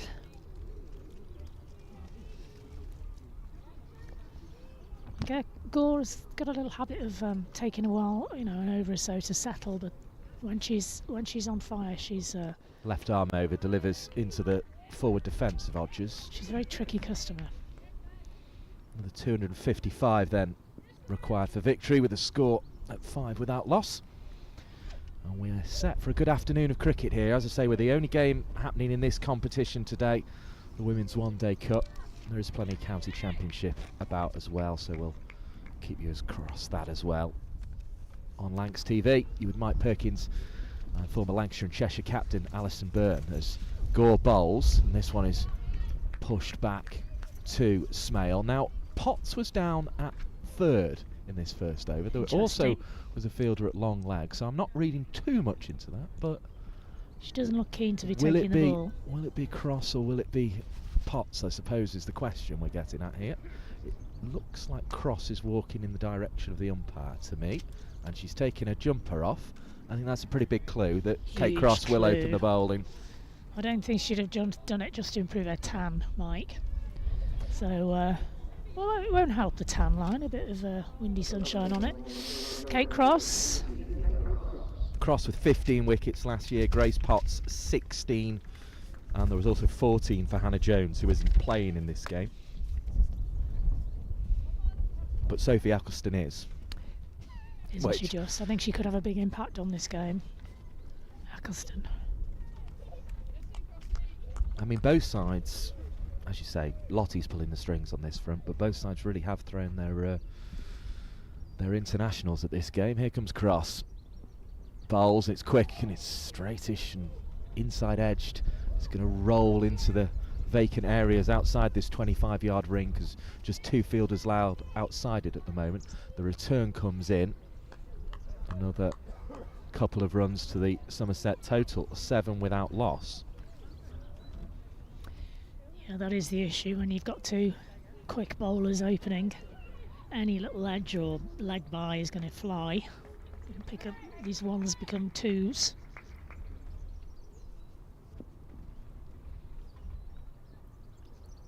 Cross again, bowls, shorter of length this time. There was an attempt at a cut, but it didn't connect with the ball. Through to the keeper it went for no run. The keeper and captain, Ali Threlkalp. Yeah. She bowled really well against the blade. This Cross, she had Marie Kelly on a piece of string at one point. She couldn't do anything with her. Here comes Cross again. Bowls a ball that's dabbed down behind square by Holland. No run as a result, though. Lots of clapping hands, lots of encouragement from the Lancashire players. We were quite impressed by just quite how busy Somerset were in their innings. It seems that Lancashire are trying to match that. Here comes Cross again. Delivers. Nicely played. Down to third. Single on offer. 8 without loss the score. Sorry, Mike, I still don't like them playing in blue. I know there's a tad of bit of red on there, but Oh, I miss the red of Lancashire. We should have got you to put that to Daniel, shouldn't we? Yeah, I should have asked him. Didn't want to interrupt you, Mike. For a change, says Mike.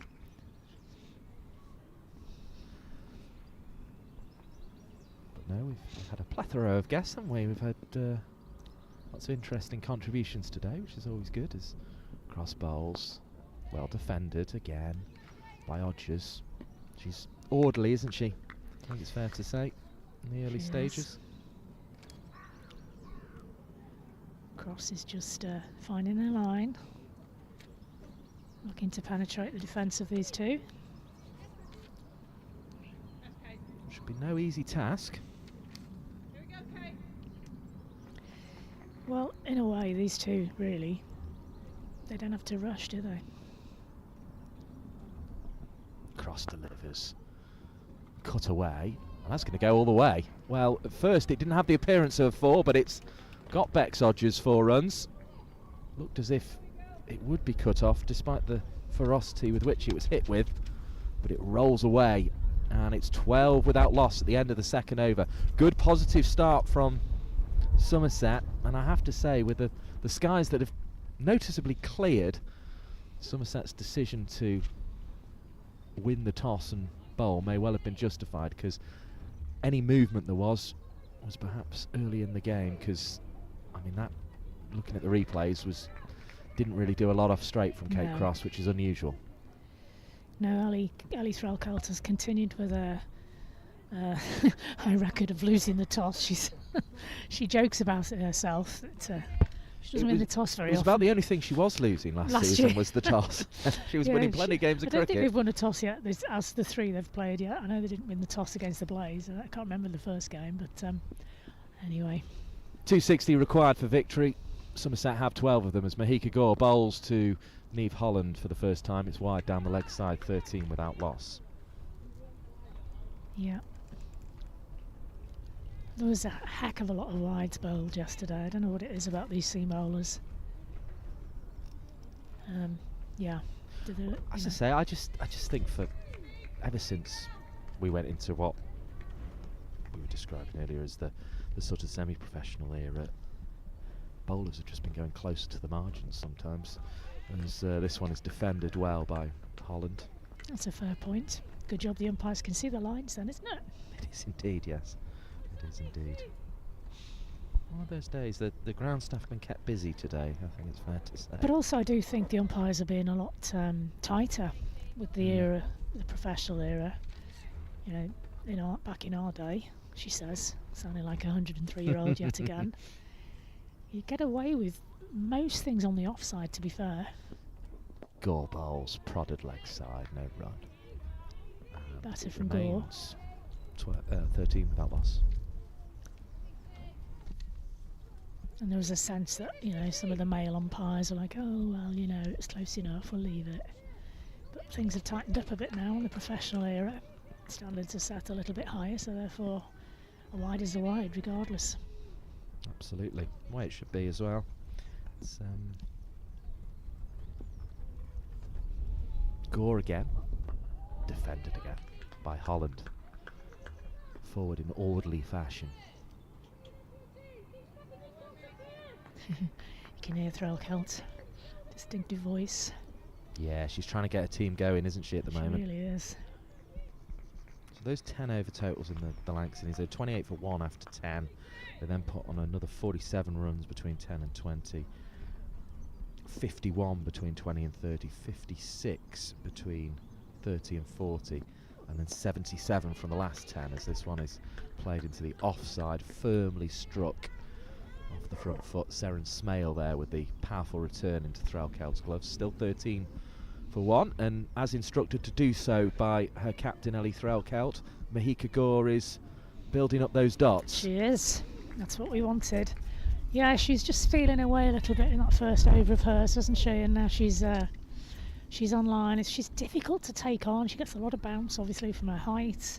She can move the ball. Gore bowls. It's pushed again, firmly down the offside. No run off. And she's perfectly capable of building up a head of steam, although for somebody of her build, I still think there's more pace to come from her. She's still only very young.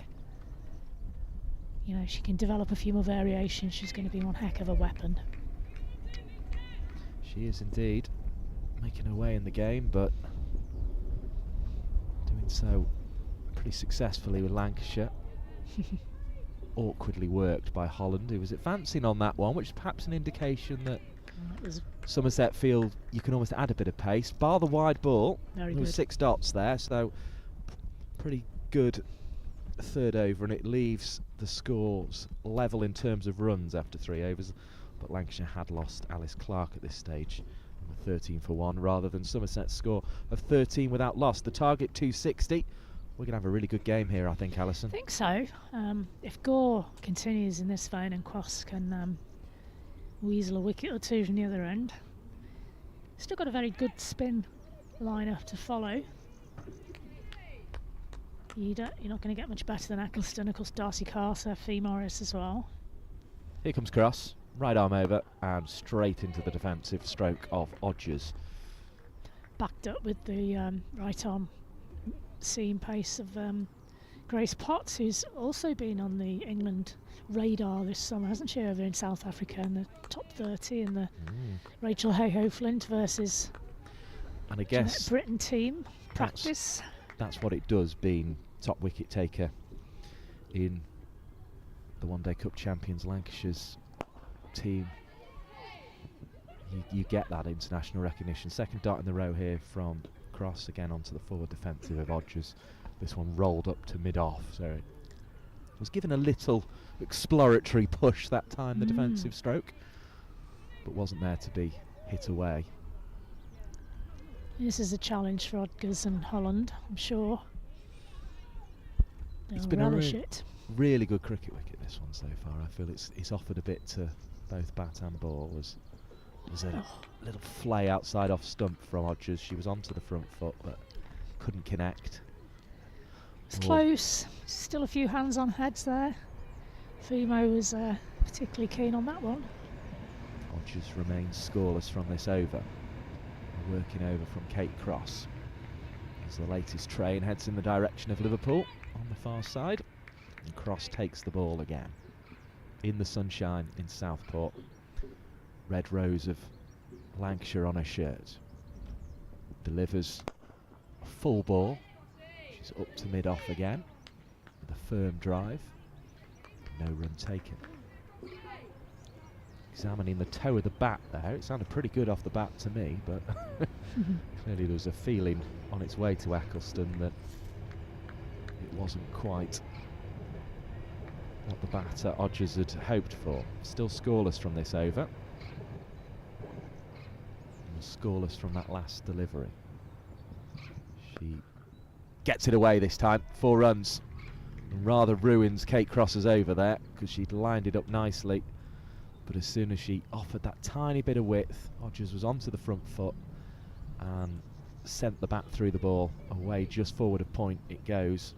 And I think that's an indication it's offering a bit to both sides here. There was a little bit of movement off straight that time, but Odgers played a powerful cricket shot and it brought the 4 runs.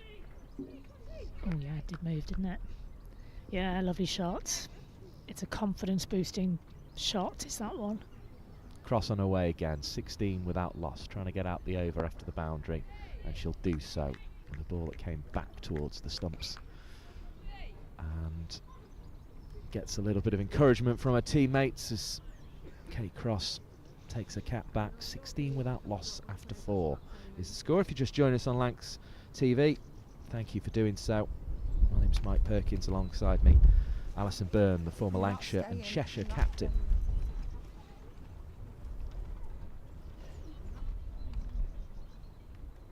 And this little side match we've got going on with these youngsters is looking quite exciting as well. I've got to say it's fairly even. I was going to say it developed, didn't it, during the 3-year-old boy or the 5-year-old during girls the first winning. innings, a little game of quick cricket going on away to the left-hand side of where we're commentating from. But back with Mahika Gore on the pitch. She's carefully placing the ball between her fingers. She's going to try and use that seam to take the wicket of Holland, who's equal to it, with a defensive push out to Smale. Lancashire having to match that energy that Somerset have shown. They've really turned up with the intention of taking the champs on today, and they're doing well. It's good to see Gore back fully fit, because she had a horrible season last year. Hardly played with a nagging little side strain. Still only 20 years of age, Mahika Gore, delivering here in towards the toes of Holland, who clips it away. She's going to pick up one. Thought about two, but thought better of it. Score moves on to 18 without loss with that single. Yeah, she's very much on the England radar these days, having been yet another one of those visitors to South Africa, and actually being on this recent camp in England as well. So she must be either in the side or close to it, one would feel, for the T20.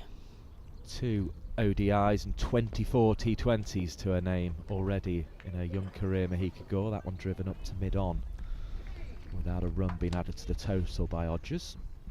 Was put under a bit of pressure by Kate Cross last over, but rose to the challenge with a boundary from the penultimate ball. Yeah, she's put away the relative bad balls well as Odgers. 260 the target is. There's an attempt from Odgers to work leg side. I think this is going to be signalled leg bite. No, it won't be. It's got a little edge on it. Must have been something on it. 19 without loss, the score moves on to.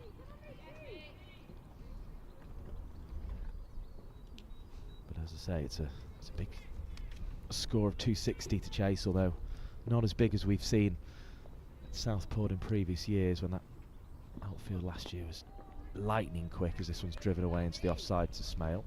No run on offer due to the dry weather we had in April last year. It's been rather wet this time round, so perhaps that's part of what's taken 60-70 off the score, maybe something like that.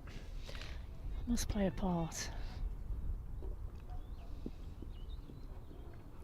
Here's Gore again on a way in. Delivers in towards, well, it ended up on leg stump with a bit of swing. Fiddled away, but the over ends with another dot. 19 without loss, the score.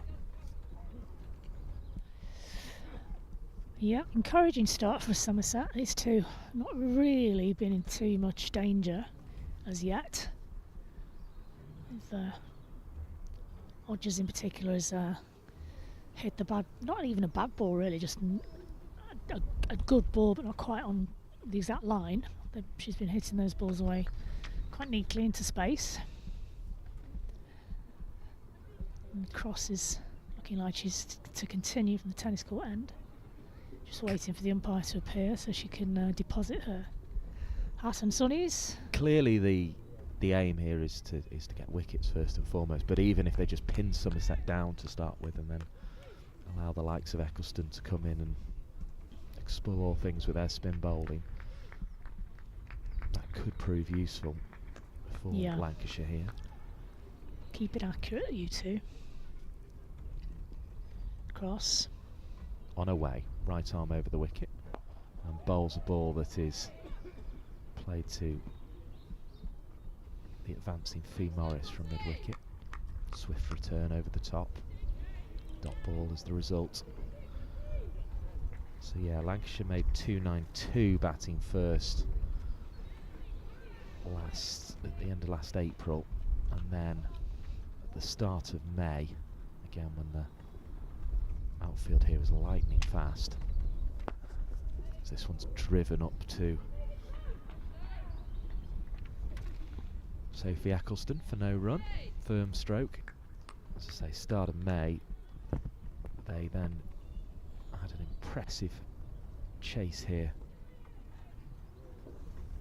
of 297 to beat Surrey. So how much of the kind of, it's around about 30-40, isn't it, that's been taken off the score today, with it being at 260 as cross bowls, and this one's driven to short extra cover. Good bright piece of fielding done in there once again to prevent the run being scored. But yeah, it's how much the conditions have taken that off, or whether it was just good Somerset play, really. Well, I think it was a combination, to be fair. I don't think you can just call it solely on the conditions. I think Somerset really played very well in that first innings. Cross again. Delivers nicely, driven firmly to Eccleston. She's been busy there at mid-off. Might have thought she'd have a fairly quiet day up there, but she's been anything but at the moment. Well, one good thing about being busy in the field is it helps keep you warm, keeps you moving. Particularly if you're a finger spinner, that's quite a good thing to have. It's a bit of warmth running through your body. Nothing worse than trying to grip a ball when your hands are cold, and it's still icy cold out there, even though it's bright and sunny. We're at that stage again where Cross has 4 dots lined up, and it's cut away, and it's going to be 4 again for Odgers. You jinxed her. She's done it 2 overs in a row where Cross has lined 4 dots up in a row, and then Odgers has found the boundary just in front of point. This time it was genuinely off the back foot. In fact, there wasn't a massive amount of movement with the feet because there didn't need to be.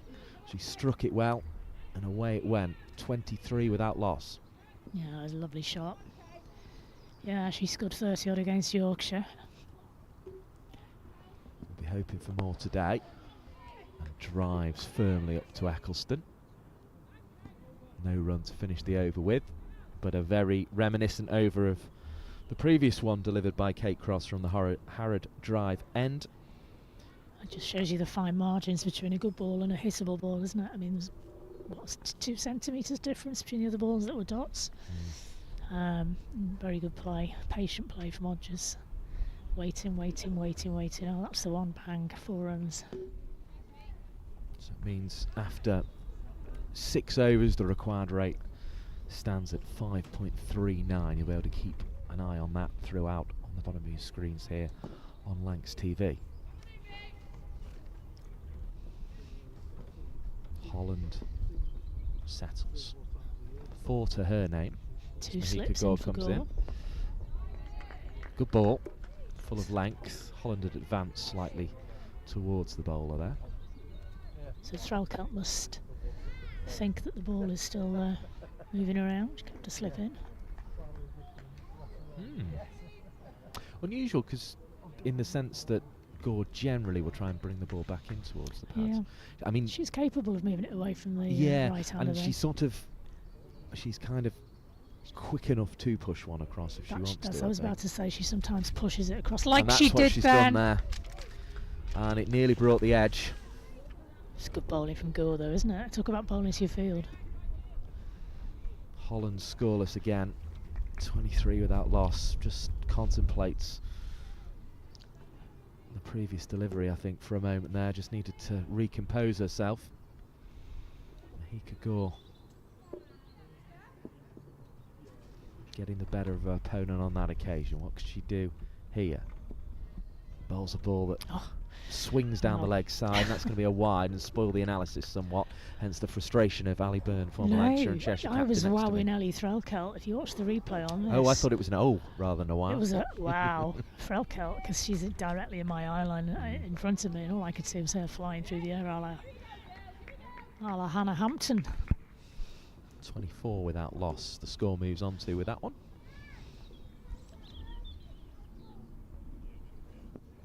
Gore again. Work leg side off the inside half of the bat. Probably not deliberately, but it does prove effective and bring a run. 25 without loss. The score moves on to here. Gore still with 3 deliveries in the proverbial holster. To have more than 1,000 of you with us at times during that first innings, and number creeping back up towards that figure again. Do make sure you hit the like button, helps other people discover the stream on Lancs TV as Gore delivers, and it's defended into the offside. Smale there with the fielding. 25 without loss. Yeah, it's that cat and mouse stage that we witnessed in the first innings, isn't it? Both sides testing the waters a little bit. Who's going to break first? Who's holding the nerve? It's good to see, though, from the Lancashire perspective, particularly given the first 2 overs went for 12 runs. You were thinking, is it going to be significantly easier for Somerset to bat? But no, we haven't seen that at all as Gore delivers. Flick leg side. Oh, what a catch that is. Fee Morris. Brilliant little pluck at mid-wicket. And hugs her captain, Ellie Threlkeld. First wicket falls. Odgers is out for 17 of 24 balls, clipping airily into the leg side, and it was a brilliant, brilliant catch by Fee Morris at mid-wicket. That went fast, and she held on to it well. What do you make of this replay here, Alison Byrne? Let's have a look. I want to see it over and over again. Oh, brilliant. Doesn't even give you the sense of the speed that the ball was coming out there, but from our angle we could really see that was whacked at her, wasn't it? And she dived. Another goalkeeper in the team, but Fee Morris is a bit of a gun fielder, really, isn't she? Both feet off the ground, and a huge smile on her face when she came out with the ball. I think that was one of the ones she threw herself at, thinking, I'm going to get as much as I can on this and hopefully cling on, and she did. That was absolutely brilliant, and what a way for Lancashire to get their first wicket. 25 for 1. Well, it's Odgers, the unfortunate player who has to depart, and as well as Somerset did in the first innings, this was always the factor, wasn't it? They're going to have to come out and match it with the bat now. Yeah, I think Mahika Gore will have to buy Fee Morris a protein drink in the corner shop as a reward for that win on the way home. Heather Knight's come to the crease. Yeah, I guess it's hard to have anything stronger than a protein drink. Days, I said that because I was being tactful. I'm sure she'd. I'm sure she she'd might be appreciate partial. something maybe not this stronger, early in the maybe season. a Pepsi. Maybe Other drinks are available, obviously. Maybe not this early in the season. No. As the new batter, Heather the Knight. former England captain, Heather Knight. Mahika Gore will be trying to force her way into that T20 starting 11 in the World Cup. It's a wide down the leg side to start with Just tonight. got the sense that she was trying a little bit harder there. Lost her shape a little bit in the run-up. 26 for 1. And again, I think Heather Knight would have faced, I would imagine, a lot of balls from Mahika Gore and Grace Potts and the like in the nets. South Africa. Bringing the full confirmation of Bex Odgers' wicket in a moment as Gore bowls. Tonight takes more pad and body than anything else. Dribbles out into the leg side. Picked up after a couple of bounces, and the over ends 26 for 1. Bex Odgers departed during it. Caught by Morris off the bowling of Gore. 27 runs, 24 balls in 28 minutes. She hit 3 fours. The Knight is what I call a busy player. She's a bit like Threlkeld in a way. She gets the momentum going of a team. She'll look for those pockets. She's when the spinners come on, you'll see she's a great sweeper and a reverse sweeper of the ball. She'll put away the bad ball. I think a bit of credit's got to go to Kate Cross for that wicket of Odgers, because she was almost setting her up really well at the other end. Yeah. And then actually it was Gore who benefited from it. Yeah. Although, that said, Odgers on another day would have got 4 runs for that stroke. It was only the brilliance of Fee Morris that prevented it. As the next over from the Harrow Drive end begins with what looks like it's going to be a single down to wide third. For a moment it had the feeling as if it could have been more than that, but Holland rotating the strike, getting Heather Knight up against Kate Cross. Now, this is great for county cricket, isn't it? To have these two up against each other. Oh yes. Shared a dressing room for England for so long, and now they're taking each other on.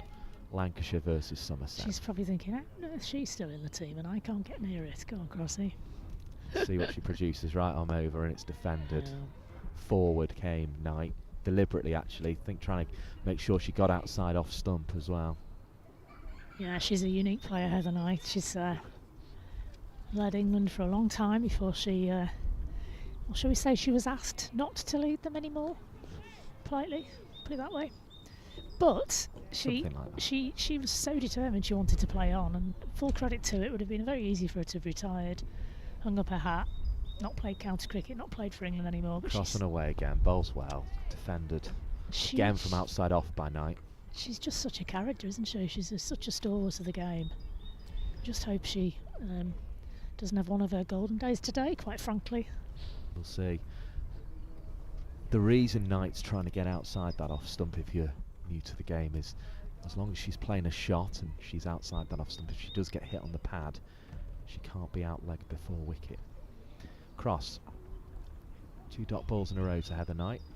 And we'll get another one here as it's forced off the back foot. Out as far as Lister there with the fielding. Now, dare I say it's the 4th ball. Is it the 4th ball of the over? She was getting hit for 4 of the 5th earlier on. There was a 1 at the start of this one, though. It's not That's quite okay. as... We'll relax a bit now. It's not quite as not quite as much of a mirror image as the previous over, and a different batter as well, of course, in Knight. And it's defended. It's good bowling. Just almost overbalanced a little bit with that defensive though, did Knight, so Cross will count that, and another one to her column. No run so far, and no run for Knight, full stop at the moment. 0 of 5 deliveries. With Mike Perkins, Alison Byrne on the Lancs TV YouTube stream of this game, the Women's One Day Cup.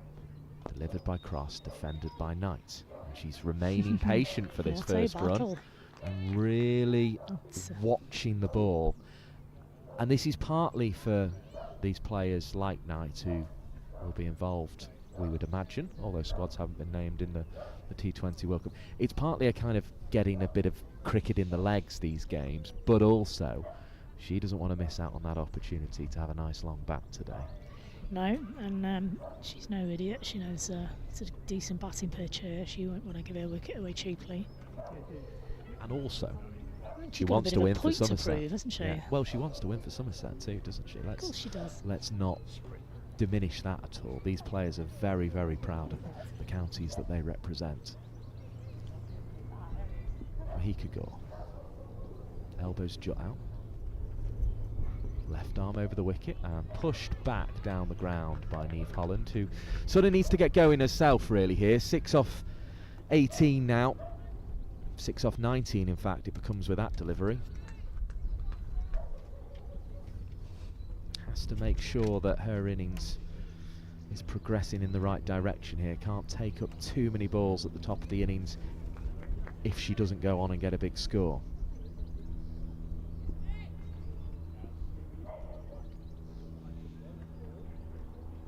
Dot ball to start the over with, and Gore's going to try and deliver another one now, but it's straight into the pull stroke of Holland.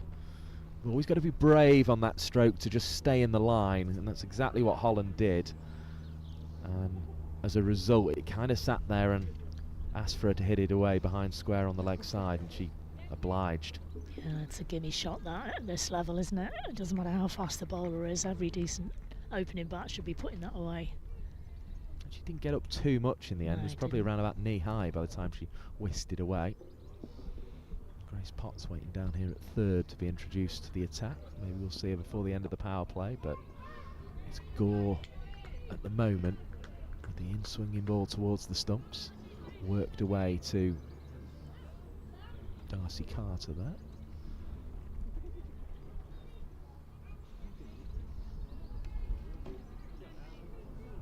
Holland just blows a bit of air onto those gloves before settling back into a stance. Gore running in now with the ball between her index and middle finger, and it's delivered, driven, tumbled by Seren Smale. 31 for 1. The score remains. No run there.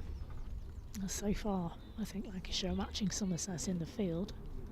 Some really good stops from Smale. Fantastic catch from Magic v Morris. Breeze ruffling the shirt of Gore as she makes her way in once more. Waiting is Holland, and she defends from her stumps into the offside. Again, no run.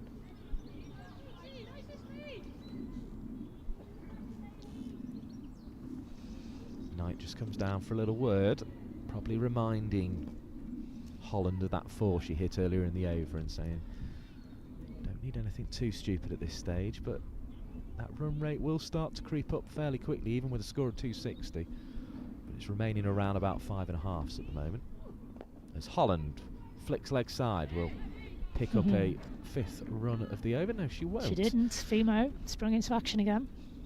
Did well at mid-wicket there to prevent the single. 9 overs gone, 31 for 1. What are you thinking, Alison Bett? It's almost a carbon copy of the first innings, isn't it? In terms of, you know, good bowling, good fielding, and not tentative batting, but, you know, not being able to find the gaps really too often. The odd 4. Somerset slightly ahead on count back if you're looking at it that way. They are 31 for 1. Lancashire were 25 for 1 at this stage. I can even, if I unfold Oh, here we go. DLS. You've been dying to show me this that DLS sheet, haven't you, since lunchtime? Sent us. We're going to have to find something quite heavy to weigh it down with. How about my glasses case? There you go. That'll do. As you enjoy the excellent surrounds of Southport and Birkdale Cricket Club, and Grace Potts been introduced to the attack. There's a lot of numbers on it, so I'll have to decipher it during the course of this Exciting bowler, Grace Potts. And she is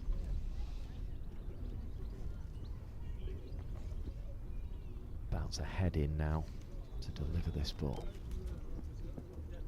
Down the leg side it goes though, that'll be a wide, so 32 for 1 the score moves on to.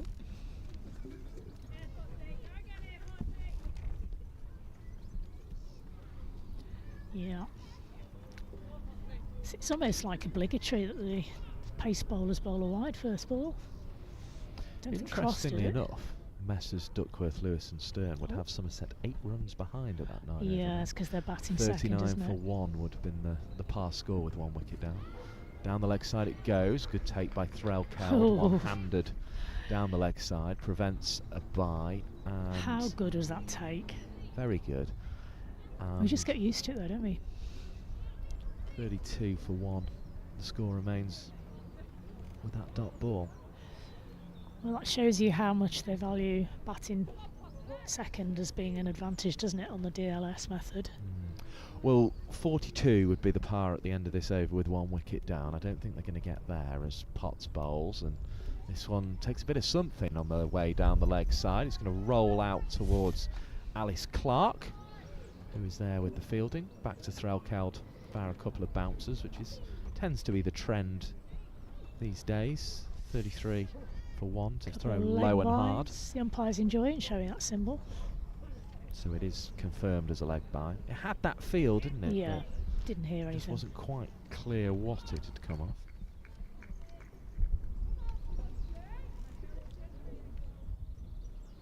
Of course, the old DLS method will, of course, only come into play if we get rain, and I very much doubt that's going to happen today. The clouds have dissipated. No, but it's a good judge of where teams are at, I suppose, as Potts plays it into the offside. Fielding done at point, and no run on offer. Yeah, on a sunny day like this, you almost feel like saying, well, maybe we don't need a DLS sheet because rain won't come into it, but that always feels, you feel almost you have to take it to ensure little insurance policy that nothing, you know what I mean, that you don't tempt any fate. Not that that really affects anything, if we're quite honest. But in comes Potts again. She started this over well with dot balls, and there's another one. Has conceded a leg bye, and the first one was wide, a bit of a loose snap. 33 for 1. Knight still not off the mark at the non-strikers. 8 balls in. This is a person who's used to playing Test cricket, though, don't forget. One of the few in the world who is at the moment. There's so little Test cricket being played in women's cricket at the moment. Powering in his Potts and bowls a ball that has Holland back into her crease, defends it. I think Holland will be getting twitchy too here. She sort of knows if she's going to bat for this period of time, she has to go on with this innings now. And that almost makes it harder to score at the rate she would like to. And I can see Eccleston getting warm in the background. Wouldn't be surprised if she took the next over off Gore, top end. Last over of the power play this, and Holland will take advantage by whisking it round the corner, down to long leg and away for 4 runs. 37 for 1, that helps the Somerset cause. But a tidy over to that point from Potts, but the first ball that was originally a wide and then the last ball that went for 4 is what let it down. Somerset then 37 for 1, ahead on count back of Lancashire, who are 28 for 1 at this stage, but a little behind in terms of where the Duckworth-Lewis Stern calculation, which is generally used in rain affected games, but is also quite a good guide of where teams need to be. So who would you put in front here, Ali, as you pick up the next 10 overs of commentary? Can I sit on that picket fence over there, Mike? Is that be all right? You're more than welcome to. Yeah. I'm sitting on the fence at this point then, Mike. Just that imagine green that spiky railway one. It looks. Oh no, not the spiky one. I'm not that stupid. Just a nice soft one with a nice square edges to it. Because that one over there looks quite uncomfortable. Nobody should sit on. You're going to get your wish here, Sophie Eccleston. Yeah, I just saw her warming up. Good time for her to come on. I mean, there's always a good time for Eccleston to come on. She opens the bowl and she's a closed bowler. She can play in the power play, out of the power play. She's one of those bowlers the captain can throw the ball to at any time and realise they're going to get something, whether it's keeping the score rate down, whether it's taking a wicket or 2.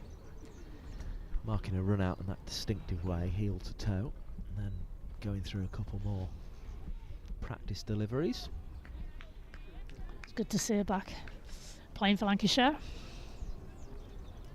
Yeah, somewhere she enjoys playing. England camp. First ball for Eccleston tonight. Good start. Knight still unable to put the Lancashire bowlers away. Ambitious stroke first up, but I guess she's seen like plenty of Sophie Eccleston. She does like a sweep shot, does nice. But sometimes your strengths can also be your weaknesses, can't they? You play a shot too often and you play it to the wrong ball. Another good accurate ball. 10 balls without a run now for Knight. Drive doesn't find the gap. If this was a T20, it would be an absolute disaster, but I don't think it matters today, quite frankly. Make it 11. Doing a lot of gardening down there, unless she's just marking her crease out again. I think she's just marking her guard again, which is probably a comfort thing as much as anything. It's habit. Yeah, a little habit. What was your cricketing habit when you got out to bat, Mike? What do you do? We've all spinning got bat, spinning undoing gloves, all that kind of thing. Oh, I was a proper fidget. It was everything. Headband, cap, proper ADHD. I think I've got better with age as I've realised it doesn't have any effect on how you actually hit the ball. Nice use of the feet from Knight. She comes down the ground, gets off the mark with a well-placed single. Backed up as the ball flies over Threlkeld's head. I think once you realise the most important thing is you watch the ball, you generally cut most of that stuff out, don't you? I don't think I was actually doing it on purpose. It was just a nervous thing with me. It wasn't like I had to have my hat a certain way, or I had to. Oh, at one point I was had just to be edgy. like, sort of do everything 3 times type thing. Oh, really? You end up concentrating more on that than what you're doing in the middle. People do all sorts, don't they? We've got a plethora of Lancashire girls in front of us blocking the view very nicely. Of all the people to know not to do that. Who have we got? We've got. Sorry, I got distracted by the 4 people in yellow in front of me. Is it Lamb? Some Tara Norris. Hannah Jones. Who's the tall lady? Anyway, that's 3 out of 4. That's not bad. That's not bad actually. Well done. Anyway, back to the game. But they're enjoying the sunshine, no doubt. Knight's off the mark. 1 run. She is. 38 for 1. And it's a steady old worm, isn't it? In comparison with the Lancashire scores, dead at neck and neck at this point. There's nothing to separate them. Both sides have been fairly cautious in the start of their innings. Although the difference has been, I think Somerset have been deliberately playing defensive shots. Lancashire were really trying to hit out, and Eve Jones is getting frustrated because she'll be fine in the field. And we haven't really seen that from Somerset. They've been really cautious in their approach and been very good at hitting away anything that's not been dead on line or at the correct length. So it's slightly different approaches, but with a similar outcome. Potts Big appeal there. Oh, yeah, it's going down leg. Just. Yeah, do you think? It was It's hard one to of- tell from where we are. Let's have a look at the replay. It's one of those that you probably, if you got out your Yeah. Hawkeye and all that sort of stuff, it would probably miss by quite a distance. But it was the fact that it hit so low we on go. the leg. We're just about to see the it again team are now. very kindly I think obliging. the fact it's hitting so, Oh, yeah, it's missing yeah. by a distance. And but she's because backing it's- away to leg as but well, wasn't because she? it's hit so low on the back leg, it just always has that appearance. Great of, delivery, of though. being out. Yeah, really good bit of bowling.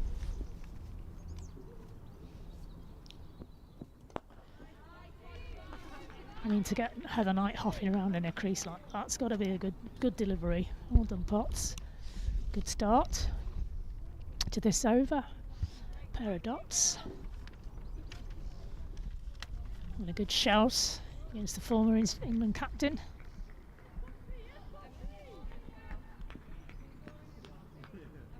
You no doubt will be involved in this upcoming T20, as will I. I'm volunteering. Mike, I've got my letter. 3 dots, marvellous. Don't know what I'm doing yet though. Could be media, could be taking this for the people to World Cup? toilets. Yeah, yeah. Nice. Thought, At why Old not? Trafford? I've put Or are you going I down put Emirates, somewhere Old else? Trafford, and Warwickshire as my Right, 2. okay. I haven't been given any dates as yet, but that's fun. Looking forward to that. Love the buzz of a cricket match. It's quite nice going there and just being able to help people around, show people to their seats, act as a runner, that sort of thing. I don't know exactly what they've got in mind for me. 4 dots in a row from Potts. This is great. Yeah, really good. Getting that score at 38 for 1. She was seen on the scoreboard in the distance there a moment ago. It's yellow telegraph letters. It's quite nice to have an old-fashioned Yeah, it was a scoreboard. good idea from the ECB putting it out there to ask for volunteers, and it was quite an extensive letter and form you had to fill in. It was quite a lot of details they wanted as Potts comes in. This is a cracking over from Potts. They gave you scenarios, what would you do if, and how would you manage this situation, mostly to do with public relations and how you deal with problems from members of the public in a professional and polite manner. So obviously me being so polite and professional, as you know, Mike, As always. and because I can talk, as you can hear, not necessarily correctly, but yeah, it helped. And that, I believe, is a big M in the score sheet, which is fantastic for Lancashire at this point. Well bowled. Maiden over for Grace Potts. I Haven't was seen just many of looking them. up the maiden overs that were delivered in the Somerset innings. There was only 3 of them. Alex Griffiths with 2 of those in that excellent opening spell. And Charlie Dean delivered the others. And 2 of those were actually in a row, so kind of the pressure's almost on Eccleston to try and bowl one herself and Well, you match know what was done. That's Potts has done Eccleston a favour now, because they'll be less likely to just try and block her out. They're thinking, well, we can't just block Eccleston out completely because Potts is tied up the other end for a while. So you just might open a little nook or cranny for Eccleston at this end now. Holland is on strike. Eccleston's just rearranging her field, moving another fielder onto the into third. And Trelkelt is moving the mid-wicket round to more of a squarish position, and then they've swapped again with Gore. It's all happening. Well, that one took off from the pitch a little bit, didn't it?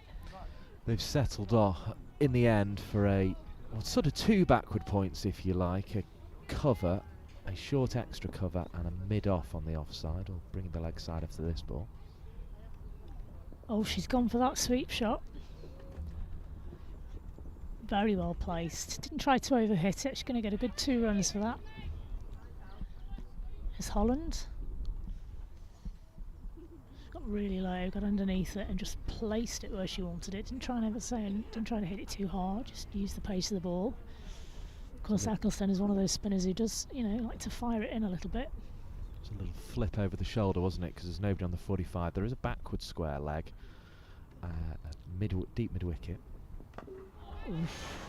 She played back to that one and got a bit lucky. I think, by the sound of it, caught the toe end of the bat slightly. then a short straight mid-wicket in the ring, and another fielder at mid-on. So that's what Eccleston has at the moment, but that's why the little flippy sweep was on over the batter's shoulder. It's beating the outside edge. Yes, Eccleston's bringing a little bit of her magic dust to proceedings at the moment. Holland is struggling to know how to cope with her, really. And she's going for a sweep again. And that's a really good shot in the circumstances. That sweep shot has proved very, very fruitful. 4 runs. But that must have been close to the pegs by the way the Lancashire girls have reacted.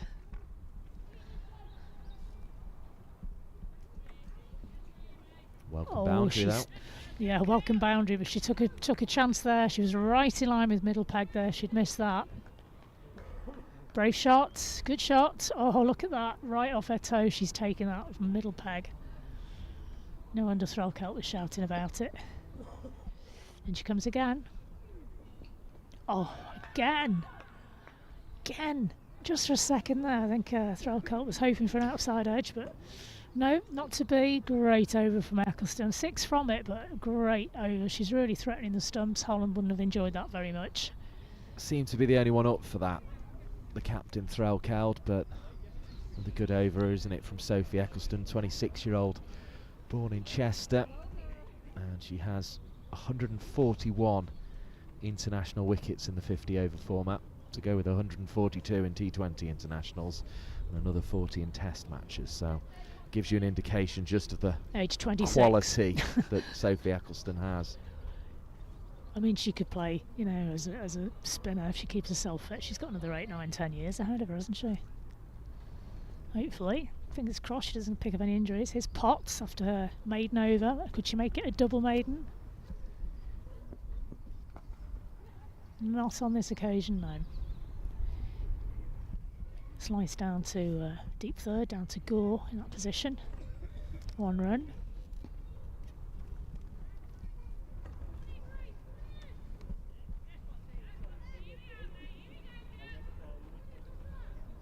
Lots of chirping going on still.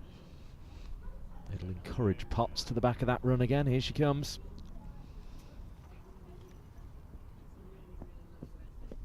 Oh, that's gone down leg. Yeah, I thought he had gone down leg side a little bit, and Threlkeld's whisked those bails off in a millisecond. Extra ball, wide. Yeah, Score moves on to 46. That there, isn't it? That's why, you know, we were marvelling at Jess Hazel's keeping in the first innings, but actually that's why Threlkeld has been just at the top of the women's game with the gloves for so long. I mean, Hazel was quick, but that was almost didn't see it. Good connection, but she's found a fielder. No run. The wind's definitely got up second innings, hasn't it? Don't you want your coat on? You must be freezing in the shade. No, I'm all right. I mean, obviously I'd be a bit warmer in the sun, but I'd also be a bit more sunburnt, so I'm quite happy. Okay. And you will be able to see the screen and all of that stuff. Our notes, etc. Party's coming in again. 4th ball of the over. Nice strike. Dive over the ball there, and that's gone out in the covers. 4 runs to Holland. Sounded good off the bat, that one, all right. 50 up for Somerset, yeah. And it's coming good time. Nice little push through the offside. Gets Somerset there. Reminder, we made that note if you were with us in the first innings of Lancashire bringing up their 50 from the 3rd ball of the 15th over, so they're exactly an over ahead at the moment. Nothing Somerset. in it.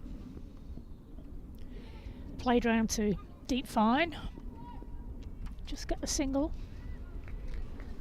All that said, Somerset I don't think will want to be matching the 77 off the last 10 if they can help it. No. So they'll want to stay around about an over ahead on count back, you would think. Would hope. Well, they want to push on, that's for sure. Don't want to leave it till the end. To have to do it, to be getting 7, 8, 9, 10 or more and over.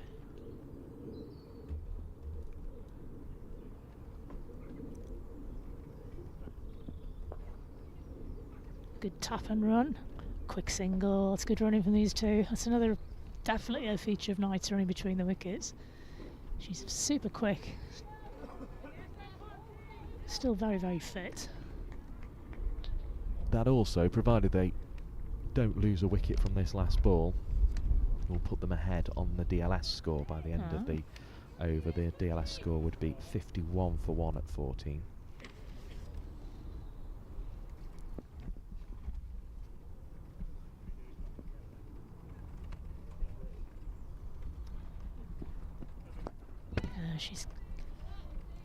She's rushed Holland onto her back foot there, so jumped into that shot slightly.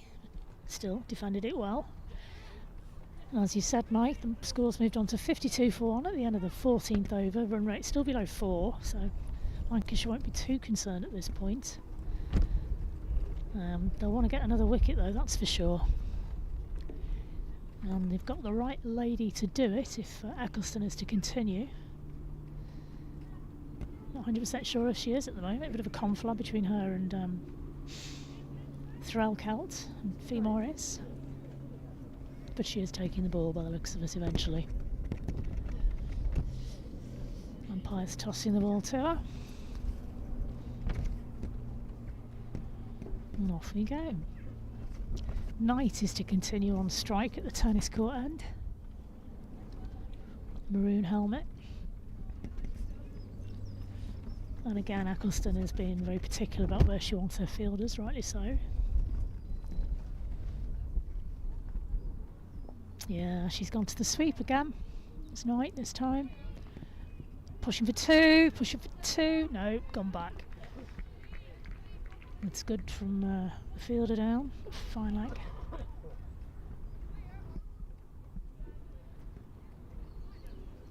But, you know, there's an example of Knight actually pushing and pushing and pushing, looking for that second run. Holland on 25 of her now 40 deliveries. She's played a good innings here, is Holland. Very patient, keeping the score ticking along.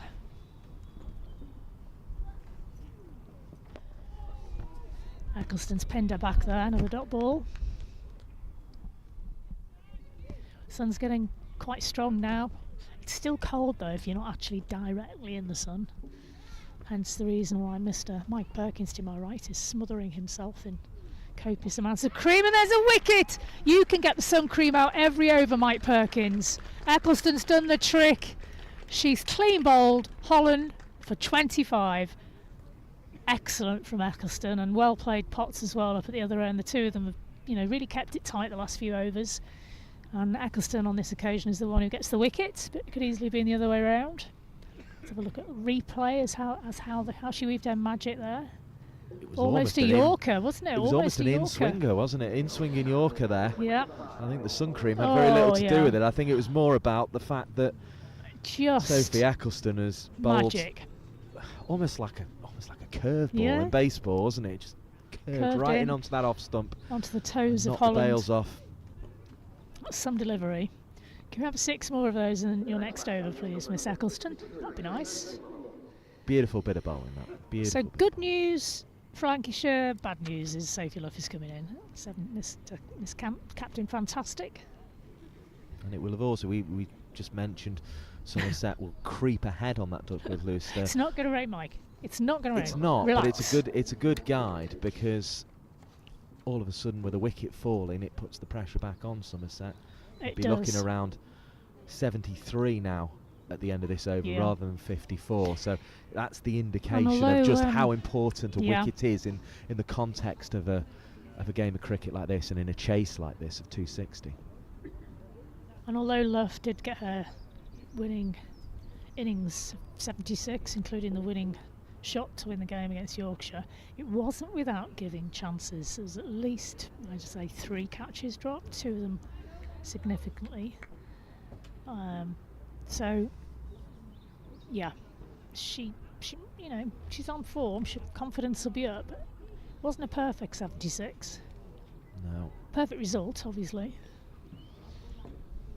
And these two, very experienced. You would not get a more experienced pair together than Knight and Luff, so Eccleston's going to have to weave more magic here. Oh, now I think that caught Luff off guard there. It came after a little bit quicker than she was expecting. Took one hand off the bat actually to soften it, so it didn't pop up to any fielders that were in the vicinity. The 32-year-old Luff was prolific in Rachel Hayhoe Flint Trophy cricket, which was a competition that preceded this one-day cut. Another dot ball. Made 1,278 runs in that competition. Yeah, she's the top scorer, all right. And that was also a 50-over competition, so that was across all the editions. And began her season well, as you say, with that match-winning 76 not out. But it's up to her and Heather Knight now, as you're seeing on the scorecard there. If you just join us, Odgers out, Court Morris bowled Gore for 17, Eccleston out bowled for 20. Eccleston getting Holland out bowled for 25, and then the wickets there, as you're seeing, going to Gore and Eccleston so far. They've also been the most economical bowlers as well, so they've done well, very well. Now probably the least experienced member of the attack, Carter, as you say, still has international expertise. Yeah, Scottish international. It's a big year for Scotland with the World Cup coming up. The Bryce sisters, of course, will help them in that competition. They're another of the prolific scorers, as in comes Carter. And she comes. I think that's going to be wide. Yes, it is. Even the spinners are doing wides first ball now, Mike. She's got 40 odd caps for Scotland. So she's played a bit. Hit 52 in Nepal in qualifying game against the USA. It's a good shot. Beautifully stroked out into the covers for one. You're seeing on the pictures just before that ball there, our friend over on the bank by the score box is still in position. Still there, happy as. Single from Knight has brought Luff onto strike. Still to score. Carter, right arm.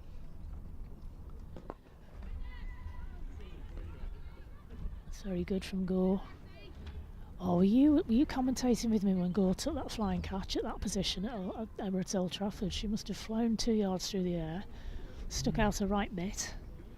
No, must have been you. But she does tend to field at that position quite a lot to score. She gets down very well for a very tall player.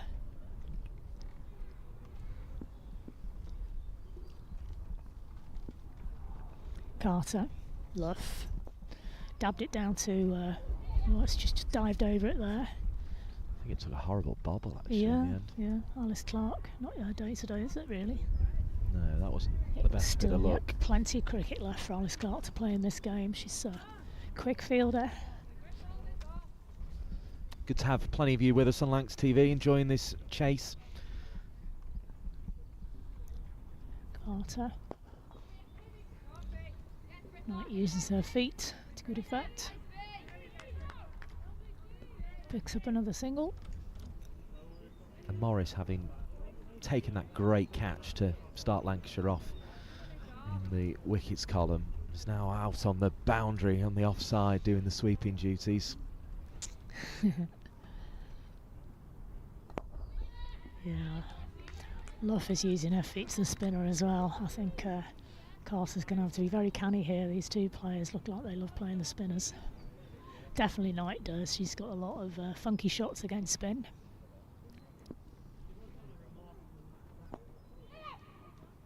Dabbed. It's gone down to third. Gore's brought into action again. Yeah, Luff's problematic to bowl at as a spinner because she likes to... She's quite small, but she likes to get down the pitch with using her feet. Yeah. But she also likes to get right back, and it can be very difficult to judge your length to her. Yeah, any player who uses their feet against spin has got an advantage. You've got to be brave though, because you see some people seeing a spinner and they sort of park themselves in the crease, and I don't think that's the right approach. You've got to get them to vary their length. You've got to make the bowler do something different, haven't you? 58 for 2 then, the score over in the Telegraph numbers on the scoreboard.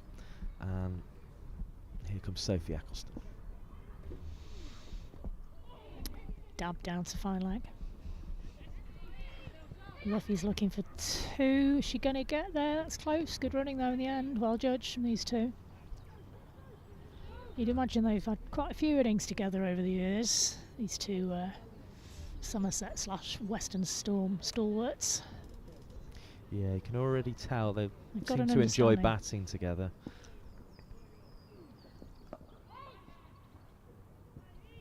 Good positive call from Luff. I guess for Luff it's great to have somebody of Knight's experience coming into the team, and somebody of Knight's captaincy experience as well. I think it really will help her with her job leading this Somerset team.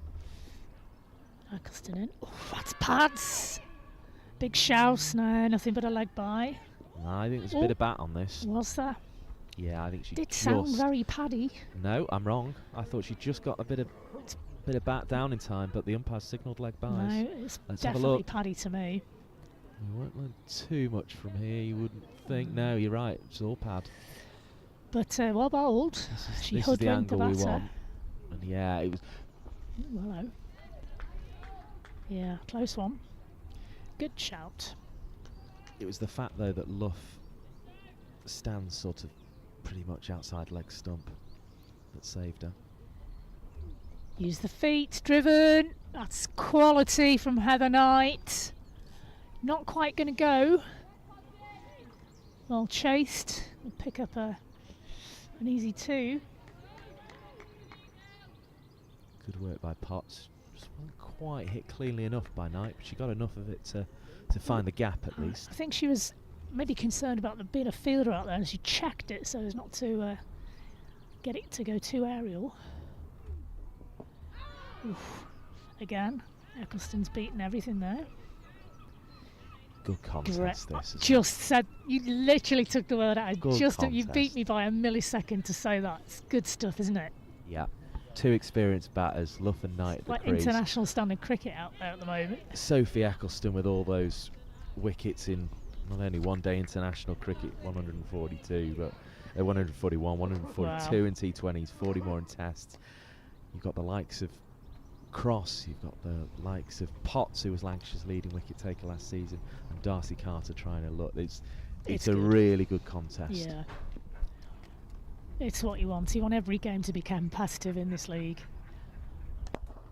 Luff. Yeah, there was always a single there.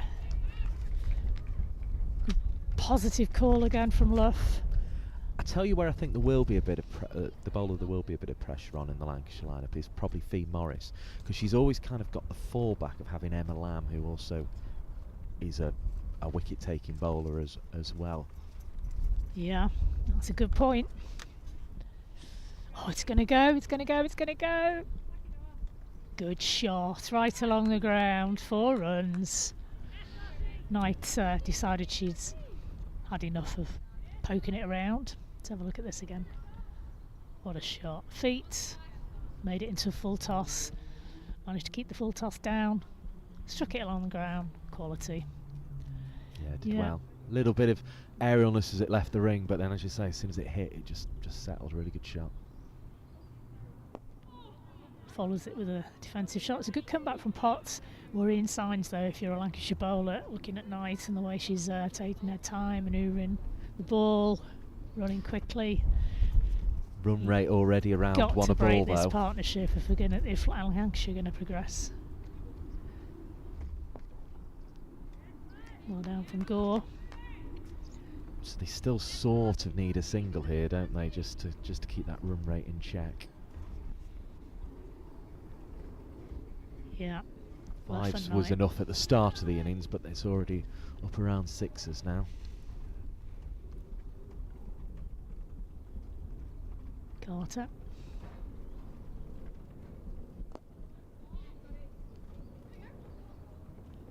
Again, very well taken, backed up.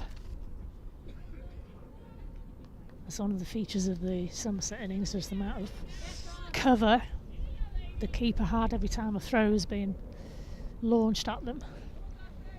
Line of 3, at least behind the keeper. That's what you want.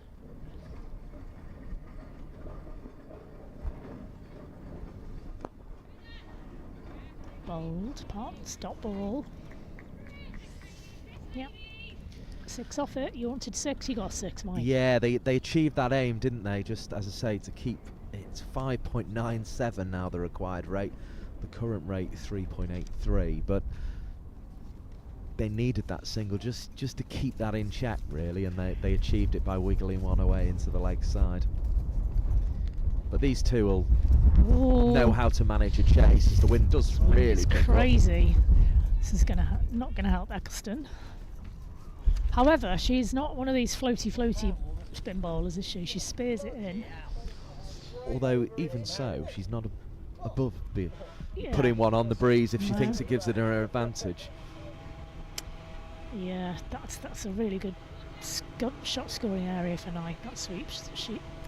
Can you say it for me, please? I've got my teeth stuck. Shot scoring area for That's Knight. it. Thank you very much. There you go. Breaking it in for Red Rum, as they'd say in these parts. It was Heather Knight, though, who kind of, I think, was captain when that rule came into the England side, that if there's no one on 45, come to after this ball. Yeah. Dot ball again from Eccleston. Knight couldn't get round to sweep that one. Bowled it a little bit wider of the leg stump. Loves takes guard. Head over the ball, defensive stroke, no run. Stride forward from Luff, who has to make the most of that with a diminutive figure. But yeah, the rule was nobody on the 45, you have to paddle. Knight's been doing that effectively.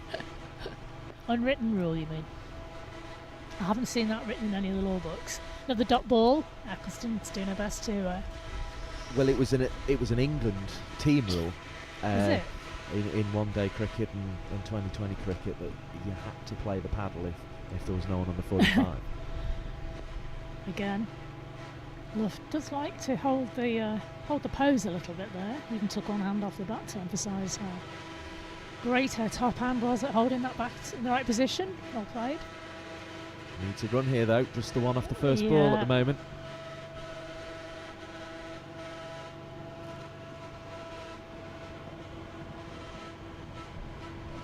Fuller, Luff's used her feet, made that into a full toss straight down the ground.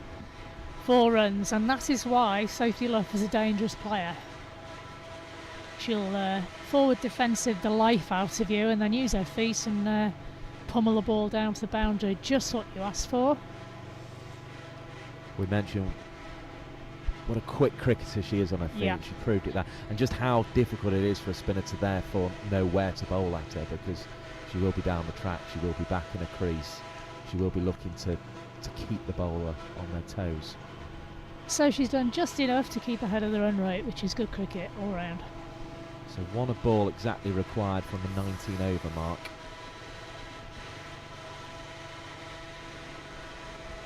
Carter to continue from the tennis court end. Really good job for her team so far, Darcy Carter.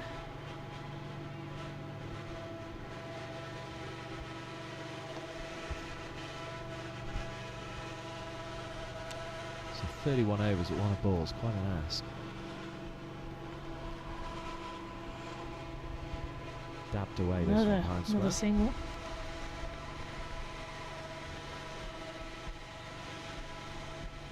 So I'm slightly distracted by the drills to our left, which hopefully you can't hear at home. Carter, right arm. Luff's moved her feet again, down the ground this time. Oh, that was a good aim. Good shy at the stumps. Scamper through for their single. Okay, cross. He's now being pushed onto that long on boundary. And she's pulled out the reverse again. Gore can't prevent the single.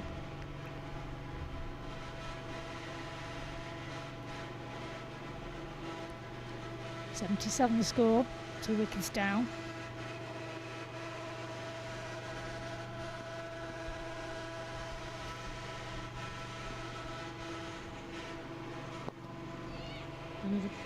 Another attempt at a single that's well backed up there and well fielded from Alice Clark. She's quick off the mark there to prevent the single. Luff almost played that with one hand then. Yeah, very She keen does, on the single, but didn't get it. No, but also she plays the shot and then almost lets go of her bottom hand before she's through with the shot. It's bizarre. Carter. Again, no, she's kept hold of it this time. Check drive for nothing. So And that is a good over from young Carter, isn't it?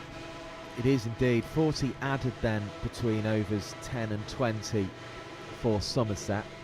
A reminder that Lancashire added 47 in that time. So it's very, very close at the moment. But still on count back. Somerset have 2 runs in their favour at the 20 over mark.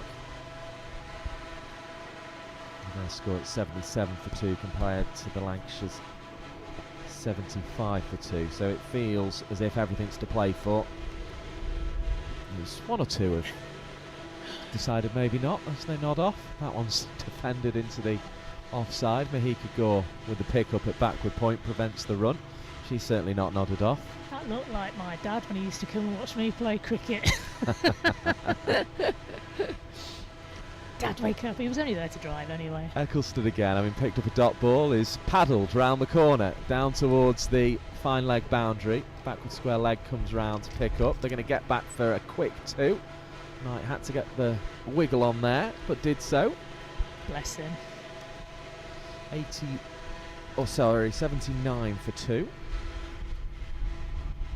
As a result of that, and Mahika Gore will now be moved into the 45 position, so it's brought the change in the field that Knight was looking for. Fielder taken from backward point to 45 on the leg side. Can she exploit that now as Eccleston comes in and bowls, and it's defended by Knight, who I think actually was trying to open the face a little bit on that defensive and play it down through the vacant area at third that's been opened up now. As you say, this is one heck of a battle between these two. Clark has moved round a few yards, and there's a fielder now coming from mid-wicket over to cover, which allows Clark to go round even further. So we've got our short third, backward point, cover, extra cover and mid-off as down the wicket comes Knight again and defends, but nobody at mid-wicket in the ring now. There is a fielder at backward square leg at deep mid-wicket, mid-on and 45 are the 2 fielders on the leg side in the ring, and Knight's going to sweep past that fielder on 45 for 4. So having played the little paddle sweeps, she now goes for the firmly struck one as Eccleston strayed a little bit, I think, outside the leg stump here. 4 runs. Great bit of tactical batting from Heather Knight, and 4 runs to her total, 83 for 2. Yeah, I think Eccleston was caught between the devil and the deep blue sea there as to what to do with Gore. She's kept her on the 1, but in my mind I think potentially she should be on the boundary. I don't know. Although the paddle would maybe come back out at that point and take the 1 every ball, as this one's driven out into the offside. Eve Jones there with the fielding. She made 38 earlier in the Lancashire innings, 52 for Fee Morris and 71 for the captain Ali Threlkeld. We're going to get a replay here of this sweep shot, I think, of Heather Knight, and yeah, it was just strayed a fraction outside leg stump, and that's what allowed Knight to get her hands through that one and take the score to 83 for 2, which is where it is at the end of the 21st over. Yeah, she could take that swing because there's no way it was going to hit the stumps, and if it hit the pads it would have been outside the line anyway, so yeah, it was a free hit for Knight there. But the required rate's still above 1 a ball at the moment. Got there at the 19 over mark. Love faces up down the track, hits, but off the inside part of the bat, grubbed it into the pitch back to the bowler, who had a little bit of work to do to left-hand side Darcy Carter. They're bowling in tandem at the moment, these two, aren't they, Carter and Eccleston? Yeah.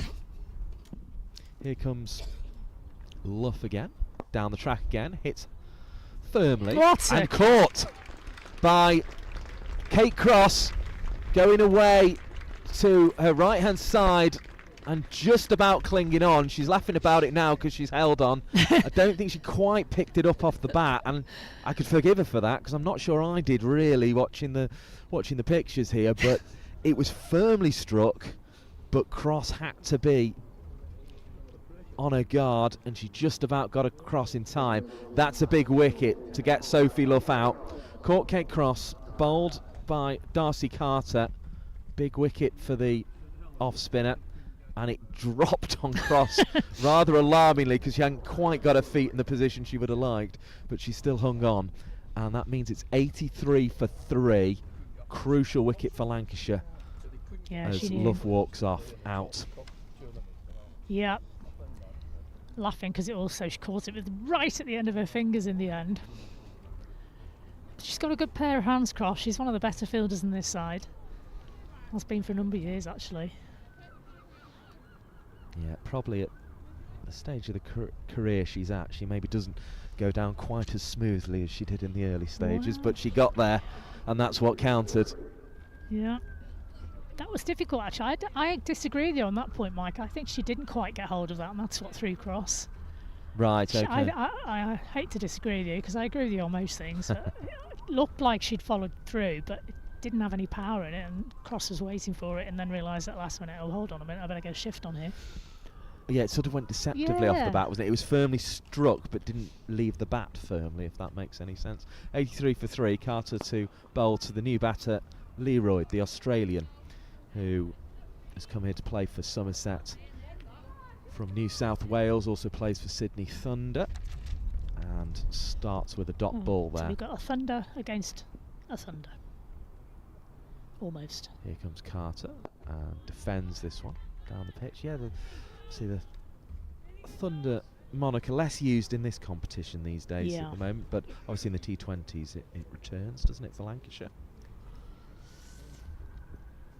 Run rate's cracked above 6 and over.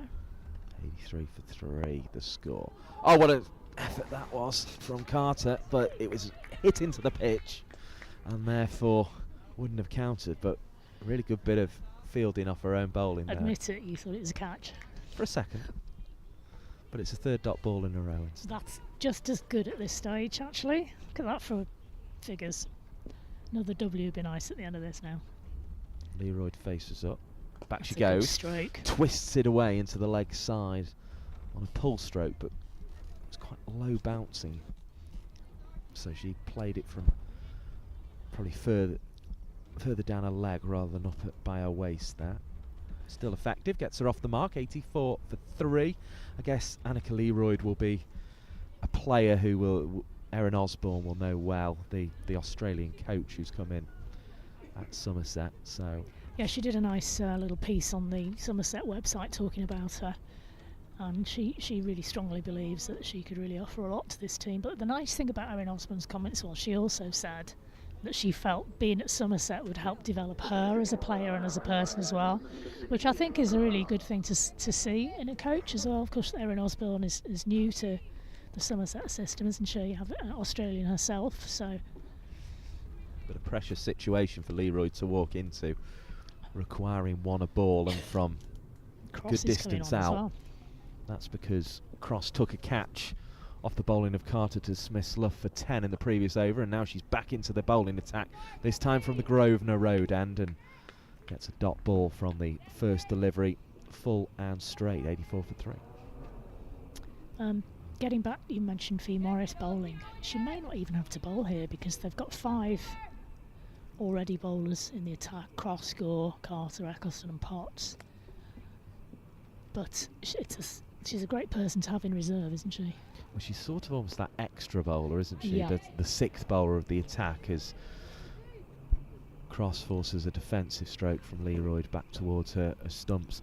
And as I say, generally Lancashire have been sharing that kind of 6th bowler duty between Lamb and Morris, whereas it is just Morris in the lineup today, due to what we're told is a minor injury to Emma Lamb. Same with Gabby Lewis as well, minor they don't injury. want to risk her for the rest of the season, especially with her track record with her back injuries. Cross pushes into the offside. Having had major back surgery. No run as a result. Any little tweak in that area, they're going to make every effort not to exacerbate. 3 dots lined up again by Kate Cross. She's been good at doing that in this innings. And here she comes again. To Leroyd, who drives firmly towards mid-off, but again, no run. Leroyd looks like a very powerful player, doesn't she? Tall, strikes the ball cleanly. Just takes up good positions as much as uses her anything. feet really well. She's not frightened to come out the crease and meet the ball full on. Having flicked the ball from one hand to the other, as she's prone to do, is charging in and delivers in towards Leroyd, who finds a single where perhaps a lot of other players wouldn't have seen one. Just wide of mid-on, straight of mid-wicket, just pushed the ball into the gap and went. That breaks up the sequence of dots. She was halfway down the wicket when she hit the ball. That helps. It does indeed. 85 Good for footwork. 3. Again, just talking about taking up strong positions there. Leroy doing exactly that. She's 2 off 9. Knight 22 off 41. Took a long time to get off the mark, but she's got going now. She's slid this down towards third. Across comes Mahika Gore and does an important bit of fielding because it was rolling in the direction of the boundary for a moment there. Knight keeps the strike. She's 23 off 42. Leroy 2 off 9. The score is 86 for 3 after 23 overs on Lancs TV. Lancashire subs are walking past. They've decided to put their tracksuits on and their big coats now, as opposed to their shorts. It's hard to know. It's good to see Sophie Morris there. It as well, is I think Sophie Morris. But it is very hard to know quite what layer of clothing to go for, because it's quite cold when the wind blows, but it's quite warm if you're in the sunshine. It's quite fierce sunshine. Sophie Morris waving to the quick cricket game going on her way to our left-hand side of our commentary position. That's a Wirral girl for you, Mike. In comes Carter again, who's bowling very well herself. That turns back towards the stumps, and her aunties used to babysit for my daughter when she was tiny. there you go. Susie and Lisa. My little girl was little. We used to play hockey together, and her 2 aunties. Got a lovely family, the Morris family. Here's Carter, reverse sweep is out, and it doesn't connect. Well, it's in Knight's locker. You said she's an inventive cricketer. She is. And a particularly inventive batter, but doesn't make a connection there. See if I can drag Sophie over for a chat if you like. She might not be allowed to.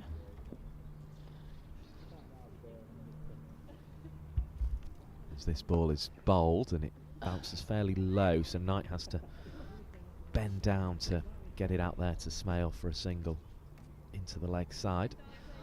Yeah, I don't know whether she'd be allowed, but if she is, she's more than welcome. She's 12th today. She's certainly not dressed like a 12th, is she? So might have to run it past Charlie the boss. here from Lancashire, but we'll see. In comes Carter again.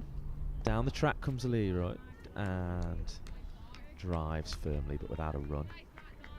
Yeah, Sophie hasn't featured yet this season. She's fairly regular last season, but the thing is, a lot of the England players are back in the squads at the moment, aren't they? So Leroy sure. hits hard back to the bowler, firmly along the ground, and it was knocked in the direction of the stumps, which had Knight just dropping the bat in her ground.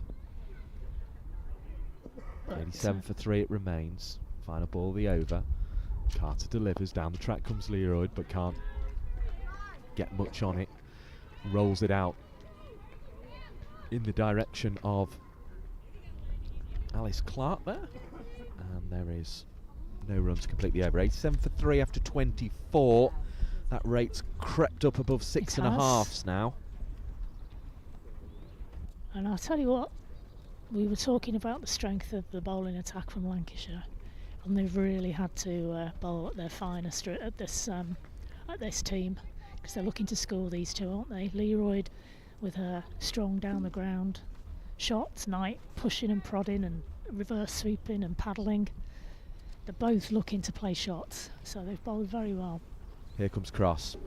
They're bouncing behind her as she goes, and this one's hit into the onside, but no run for Knight. Yeah. Again, another good ball. Full of length, forced the drive from Knight. you want to know the Duckworth Lewis Stern by the end of the Oh, over? go on then. Sorry, everybody listening. Go on, Mike. 116, I make it. Yeah, you just get a sense the last 2 or 3 overs things have changed in Lancashire's favour. Cross bowls, and That it's could all cut away change. firmly. And a There tumbling you stop by go. Alice Clark. There you go, Alice Clark. 4 runs saved, well done. Yeah, very good stop. And it's fielding like that actually, which is sort of extending that lead on measures like Duckworth Lewis Stern, isn't it? That fielders are sort of just keeping Somerset in check at the moment. Cross happy with the dot ball, trying to produce another here, but Knight will find the single. Ooh. Little nudge into the leg side. 88 for 3. Much needed single there.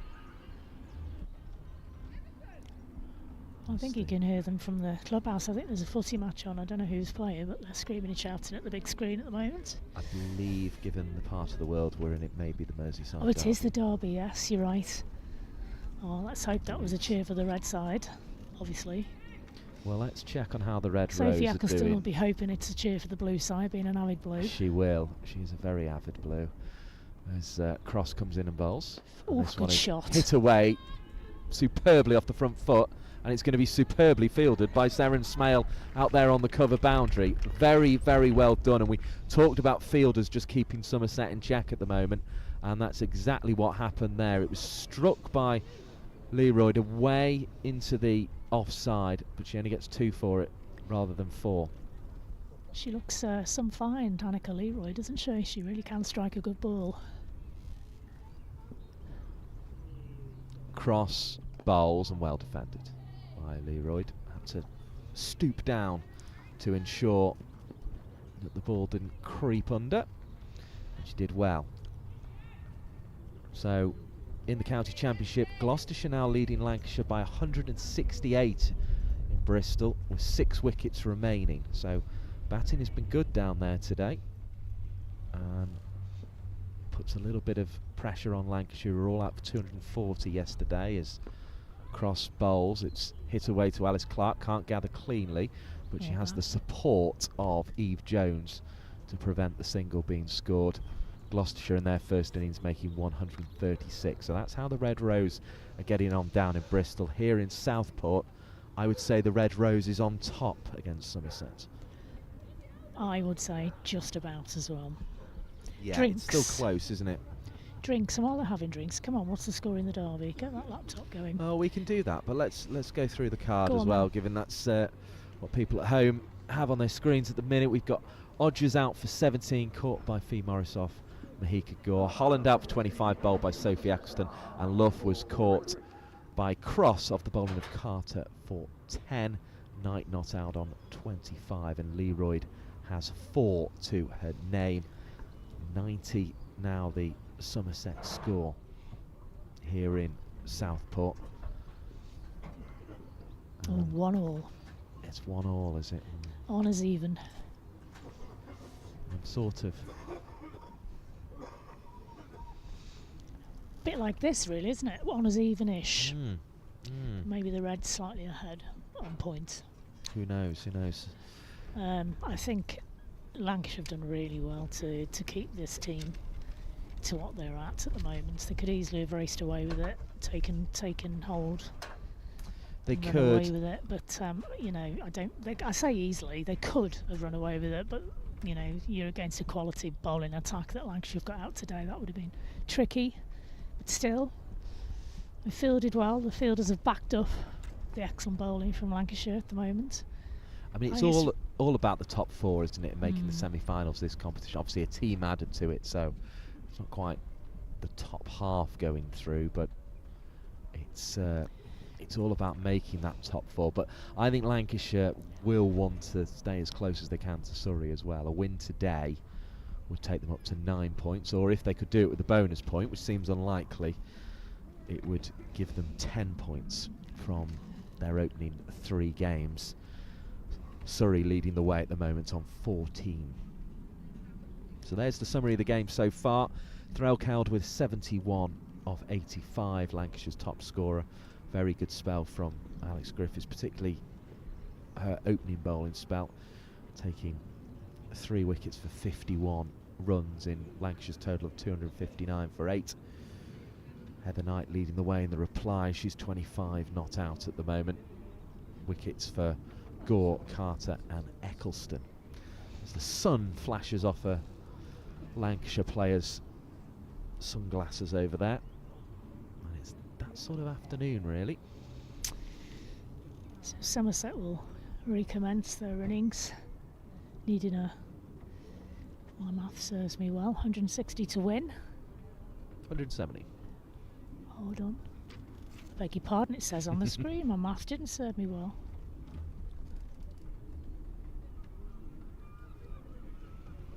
But you're looking at 6.8 and over from here. That's the concern, isn't it? And I mean, they've been needing one a ball from the 31 over mark.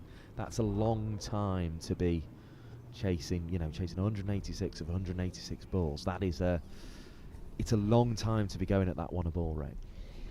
It is, but we've seen Leroyd's power. I don't think she's in top gear yet. She's third gear maybe. 4 of 15 at the moment, just settling in as the players make their way back out onto the pitch. You can see that 90 for 3 displayed in the yellow telegraph numbers on the black score box on the far side. And this sort of run chase is right up Heather Knight's street, isn't it? Over the years, you've seen her do it for England. Yeah, so certainly she's got the brain to do it, hasn't she? She sort of knows how to time these chases. The mentality as well. I guess it'll be about partnerships really for Somerset, won't it? Can they go for a significant period without losing a wicket? That's what'll get them up with the rate.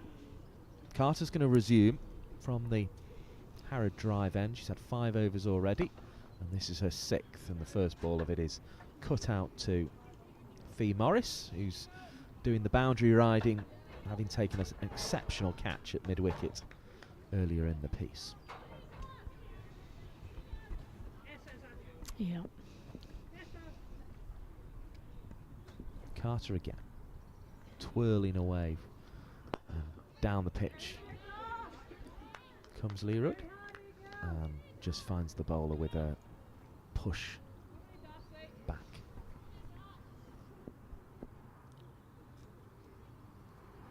Carter again, a couple of firm spins of the ball, and then delivers a ball that Leroyd gets to on the full, and is going to hit it down the ground for 4. Kate Cross nearly got across, but was struggling there. 95 for 3. Really well struck. And 4 more to the total. It was all about the footwork, this one. Down the ground she went, caught it on the full, back over the umpire's head. No chance for long on. Here's Carter once more under clearing blue skies here in Southport. And this one is back to the bowler, although the bowler, Carter, had to do a lot of work to prevent the run being scored. But pretty much all those white clouds we had earlier have blown away, haven't they? Yeah, they've gone. A few little wispy cirrus ones behind us. Do you like that? Geography. Cirrus bands behind us to the left. Here comes Carter, and she's going to be hit firmly for 4 again, this time through the offside. But it was the same approach from Leroyd to come down the track and catch the ball on the full. And you said it felt like she was in maybe 2nd gear at drinks. Well, I think she's at least moved up into 3rd here.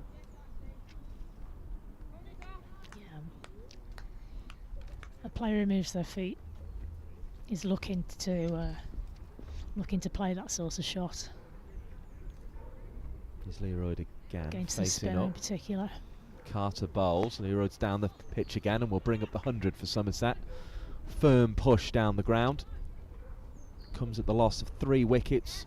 The target, remember, 260. But that was nicely played. And a ripple of applause meets the announcement from Somerset. It's 100, or for Somerset's 100. Here comes Carter again. Down the ground, clip leg side. Knight wants 2. Leroyd's not quite there for it, and she sends her back. Yeah, Cross is quick there. throw was, as you say, grubby, but she got the ball in quickly, and that's what matters. That's actually there where you see why they do so much of Sprinting. this fitness work, because that was a proper race, wasn't it, And she's between Knight, Leroyd and Cross, and it was yeah. Cross who won it. I think Cross has had to race over there, because is she bowling the next over? No, she's fielding on the other boundary. Yeah, just an exploratory spell for Cross Now then. from that Grosvenor Road end. Somebody's taking off their jumper. Is that Fee Morris? Yes, it is. Interesting move. Is indeed. As I say, she's sort of the sixth ball. They generally don't get through with 5 these days, do they? They want that variety. And Fee Morris, she's kind of the sort of bowler who appears to almost bowl for ones, if that makes sense. But it's very hard to hit her for more than one, and that's how she picks up her wickets.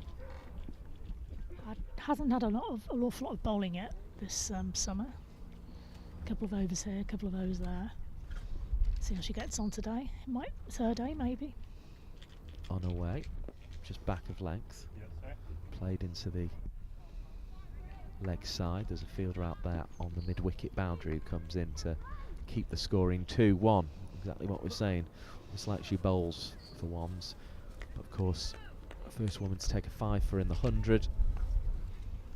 She sort of credits coming to Lancashire for the revival of her career. This one's driven back to her. Former Western Storm player as well, so she'll be familiar with Knight at least. Leroyd, the one there, pushing the ball back to her. Morris couldn't quite get to it cleanly, but did enough. Just examines her elbow afterwards and comes in again. Back Leroyd goes to swing a ball down the ground and picks up another 1. 103 for 3. Safe to say you need a couple of fielders at long on and long off with a Leroyd batting, isn't it? I think it's Morris again bowls to Knight. They're going to look for 2. No, they decide against it. 104 for 3. A minor 4 outside the ring at this stage of a women's cricket match, so not the 5 that you get in men's cricket. It's 4 at the moment. Leroyd into the onside, straight to the fielder at deep mid-wicket, but still only 1 run. Pull shot that time, 105 for 3. She'd dearly love to get her former teammate Heather Knight out here, wouldn't she? oh, wouldn't she just? Can you imagine? I think she'd be smiling as much as she was when she took that catch. Ooh, Well, it's Knight who gets the better of this exchange, sweeps Morris away for 4. But as we were saying, Morris sort of bowls to only be hit for 1, and Knight had to kind of create the sweep shot there, but she just found enough room, and Morris had strayed just leg side enough. It probably was still, no, it was way outside leg stump. I was going to say it's probably still just creeping onto leg stump, but it was a bit too far down, wasn't it? And that's why Knight got it away. Any of the spinners bowling down the leg side, it's a free hit for the batter every time. 109 for 3 then. Morris will be slightly frustrated with how that first over went, but other than that, we'll be content with it. 6.5s now needed from this stage with 23 overs remaining.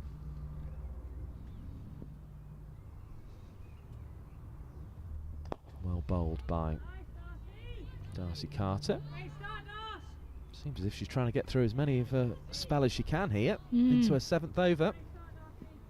Enjoying the Harrod Drive end of Southport and Birkdale Cricket Club as we play in the fantastic sunshine.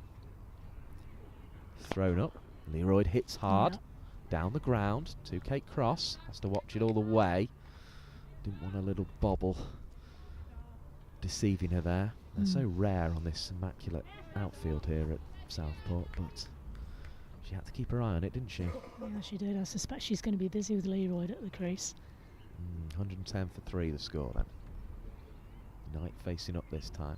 Down the track she goes, and following Leroyd's lead there by hitting to long on. Wide of Cross on the right hand side this time. Same side she went to for a catch, and 111 for 3. Clung on well for the important wicket of Sophie Luff off the bowling of Carter, who arrives again at the wicket, and this one's hit high and long and 6. No chance. Kate Cross was lining the catch up and then just put both hands above her head and said, that's cleared me by a good 5. It wasn't quite one that was troubling the tennis courts, but it had just enough on it from Leroy, and that's a very Australian thing to do, really, isn't it? To come and hit hard along the ground, then as soon as you feel you've got the measure of the spinner, pick them up and send it for 6. Yeah, she's in 4th gear, I think, Mike. I hate to say it. And the worrying thing is she Just might hope have at least 6 gears. Well, I was going to say, I'm hoping she's not a high-performance car or a high-performance bike with 24 gears, because we're in big trouble here. In fact, I don't think that parasol's going to save us, but thankfully she seems to be hitting it far too straight to be aiming at us. But please don't pitch it short, Darcy. 117 for 3. The 6 takes the score. Yeah, we're a bit in range, aren't we here? Well, sort yeah, of straight mid-wicket. So are all of these spectators. Worrying. Leroy comes down the ground and she'll hit it on the offside, firmly and along the floor, thankfully for us. And there will be a single taken, 118 for 3. I do like the look of her, though. First time I've seen her play. Was it Dottin who nearly got us? Dottin, yeah. Deandra Dottin. And we nearly both got sort us of a few went, times. Yeah. In comes Carter, bowls, back into the crease. Goes Knight, defends. I was a bit surprised that one was as full as it ended up being there, Knight. Anyway, Somerset going about this the right way. They brought the run rate down in that over, actually, and that's mainly due to the 6 that Leroy hit. 4 in the previous over off Morris as well. That's how Somerset have to approach this. They have to just make sure they pick up enough runs to leave themselves within range at the back end. As I say, I think they'll want to be within the 77 that Lancashire made off the last 10 overs. Well, yes, they will be. I mean, as you know, it's better to get the runs under the counter, so to speak, before the last few overs, when the tensions are mounting and the wickets start to tumble. You want your best players in as long as you can, Morris.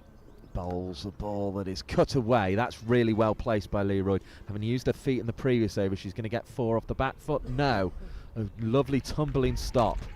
Great chase, actually, by Seren Smale. Second time she's managed to chase one all the way out to the fence and exchanges a little congratulations with Alice Clark, who was on hand to return the ball. They'll be used to diving around those two. Down the track comes Leroy. Footwork is just immaculate. Pushing it away on the leg side, 120 for 3. She's a different sort of figure physically, Leroy, to Katie Mack, but very similar in terms of lightness on their feet. Both those Australians really do use their feet well.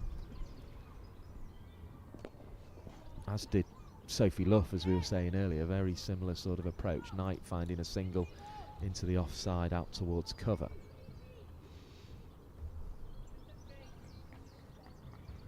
.122 for 3. Morris again. Bowls a ball that would just slightly seemed to almost try and run her fingers the other way on that one. Didn't get much out of it though. Another single. How intimidating must this be for a spin bowler facing these two? Particularly Leroy, you know, watch your head if you bowl a bad ball. Here we go. Morris relishes it as Knight gets to this on the full with a sweep, but only finds mid-wicket. Think will be a little disappointed there to only get one. She just sort of rehearses something that would have gone a little bit more airily. Of course, Thea Morris found the train tracks on that side of the ground in the first innings in her 52, but she's now got ball in hand. She's gone into the pitch, and this one's been pulled away wide of the fielder and away for 4. That brought a big cheer from the Somerset fans, almost as much of a cheer as the people inside the pavilion watching the football. 128 for 3. That was the most ungainliest of strokes, but that just shows you the natural power this player possesses. It was muscled, wasn't it? Look at the lack of balance here. Ooh, off we go, bang. Yeah, just muscled away. And there was no chance of cutting that one off, unfortunately, from the Lancashire perspective. Another boundary in the over then. And she's now going at a run a ball, which is pretty much what Somerset require in this game. It is. So crisis management at this point, and we've got a little conglomerate of Lancashire players discussing the next move. Presumably the message coming from Ellie Threlkeld here is that we can't keep conceding a boundary and over, we have to find some way of stopping that. Whether that's a bowling change, whether that's a change of tactic in field, who knows, we'll see. 128 for 3 is the score though after 29. Lancashire were at 128 for 3 after 31. So in terms of count back, Somerset moving slightly ahead. And that's predominantly been because of Leroyd and her shift through the gears. Knight's doing Knight things by supporting her at the moment. She's quite happy to play second fiddle at the moment, push the singles, give her the strike, as any decent player would. Carter around the wicket Knight on now, so a strike. little bit of a change of approach from the Harrod drive end. Maybe that was what came out of the little conference that happened mid-pitch. It's produced a dot ball to start with. The only danger with around the wicket off spin is it does rather end up in a right-hander's arc, and this is where we do get in a bit of danger, I think, as Carter bowls but gets it far enough outside well off done. stump to be Well hit done. to extra cover for another dot ball. Comes to something when you must be some player if you're quite happy to have Heather Knight on strike. Well, true. 36 off 59 is Knight, rather allowing Leroy to take the lead, but she's going to get in on the act here with a firm sweep to the leg side. Just seemed like she moved across her stumps a bit there to try and create that arc we were talking about, where the ball would turn into the natural swing, but she got it a bit squarer than that would have taken. That's quite funny. As soon as Leroy went on strike, Crossy and Eccleston both took about 5 steps back towards the boundary. Carter again, and Leroy's that's going to why. come in the direction of Cross. It's going to be a tough bit of fielding. It's really well done, and that was a fantastic bit of fielding by Kate Cross, and just showing how committed really she is to the Lancashire cause, even at 34, just getting across and stopping that one, going for 4 runs. Another single, 130 for 3. Carter again, reverse sweep here. Threlkeld thought it had taken a bit of pad and was quite excited, but it was definitely bat. And slightly awkwardly, Leroy gets to the non-striker's end again, but 2 more to the total. Good stroke, 132 for 3. This is good from Carter though, this over. Although it's given up 4 runs, it's been a very, very good over in the circumstances. On away now as Threlkeld crouches. Carter bowls. Push back to the Good bowl, again. another dot ball. Very good. So 3 in the over from Carter. That was a big call, wasn't it, from the captain to keep Carter Yep. going at that point, and she's repaid her captain's faith. I wouldn't be surprised if she gets another one after that at this end. And actually maybe a sign of how she's kept Hannah Jones, who took 14 wickets last season, Sophie Morris as well, another left armour who's been important to Lancashire in recent seasons. Yeah. That's maybe a sign how Carter's kept those out the side, and obviously offers the variation with the off spin as a frontline bowler. I also think there's an element of, we saw a tiny glimpse of her batting ability when she came out and hit the first ball for 4, but she did get a 50 in the T20 match, crucial match for Scotland against USA, which actually helped put them through into the T20 finals.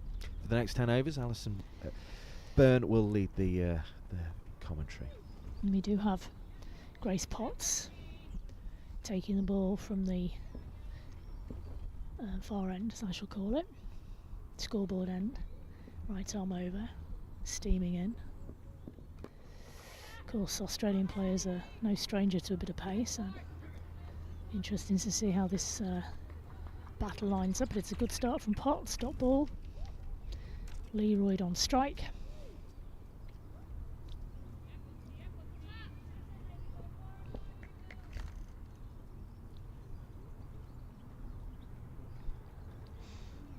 quite quiet in the crowd at the moment. They're feeling the tension at this point as well, I think.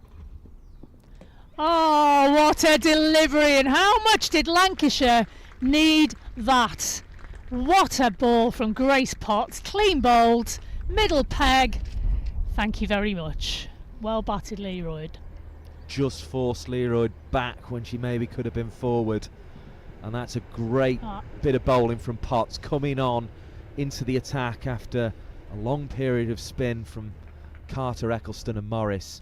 And as right as the captain got it last over to keep Carter on when she could have taken her off, this is an excellent bit of bowling, and it takes middle stump. And as strong as Leroyd's positions have been at times in that innings, she ended up in a really awkward place due to the brilliance of Grace Potts bowling here from the Grosvenor Road end. Just see our 2 injured opening bats there, or top order bats, Emma Lamb and Gabby Lewis, having a treat themselves to a few little sweeties. Don't blame them. Celebrate the wicket.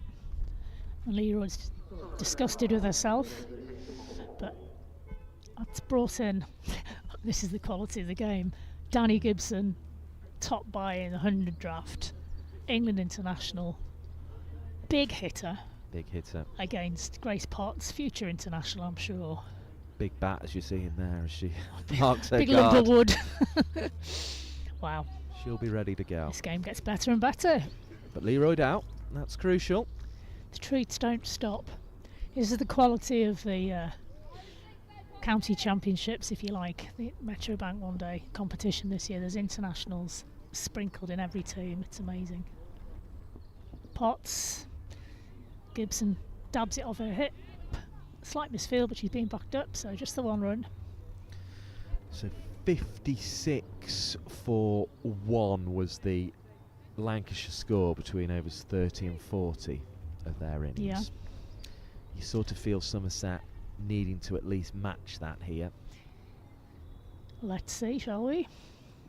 Potts will be encouraged by that incredible delivery. She'll want to bowl a few more like that. It's a nice stroke for no run for Gibson. Another powerful hitter.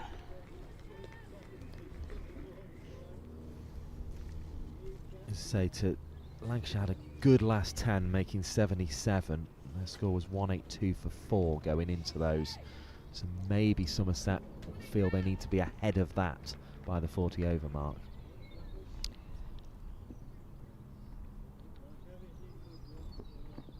Nice dab down to Mahika Gore, the customary deep third position. 1 run. But this is a great over from Potts. If you can just get away with a dot or a 1 here, what an over. Just the 2 off it, and that vital wicket of Annika Leroyd, who's going like a steam train, hitting it for fun. And she's got away the dot ball there. That's a great over from Potts. 2 off the over. No doubt she'll be getting another over after that one. If I was skipper, I'd be keeping her on. She kind of did her job in a sense, in that 32 came from 34 balls in 31 minutes, including 3 4s and a 6. So she sort of showed the way before getting bowled by Potts there, Annika Leroyd. But Somerset really needed that to go on for a period of time with their batter going at 1 a ball or better. She kept Somerset in the game at that point, and somebody else has got to come in and do the same job if they're to be able to contest the last section of this match. And I think Carter is to continue. Her 9th over. Of course, maximum of 10 in this competition per bowler, so she's only got 2 more, including this one. She's kept both boundary riders on behind her, long on, long off. It's gone in the direction of Kate Cross, who's beaten to it by Seren Smale, sweeping round from deep mid wicket. But it's a real old-fashioned spin bowling, this, isn't it? In the sense that she's just got an end and just bowled well from it and whirled away from it all afternoon.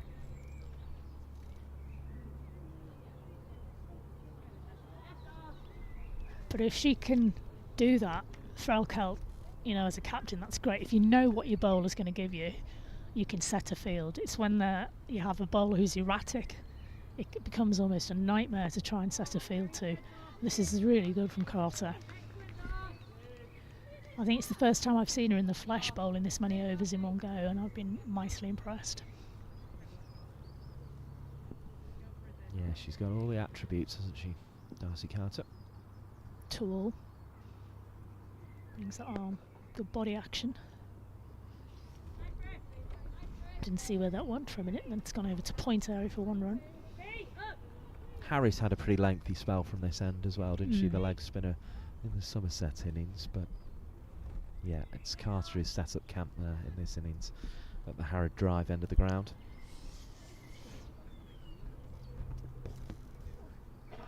It's struck through to mid-wicket. I think they'll push for two here. No, they're not. They've seen Smale. Laughing with Cross because that's the second time she's beaten her to the spot. It's okay, Cross. She's 13 years younger than you. Don't worry about it. They're arguing about it, aren't they? It's good to see them both steaming in there. Deceptively quick, That's what you want. Smale, isn't she? She is, you know. Oh, that's gone lofted. Oh, it's so close to that fielder diving over there. Hope she hasn't hurt herself. I hope it's just disappointment. I think she's 4 all runs. Don't think it's gone for 6. She nearly got there. It's lofted, wasn't it? Yeah. In the air. It was always coming down, but it was whether the fielder was going to stop it in time.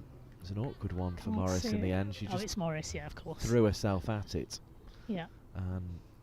Yeah. Good dropped effort. A good yard 2, 3 in front of that's it. Gone a long way. That's gone as well. 4 runs. Gibson's come to life. Well, this is what Danny Gibson does, isn't it? Oh, yeah. She comes to the crease and she puts bat to ball in no uncertain terms. That's why people want her in their team. And back-to-back boundaries, that's the sort of thing Somerset are going to have to get on a more regular basis here as this innings progresses. I've got to say, though, Mike, that did look like a tired-looking delivery. Short of length, down the leg side. Gibson should have put that away for 4, to be honest. Just having a little moment while the batter readjusts their batting gloves.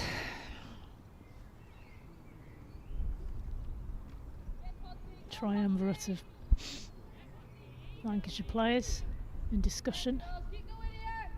Eve Jones, Sophie Ackerston, Threlkeld, a lot of experience they've got between them. Lots of encouragement for the bowler. Change of ends, Potts. Dab down to square leg for 1. Knight jogs through, close to a 50 is Knight. So yeah, Carter came on to bowl the 16th and has bowled unbroken since then. So will she continue, or will those 2 4s be the end of her? I suspect it might be the end. She looked a bit tired towards the end of that over, to be honest.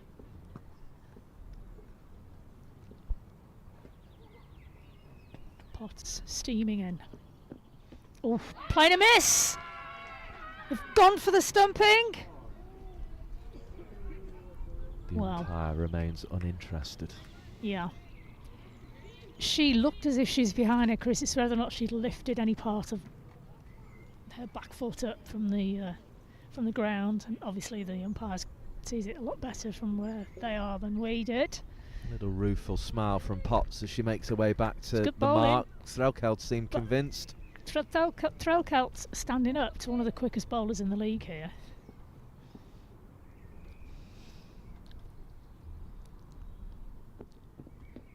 And again, she's taken that again. Are you watching, Charlotte Edwards? She almost said to Gibson there. She doesn't want it to move her feet, flinch, does she? Don't move. She does not want Gibson to go down the track a la Leroy, does she? Because she knows how destructive that will be. Well, if that's what she wants, it's what she's going to get, because I don't think Gibson's going to take a chance of Rom moving her feet now.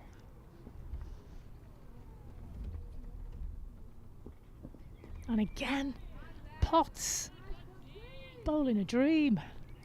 I can see what Gibson's trying to do here, just create that bit of room to get the shot away. on the cut. That was the one that was genuinely there for it, wasn't it?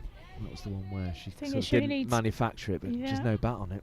Only needs one shot out of 4 to go for 4, and you know, they're pretty much on the run rate.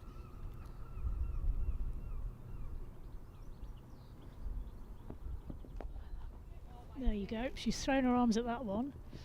Well watched from Mahika. Tiny fumble did cost a run, but that could easily have spun away from Gore and over the boundary, so well watched. You can start to feel people getting sort of more into this, and sort of you're just hearing little murmurs around the ground on the Lancashire side there. You know, people were just encouraging Gore to try and affect the run out there. Wasn't quite on, but people are just sort of willing Lancashire. It was a bit risky from Gibson though. And again, a bit uppish, but oh, Smale is so quick over there, isn't she? Very well fielded. Well done. Yeah. Stopped an extra run being taken. She'll have no doubt been working with Fee Morris on the who's doing the sweeping on the other side on that part of her game, because Morris is so good at it, and she's clearly taught the likes of Smale well. Yeah, it's brilliant to watch somebody field well in that boundary rider position, because they will see a lot of the ball, because usually, especially in the power play when there's only one on either side of the wicket, usually they get a lot to do. I mean, Danny White-Hodge is another example in this league. She's amazing. Danielle Collins, when she plays for Lancashire, is pretty sharp as well, isn't she? She's really sharp. Good for a long period of time. It's good to see. 149 for the loss of 4. Knight has moved herself onto 43. Gibson's off and running at 13 off 11. Cross is doing her usual readjustment of the hair before she starts a new spell. What So- Somerset have done well here is they've kept it around 6.5 at the moment, haven't they? They've not let it get above that. Much above that, anyway. But it hasn't actually dropped much either, so Lancashire are playing their part in making this an absolutely incredibly tight contest here. Cross. Ooh. Oh, I thought she'd taken a catch there, but must have just dropped in front of her at point. Yeah, again, Dot just ball. not quite getting there. No.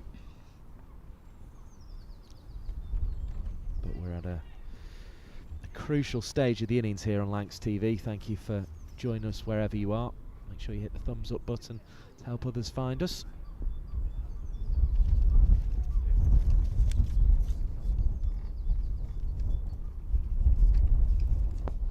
Struck without any real power. Easy pick up for Cross. More importantly, a dot ball. 3 in a row from Cross. This is classy work from her. Yeah, back up above that figure of 1,000 people watching this, and that's an indication of the fact that this game's getting tense. 111 to win off 100 balls. Cross. Yeah, and they've gone for a little tap and run there. Gibson trying to get Knight on strike.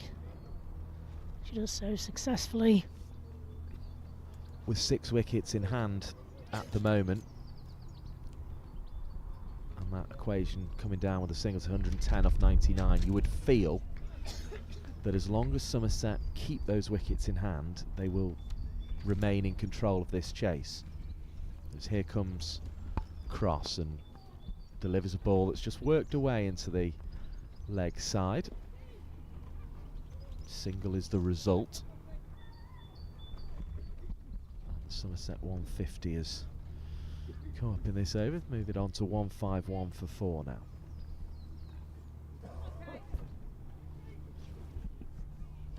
Cross trying to look from the Harrod drive end then, having swapped with Darcy Carter, who bowled that excellent spell. In it goes now to the keeper, Threlkeld. No run, or 1 run rather, is the result of that.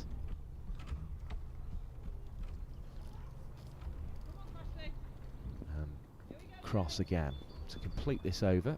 3 from it so far. Can she get out of the over now? Delivers right arm over the wicket. High in the air it goes. It's going to bounced just inside the rope. Somerset needed that from Knight. Moves up to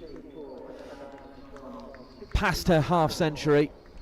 Yeah, well played, and Knight. that is a very nicely struck shot to bring up the half century from the former England captain Heather Knight. Just for a second, I thought we still had a fielder over there. I was thinking it was Darcy Carter when she had a fielder up there. I was like, oh, there's a fielder underneath. Oh no, it's the spinners on. No, it was long beyond. Yeah. Fee Morris, unfortunately. 158 for 4. The score moves to 50 from 69 balls for Heather Knight. Yeah, that was a much needed boundary for Somerset. 102 off 96 though. All of a sudden when you start seeing it ball by ball, yes, it's a long period of time to go at that rate for. They've been going at one a ball since the 19th over. But now they're shortening that chase down a little bit. It does start to feel within reach, doesn't it? It's definitely in reach. Heather Knight is, as I say, she's a quality player, more than able of building a big partnership here with Gibson. Pot in. Can she weave her magic? Leg side. Is that going to go? Oh yeah, good dive, but a great shot from Gibson. Flicked it off her legs, using the pace of Potts to guide it down towards fine leg. A little bit over pitched as well, which didn't help. Neat stroke all on the floor, and it'll help the Gibson strike rate. Start the over at one a ball, and it's a bit above 100 now.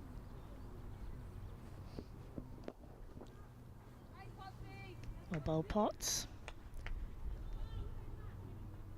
Slightly slower. Dot ball. Good comeback.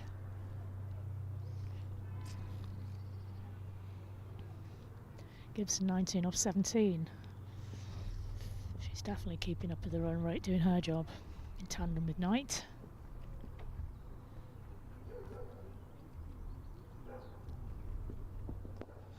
Dab down to mid-wicket, no run. Well fielded from Carter. Eager to get on the front foot in this over from Gibson. I don't know if it's the length that has taken her there that Potts is bowling, or whether it is indeed just a mentality that Gibson's had here to try and get forward. We'll see. Uses her feet to Potts, but straight back in the bowler's direction for no run. Also keeping you up to date on the championship game. Gloucestershire's lead now 189 over Lancashire. They still have 5 wickets remaining. It's day 3 of 4 of that match in the county championship. Feel a change. Thrall Kelter's brought Gore in on the 1 and taken out a fielder from mid-wicket out into the boundary. It's making Knight's job a lot easier the way Gibson's batting here, isn't it? Yes, definitely. She's doing her job, as I say. Oh, well done. Clark, I think. Another 4 runs saved Alice Clark. Well done. Having been consciously and deliberately forward throughout that over, she's then just tried to cut one right off the top of middle stump.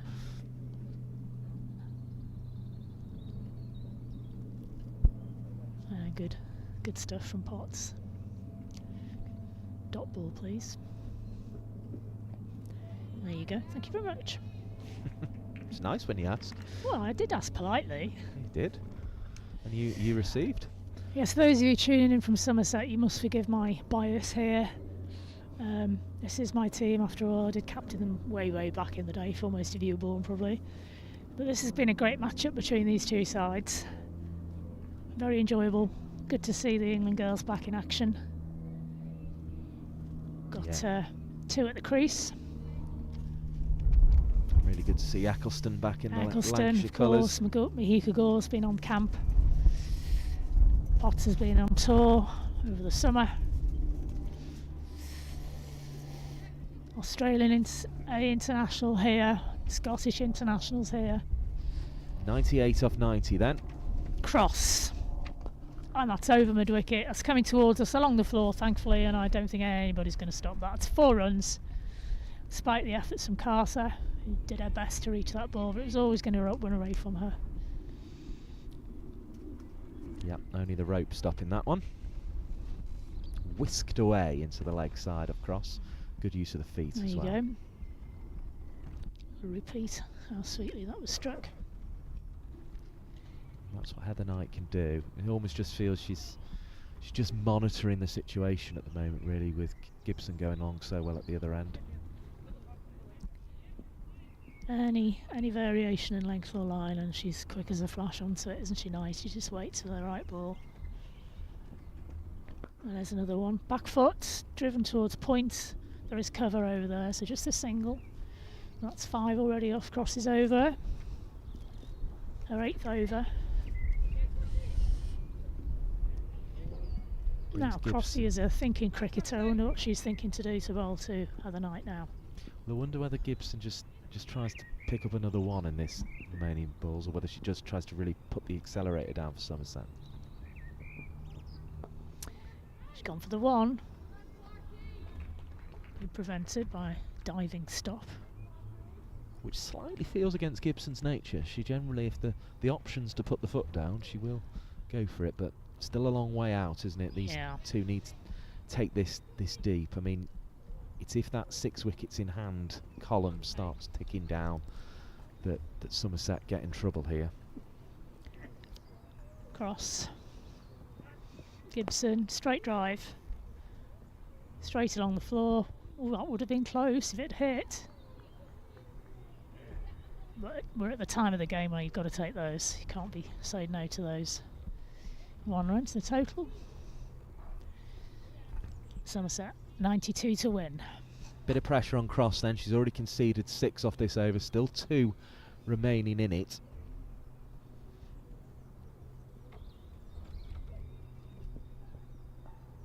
Oh dear, what did that hit?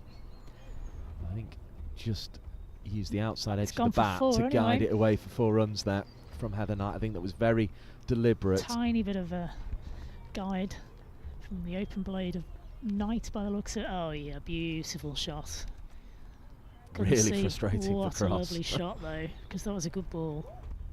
That's class. That's really class. It's almost similar to what Gibson tried to do in the previous over to Potts, but Gibson really threw her hands at it and tried to cut it, whereas Knight just let the ball touch the bat and there's nobody down there. Yeah. Good response from Cross though. Dot ball to finish. Yeah, expensive over. 10 off it. Got out of it well though. But again, just narrows that equation. 88 off 84 now, with 14 overs remaining, and all of a sudden, the way we were saying, oh, it's a long way to go along at 1 a ball, they weren't quite going at 1 a ball, they were falling behind it, but they kept it at 6.5, and now Just about they're to say. just narrowing that gap, aren't they? Just about to say they need to bring Eccleston on, but they're psychic powers. She's coming on now. Yeah, this is a crucial few overs, couple of overs for Eccleston. Ideally, I don't think for their Phil win would have liked to had to bring her on this early, but I think they've got to stem the flow and to risk losing Eccleston's wickets in exchange. Overs for in exchange for a wicket or 2. Yeah, they need a couple of wickets, They don't they? do But need if they get wickets. it, they could put the pressure on Somerset. The game they won was a very different sort of a chase, a nervy chase, and they came out winners by 1 wicket over Yorkshire in a nervy, low-scoring affair. This is a reasonable scoring, sort of an average scoring affair, really, isn't it? 260 these days, but they're timing it well at the moment. But you just wonder if jitters would start in that Somerset order if another wicket goes.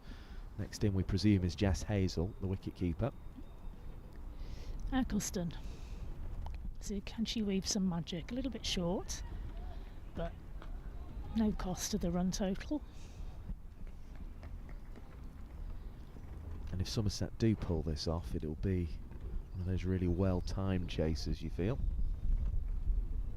Feet being moved, lofted beautifully over mid-off. Gibson has definitely got her eye in. And Eccleston is querying the field placements. Yeah, use of the feet. Lovely follow through. Another one of those fun little matchups, isn't it? Gibson versus Eccleston, both in and around the England team. Again, she's used her feet. Dead straight. Fielder managed to come around that time and cut it off. It reached the boundary, 1 run. Another neat stroke. Yeah, good footwork from Knight. Sign of a good player. Keep saying it, but it's true.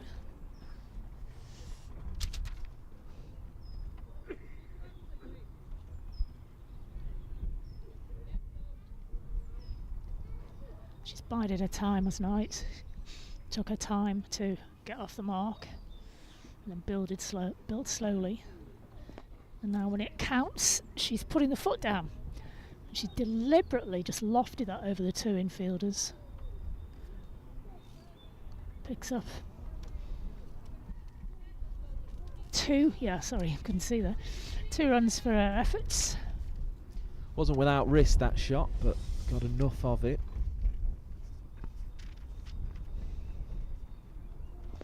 Straight drive again for 1, as long as there aren't any misfields.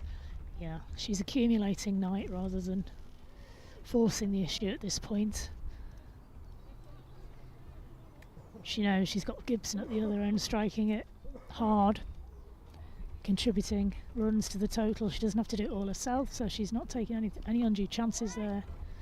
Cut and go for no run on this occasion. That's an interesting period, actually. 880 for 4. The end of the 37th over. 80 to win, and 78 balls remaining in this game.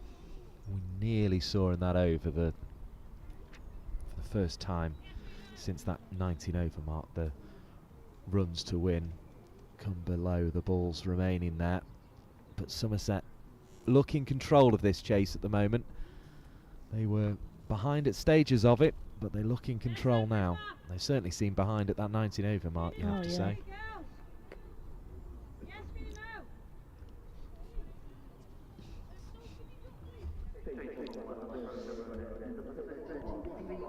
This is crucial over. This is a crucial over for Fee Morris.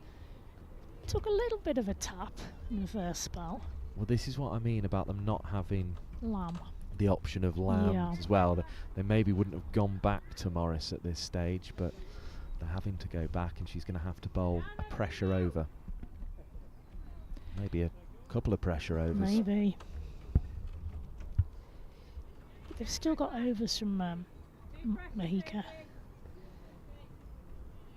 Mahika Gore, Grace Potts, Eccleston still got overs in the bag. Carson's got 1.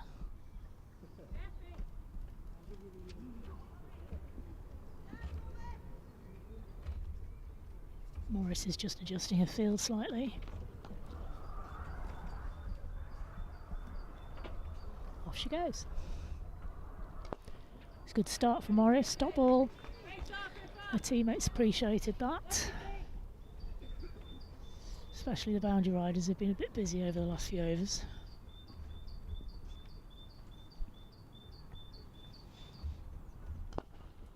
Again, Morris fields off her own bowling. This is fantastic stuff from Fee Morris.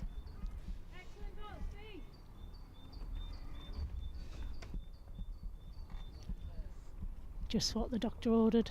Can she keep it up? Oh, hello. Morris is questioning the state of the ball. I think she's just popped it back to the umpire. He's tossing it around. No. It wasn't that. It was something to do with the batter having to adjust their equipment. Might have been. Just the way he was looking at the ball, like he was examining it. Anyway, 3rd ball. Rocks back, cuts it. Slight misfield, but backed up. Just the 1 run. That's good for Morris.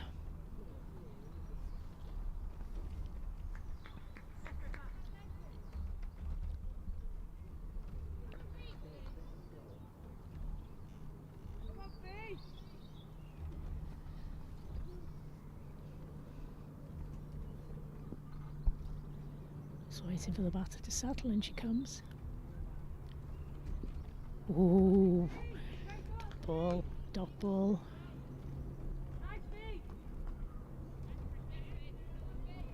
You talk about pressure. This is what an over from Morris so far under pressure. Pitches it short. Oh, so close to the fielder. 4 runs though. Lofted over by Knight. I'd like to see how, hands on head. My hands on my head as well. Let's see how close this was to the hands of the outstretched fielder.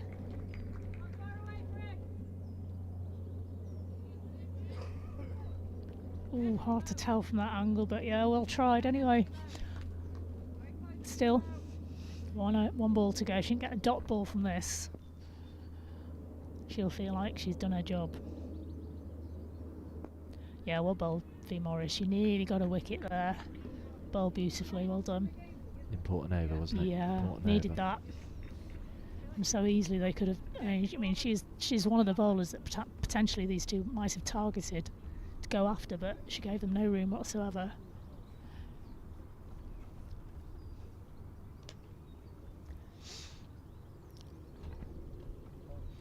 So, 185 for 4, 75 runs to win. Now, 185 for 4 was where Lancashire were at the 41 over mark, so sort of 3 overs ahead effectively, but I think it's probably that bit at the bottom of your screen, that 75 to win off 72 that Somerset are looking to keep in check, and of course keep those 6 wickets in hand. Well, that's crucial, isn't it? Because to be fair, once you get below 10 overs, the wickets columns becomes less and less important, doesn't it? It's just about getting those. Oh yes, she's been given out LBW. It looked plumb. I wonder if Knight's thinking she got a little edge on that. She doesn't look happy with life, unless it's just disappointment in getting out, of course. I think it might have been disappointed with the misjudgment there. Yes, well bowled, Eccleston though. Great stuff. She was just sort of examining whether she'd got outside the line, whether she'd got the edge on it, but it looked out as soon as it hit her. And Lancashire knew. The back angle there showing that she was covering the stumps. And the front angle will show on slow motion, but this goes under the bat. And straight onto the toe, actually, doesn't it? Well played innings, though, from Heather Knight. Patient one. 1-0 to Eccleston. Yeah, bowler definitely well, no, having 1-1 last to be laugh. fair, because Knight's Well, she's held Knight's the whole played innings a together. really good innings there.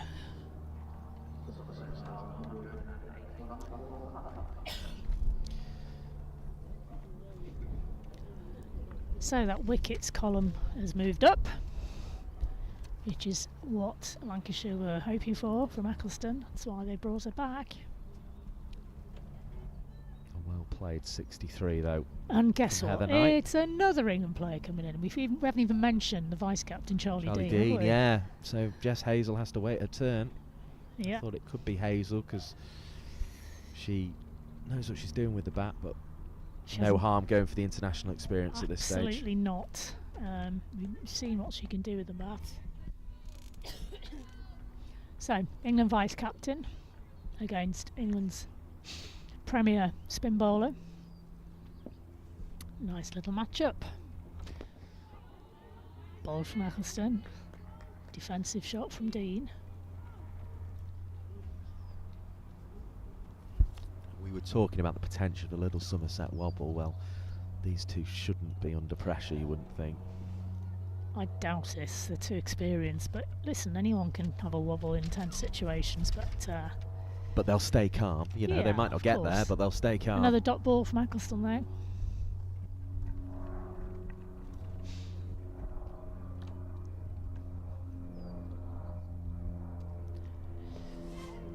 Cut. The chase is on here for Clark. Go on. It's going to be close. And she catches the ball. Good chase from Clark.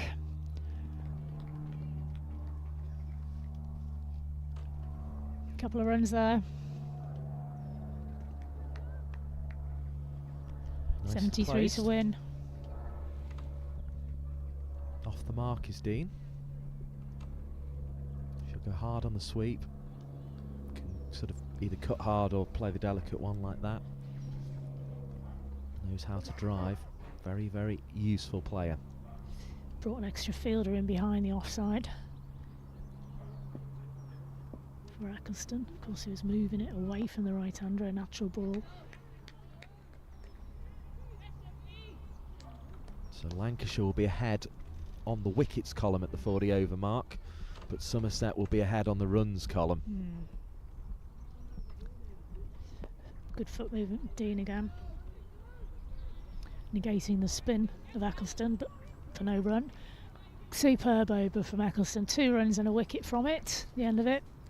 And you said that's why they had to bring Eccleston to. on to get the wickets. Had to. Well, they've got 1, but they need it to be wickets plural, I think. Well, she's only got 2 overs left. I don't know what Threlkelt's thoughts are on keeping her on, or perhaps be tempted with Dean being a new bat, having given her 1 more over and then saving an over for the end. Tricky decisions, isn't it? It is. Morris has been given another over, which I think is a good move after the last over she bowled. She's very unlucky not to have got a wicket. Bowled tight lines, tight lengths. So 6 balls here for either Somerset to increase their advantage in the runs column, or Lancashire to increase their advantage in the wickets column before we get to that 40 over mark. It's Morris to bowl it. That's a big call. Bowled well last over though. Oh. And she's gone over the top there, looking high and mighty. Got away with it somewhat. Don't think she's fully timed that, but there wasn't a fielder in position, so she's got a bit lucky there. Morris bowled well again. Yeah, big stroke from Gibson, but didn't produce a big result. 71 from 65, the equation. Bit lucky from Gibson.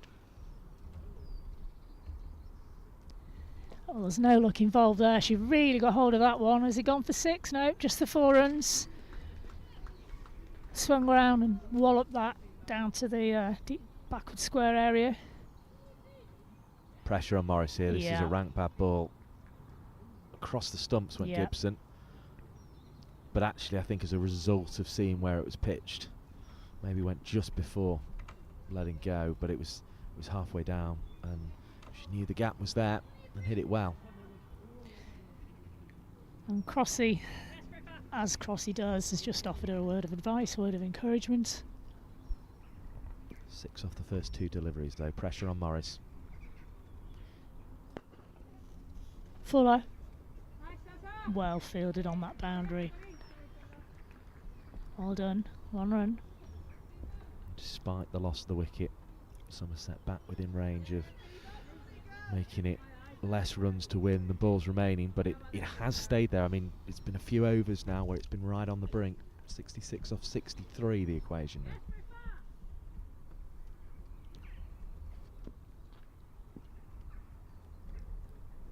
Morris.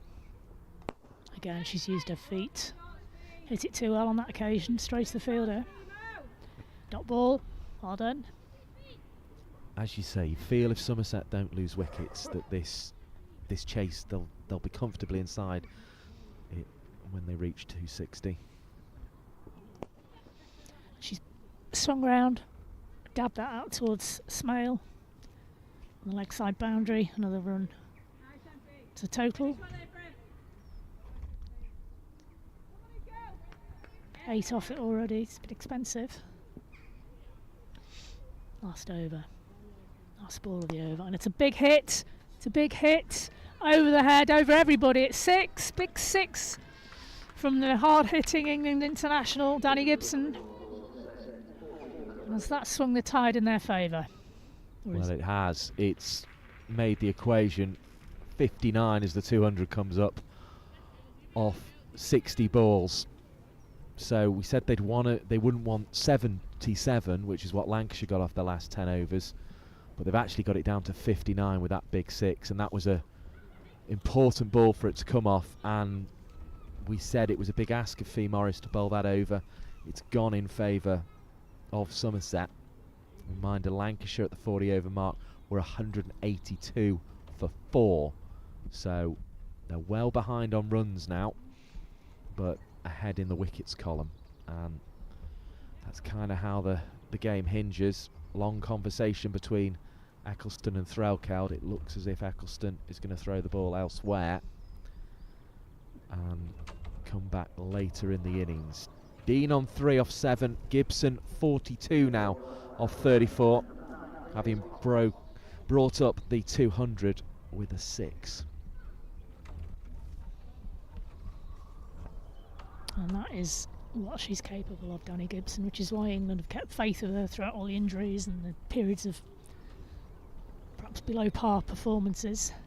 That ability to clear the rope, I think Yep. the first time I saw it was down at Worcester, the regional cricket era, Western Storm versus Central Sparks, and Gibson in the T20 game just cleared the ropes there with absolute ease. Yeah. She did so again here at Southport. And that's what gets people excited, and the fact she's a very useful Especially in medium pace bowler as T20, well. when you've got less balls to hit, you can't... Here's part 2. Got out Leroy earlier in the innings, bowled. That was an important wicket too, because Leroy had pointed the way with a one-ball innings of 32. First ball of Potts' spell is poked into the leg side, 58 off 59. Somerset with 10 overs remaining. That's the point at which it gets back below 1 a ball, having gone above it at the 19 over mark. They seem to be timing this to perfection, but Potts is going to try and cause problems. Gibson looking for that cut again. She's just not really got it at any point today, has she? She's played some magnificent shots, but that cut doesn't seem to work. Ahead of her, in front of the square, rather than playing anything back with the square. But at any point it feels like she could nail 3 in a row. it's that sort of thing. But I saw Knight play the more delicate version. I don't know whether that's an option. That would get Mahika Gore, who's down here at 3rd in front of our commentary position, running to her left rather than her right. Potts again. Back goes Gibson again. Tries to cut. It's into the gloves of Threlkeld. Another dot ball. That wouldn't bother Gore. She's left-handed. Well, it was. No, I know what you mean. More letting people It's know gonna where be it went, but faster. yeah. It certainly wouldn't bother her, I don't think. Mind of the wickets to fall. Odgers out for 17. Court Morris bowled Gore. Eccleston bowled Niamh Holland for 25. Knight, the most recent to fall LBW to Eccleston, attempting a reverse sweep. There she goes, guides it down to Better shot. Gore. It's right at her in the end, but picks up a single. And it's the second of this Grace Potts over, 203 for 5. Mahika Gore's actually a factor that Lancashire have in their pocket. She's only bowled 5 overs. Continue on those wickets. Sophie Love was out for 10. Court Cross bowled by Darcy Carter. And Leroy, as we mentioned, bowled by Potts for 32. So those are the wickets to fall so far, but Somerset in control of the chase, it seems, as this one is flicked inventively by Charlie Dean over her shoulder. It was a proper scoop, but she almost, because it wasn't on her bat, she sort of had to flick it there. Gets 2 for it. 6 off 9, 205 for 5, and these two England internationals seem to have control of this chase at the moment. 55 off 55, just to repeat that point. 5 wickets remaining to keep those 5s lining up. 5 wickets up on the board as well. 205 is the Somerset total, and it's flashed away, and this will go to Gore's left and away for 4 runs. And Charlie Dean it is who gets the ball there. She moves on to 10. A flashing drive past the wicketkeeper Threlkeld. Nothing even a first slip could have really done about that one. It just went wide down, or a fine 3rd in the end, but wide of where the slips would have been. 209 for 5 at the end of the 41st over. We saw Threckleston, I said that. What am I doing? We saw Ali Threlkeld get away with a couple of those in the earlier innings, didn't we, Lancashire? If you say flash, if you're going to flash hard, and it's definitely the case there, wasn't it? The target 260 at this stage. Lancashire made 77 in their last 10 overs, were 185 for 4, having taken 3 runs from the over. But this is where they went through a spell of 12, 12 and 10 in the 42nd, 43rd and 44th overs.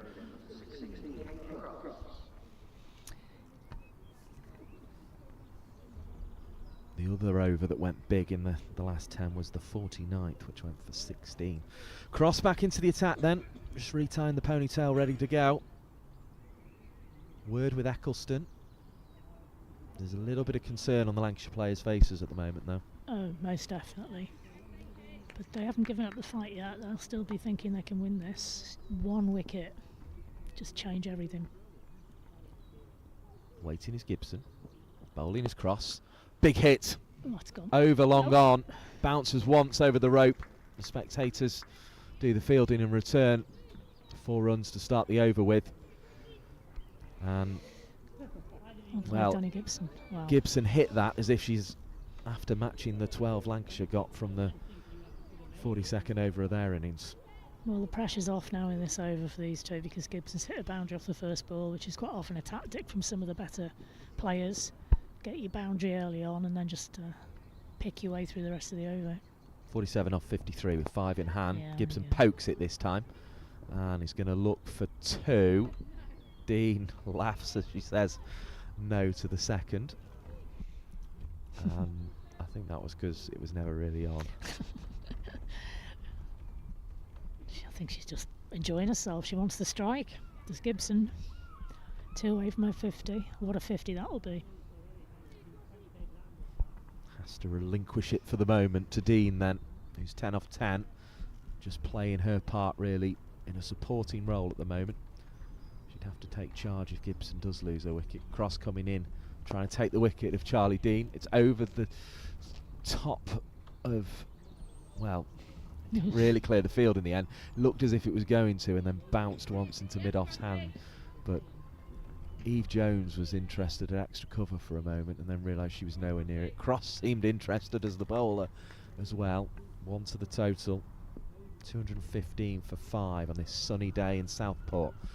As we hear the gulls break into voice in the distance. Here comes Cross. Delivers. Big hit. This one goes out through extra cover. Bounces a few times and rolls into the white wall on the far side. 50 for Danny Gibson. Very good 50. That was a very, very good 50, I think. She's come to the crease and done exactly what was required of her, taking advantage of just a little bit of width from Cross there to flay the ball over the offside. Beautiful stroke from Gibson, fluent swing of the bat. 4 more runs, 6 more runs. She moves on to 54 of 40 balls and then defends this one into the offside and backs it up with a single. Really good batting from Danny Gibson. We've not really seen many players able to do that throughout the day. Score a boundary, back it up with a single, but Gibson does there. 55 of 41, brings her 50 up with a 6, just as she sent Somerset to the 40 over mark with a 6 that went slightly straighter over long off. This one going over extra cover on the front foot. 1 more ball for Charlie Dean to negotiate. 222 for 5. That goes down the leg side. It's going to be a wide ball, so it'll bring Gibson back onto strike. Double Nelson doesn't do the trick this time. Unfortunately not. Yeah, the wheels are coming off a little bit here, I think. It's just starting to show a few cracks here, Lancashire. 224 for 5. Somerset firm favourites all of a sudden. 36 off 49. Cross bowls. She'll know just 1 wicket will bring Somerset batters who could be a bit nervy and could have a bit less experience into the equation. However, at the moment the 2 England players are taking the score to where they need it to be. Gibson finishing the over with a single will keep the strike. 225 for 5. Former Lancashire and Cheshire captain Alison Byrne, what are your thoughts at this stage? What would you be trying to do to inspire your team here? They're going to bring Eccleston back, which is what I would have suggested, to be honest. Got to get a wicket. It's a got to get a wicket scenario now, and your best wicket taker is Eccleston, isn't it? So. Well, last time you said that, Eccleston did manage it. Yeah, she did, I should say. She adjusts the sunglasses, looks around the field. She is their weapon of choice, if you like. It would almost be an un-Eccleston thing to do, but she almost try and tempt Gibson with 1 in this, give it a little bit more air. I don't think she would, you know. No. It would either end in 6 or out, wouldn't it? But I would. just wondered if that's what Lancashire need at this point, as Eccleston bowls and back into the crease is Gibson, looking for the cut, doesn't get it. Springs back up onto her feet with the use of her bat. Lister was a bit concerned there. She could envisage that coming straight in her direction, and again. It is in Lister's she watched direction. that well because it was spinning around, didn't she? Did very well actually there, did Ailsa Lister, to just spring into action at short third. We've got a backward point. Lister almost creeps around to make a second backward point, if we're honest. A fielder at cover point and cover. Oh, reverse sweep over the top of the two fielders, close in on the offside, and 4 runs. Beautifully hit by Danny Gibson. Takes her to 60 off 44. And after 2 dot balls, she finds the rope with a reverse sweep. Beautifully hit. It's a brave shot to reverse sweep Eccleston. She doesn't like getting hit for 4 very much. She'll have something in her back pocket. Here she ready comes for again, her. Eccleston. Back goes Gibson. Good tumbling stop by Seren Smale, who's at that sort of cover point position. As I say, Eve Jones in a more conventional cover. Then you've got long off and long on out. On the leg side, it's deep mid wicket, backward square leg, and a fielder on the 45. So that's how Eccleston has things set up as she comes over the wicket now and gets the wicket. There she goes. Gibson is out for 60 of 47 deliveries, looking to move across her stumps and sweep. Eccleston changing her angle of attack to over the wicket. Gibson, I think that was premeditated. She decided because of the angle she was going to try and sweep it. She had a long way to go across and just didn't leave herself enough time to play the stroke. And Threlkeld and Eccleston celebrate here, and that's because they know that younger, less experienced Somerset players are going to be coming to the crease now. I've got to say, that was a brilliant innings, but that was an appalling choice of shot in the circumstances. I mean, particularly having hit the 4 earlier. Yeah. I mean, she was smack in control of it, wasn't she? Absolutely in control. They were almost, well, they were. Look, they were at the point they could win it in singles. That was a pride. That was I'm going to hit Eccleston for 4. Gibson bowled Eccleston for 60 or 47, as you're seeing on the summary there. Hazel comes to the wicket. Griffiths, Skelton and Harris are the remaining batters. Griffiths with experience, but not at international level. Hazel, early stages of her career, kept very well earlier. Skelton has been about a bit, but not too much. Harris very inexperienced. They had a little wobble the other day, didn't they, in pursuit of Yorkshire's low total of 179. Yeah, they had a wobble with Sophie Luff at the crease, and they haven't got Captain Fantastic guiding them through this session. It'll be Hazel to first proposal. Appeals for LBW. She's gone back when she should have gone forward. Luckily, it was outside. It was missing off stump. Didn't really matter that she was outside the line of off stump because she wasn't playing a stroke. Charlie Dean has got to marshal her younger colleagues through this one, and she will walk down to have a chat with Hazel, who has played a rather alarming leave from her first ball. She had half centuries in both her innings last season, so she knows how to bat, but that seemed maybe a sign that the pressure was getting to her a little bit. It seemed an error of judgment first ball. That was I can't move my feet all of a sudden, I'll just lift my bat up. But yeah, I think, they can still win this in singles, clearly. It's below 6 and over. And that's what Gibson's innings has done, 31 off 42 now. The comparison in terms of where Lancashire were, they were 197 for 4 at this point, having taken 12 off the last over. They took 12 off the 43rd as well. Somerset don't need to do that, but they do need to keep wickets in hand. This one's driven firmly by Charlie Dean, straight towards Kate Cross, who stops it, wrings her hand a bit, and then examines the ball. A little bit more tension has just arrived with that Gibson wicket, and Eccleston twice in a row. You brought her on to take a wicket, and she's done the job for the skipper and the team and herself. Yeah, Potts has been brought on as well, I think, for a similar reason. She's had a couple of wicket-taking deliveries as well, hasn't she? Here comes Potts, bowls, what a and it hits the pads of Dean, who couldn't work it away. Yeah, Potts so far has picked up the wicket of Leroy, the overseas player. Can she add to that tally here? She'll be one of those players in the pre-match chats that Somerset will have identified as leading wicket taker last year with 16 in the 2025 One-Day Cup. You know that you must make sure you don't get out to. Dean again can't find a run. Third time in a row this over. Brings the equation back to 31 off 39. And this is where Lancashire had a big over. And at the moment, Somerset are having a scoreless one halfway through. Yeah, it's good from Potts. Showing a lot of maturity here for a young bowler. 4 wickets left is the concern from the Somerset point of view as Potts comes in again. Bowls, it's hit.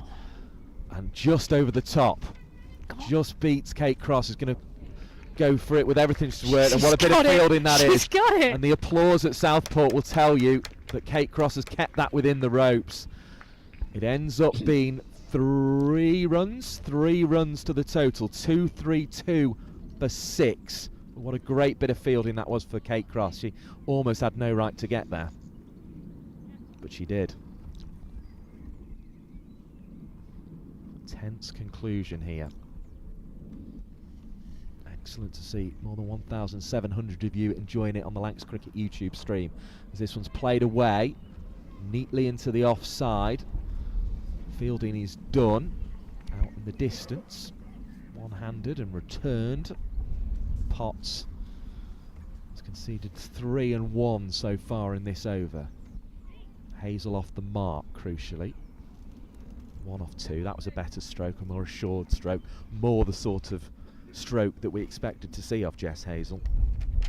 Just 21 years of age. Played twice in this competition last season and made half centuries on both occasions. She won't have to do that today, but she will have to make sure she keeps her wicket intact. Last of the fully recognised batters, even if she is a wicketkeeper batter. Dean faces up, pushes offside. 2-3-3 for 6. Good game of cricket, this. Yeah, the close games are always the good games, aren't they? We've seen a few close ones already this season in this competition. And yeah, they're going to use Eccleston again. I don't blame them. I don't blame Threlkeld. Yeah. There's no point saving her when it's less than run a ball. Imagine if Somerset knocked them off and you still had an over of Eccleston left. As a captain, you'd be kicking yourself, wouldn't you? Indeed. And even, obviously the aim will be to pick up the wicket, but even if she doesn't pick up the wicket this over, it's a case of she could really bring that equation back towards 1 a ball, couldn't she? 27 off 36 is how we go into it. Comparison with the Lancashire score, 219 for 5. I mean, taken 10 off the previous over was where they found themselves at the 44 over mark. And there's just 4 in the 45th, which is what Somerset are facing in their innings. As I say, if you are one of that nearly 2,000 who are joining us on the Lancs TV YouTube stream here, do make sure you hit the thumbs up button. Eccleston, left arm around the wicket, twirls away, swept hard and down towards the fielder behind square on the leg side. It's Darcy Carter who bowled that epic spell earlier. Will it prove to be in vain? 26 needed off 35 now. Well, she's still got an over of Carter if she were to use her. Hazel's got to probably the sensible end now. Carter might still have a lot to say in this game. She could indeed. Probably brave move to bowl off spin at this stage, but it could also tempt potentially nervy batters into a mistake. Reverse sweep. Oh. Brilliantly fielded because it bounced away due to the spin that was created by the reverse sweep from Lister. diving stop kept the scoring 2-1. Hazel back onto strike. Dean 15 off 17, 2-3-5 for 6. Somerset in control as Eccleston bowls again. Hazel catches it on the full and just diverts it, paddles it away for 4 runs. There was a fielder out there at backward square leg, or certainly long leg, but Hazel gets it fine, neat stroke, and that was more like it from Hazel. Eccleston, hands on head there, she knew she bowled a full toss, got what it deserved really. Hazel just had to guide it down, back at a square, down towards the sort of fine leggy area. Yeah, Eccleston, look, she's banging the ball on her head. She knew that was a really terrible ball. However, she's still got 3 left in this over to potentially she could get 3 wickets and still have bowled that bad ball. Hazel is set up very crouched and goes for the reverse sweep this time. Hits it well. Gets a 1. Brings Dean back to the striker's end. 240 for 6, 20 off 32. Brings Lister down into that sort of gully short third area. Here is Eccleston. Down the ground, pushed to long on. Neat stroke from Dean, who still looks calm here. Still looks in control, 241 for 6. She's held England together on plenty of occasions in the lower order in her ODI career.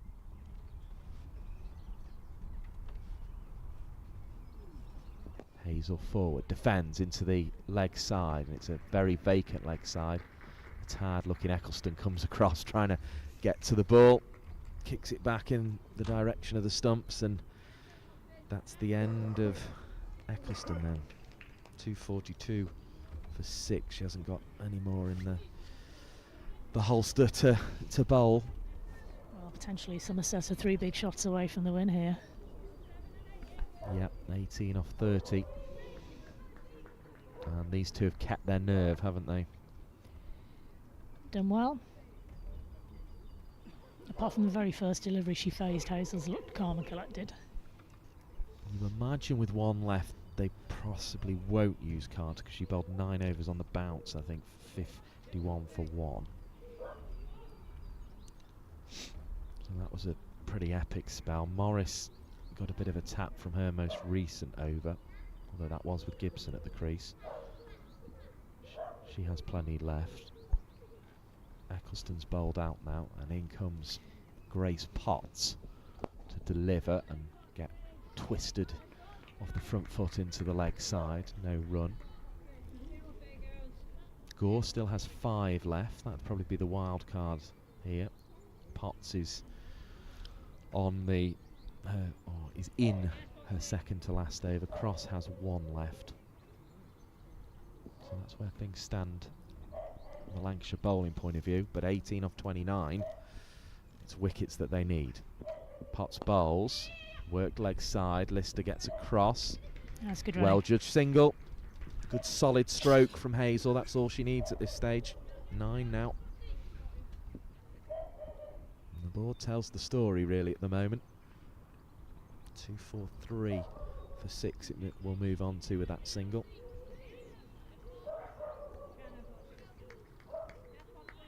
Clear blue skies now here in Southport. The wind's dying down, and the evening sunshine is for all to enjoy, but Lancashire want to make it a winning Oh, I think she took that one in the gut.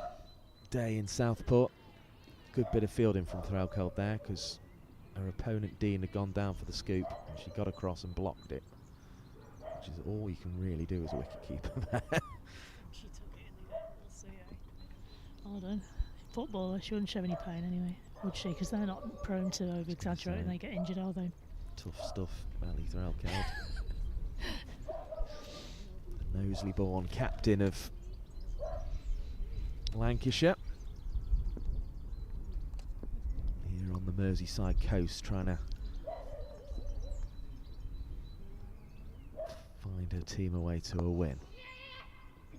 Flicked leg side or pushed leg side, or almost just flipped leg side, wasn't it? There, enough for a single. 2-4-4 for 6.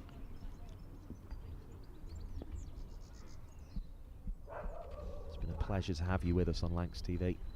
Mike Perkins and former Lancashire and Cheshire captain Alison Byrne, your commentary team. The sun's properly chased any of those clouds away now. It's a glorious evening. Beating down as Potts comes into bowl. This one's hit it's a hard beautiful and away, shot. just wide of mid-off for 4 runs. Eccleston couldn't get across after her 10 overs earlier in the day. Did her best, but it was so well hit. She was always going to struggle. Actually gave herself the room there as well. You'll notice on the replay to create the width on Potts' delivery, which was more or less smack on the stumps. Charlie Dean found the gap. Yeah, she ended up flat batting it, didn't she? She'd got her knees bent and given herself room, squatted, got some power from her lower legs as well as through the wrists and the bat. Potts just Looks like a bit of a player, this young lady Hazel, doesn't she? Yes, yeah. Good stroke from Hazel, that one. Getting away for 4 runs. 2-4-8 for 6 then. 2 good shots away from the win of Somerset. On the brink of their 250 as well. They only need 260 here. Hazel 13 offline. Waits now for Potts. He delivers. It's flick leg side. They're going to pick up 1. Can Dean get back for a 2? Yes, she can. And it was actually Hazel who was scampering back for the striker's end in the end. That's the 250 for 6. Somerset requiring just 10 more for victory from 24 balls. They look bang in control of this. I imagine we're going to see Kate Cross with her remaining over. You wouldn't want to leave that in the locker? Gore's taking off her jumper. Oh, okay. I think. Bit of a wild it card. is. Yeah. You can see her head above everybody else's anyway, so must be her. Bowled previous 5 overs for 15 runs and took 1 wicket. That was Bex Odgers, caught spectacularly by Fee Morris at mid-wicket. Oh, that was some catch, wasn't it? It was indeed. Highlight of the game, for me anyway. He wasn't quite in the league of Daisy Mullins in front of the pavilion over there I don't a think few I was years here for back, that one. where she was sort of on the boundary and both feet off the ground. But Fee Morris today was definitely both feet off the ground to dismiss Odgers. Yeah, the Mahika Gore one at Emirates Old Trafford where she dived full length and took it with one hand was pretty special as well. Here's Gore then. Talking of which, here she comes. Stretch of the back, and now she's running in, trying to produce something really special. And Dean flicks it away into the offside. The batters changed their mind on a single there due to the tumbling stop of Alice Clark. She's done well today actually, because she's had a tough day getting a little feather on one outside the off stump after hitting a boundary, and she had one that bounced horribly on her earlier in the innings, but she stuck to her task well as Clark, although it looks like it's going to be in a losing cause. Here comes Gore. Arms and legs pumping. Bowls a ball that's worked into the leg side. Dean's going to turn for 2 but won't come back, so Hazel will get the strike. 2-5-1 for 6, 9 runs required for victory. It's brilliant to have you with us today on Lancs TV. Do make sure you join us for the Roses match next weekend. That's what's next up for Lancashire. Yorkshire at Old Trafford.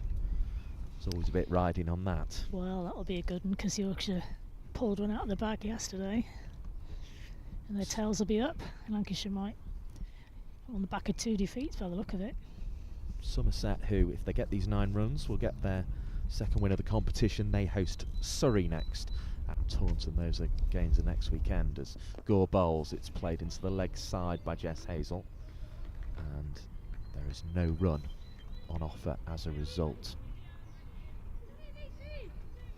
So the champions here heading, the double winners heading for back-to-back defeats here. Yeah. It shows the competitiveness of this division. Somerset would go second on at 8 points. Still 9 to get though. Hazel waits, swings a bat at it, hits it to mid-off. It's a tight single. Oh, and they needed a direct hit. Nearly got one. And because it's missed, there's going to be a second run as an overthrow. Threlkel whips the bails off and appeals, but I think more in hope than expectation. 2-5-3 for 6. It will be, I think Dean's just coming down to say, just be careful you don't push it too hard here, but if Hazel can get them over the line here, Somerset, the finishing line, that is the winning line, to the target of 260, that would be quite big for Somerset, I think, to have a young player, 21-year-old, do that. Yeah, and she had a good game in the field as well, didn't she? She had a say in at least 3 of the Somerset wickets. Got Somerset going with a catch and a stumping. Back in a crease now, flicks to the leg side. Only gets 1 for it, I think was expecting slightly more from that stroke, but she'll take the 1 nonetheless. 2-5-4 for 6. 6 more runs for victory and 19 balls for this pair to get there. They're in control. Very much so. Eccleston on 2 occasions threatening to open things back up, but she was unable to do so. You'll get all your graphics and summaries of the scorecard at the end of this game, of course. This one is flicked away by Charlie Dean. Takes the winning margin within 5. And Dean, who bowled 8 overs, 1 maiden, 29 for 1 earlier, and Jess Hazel, who took a catch and a stumping at the top of the Lancashire innings, and now with the bat guiding their team to victory. Yeah, she scored 18 off only 13 balls as Hazel. And that actually explains sort of why Gibson didn't mind trying something. It was a poor shot in the end, Really. but it was why she was trying things like that and not just thinking, well, I'm in control, I've got my boundary from this over, because she clearly backed her next teammate coming in. I still don't think she should have played that shot, if I'm honest, Mike. But yeah, As the captain, you'd have been having a word, make sure you see it through. You know, one of those. Hazel could have been out first ball, to be fair. She left one. However, I can't blame her because she was on a roll. She'd scored 60 magnificent runs at a lick, spraying it all around the ground, so her confidence was high. 60 off 47 alongside Knight's 63 off 79 is really what's brought Somerset to the brink of victory. That's a nicely forced shot. Was forward at first, Dean, and then just leant back as the bounce came to direct it into the offside. That's her 20th run. 4 more needed. 2-5-6 for 6. Couple of the chairs being put away. That's a bad sign for Lancashire, isn't it? It's a sad sight. Means that the game is more or less up unless Potts can produce something extraordinary. Bowls a delivery that is firmly thwacked back down the onside of the pitch. No runner, but the wicket remains intact.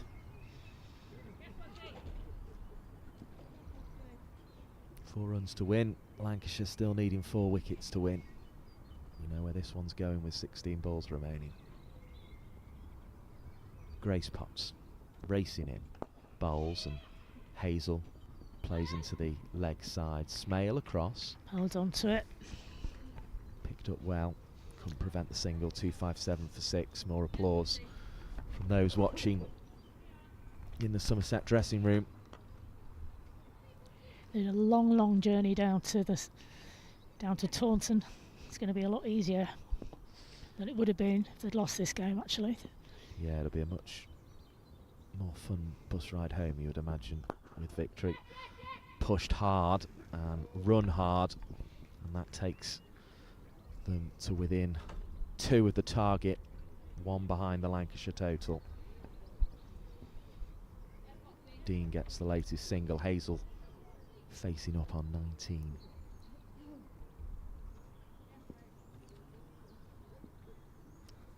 Two balls remaining in the over then to get Somerset to victory. Lancashire after 4 wickets still, and this could be the winning hit. It rolls away towards the boundary, 2 fielders in pursuit, and the 2 runs that were required have been taken, and that's that. The applause will tell you the players are about to shake hands, and Somerset, with 4 wickets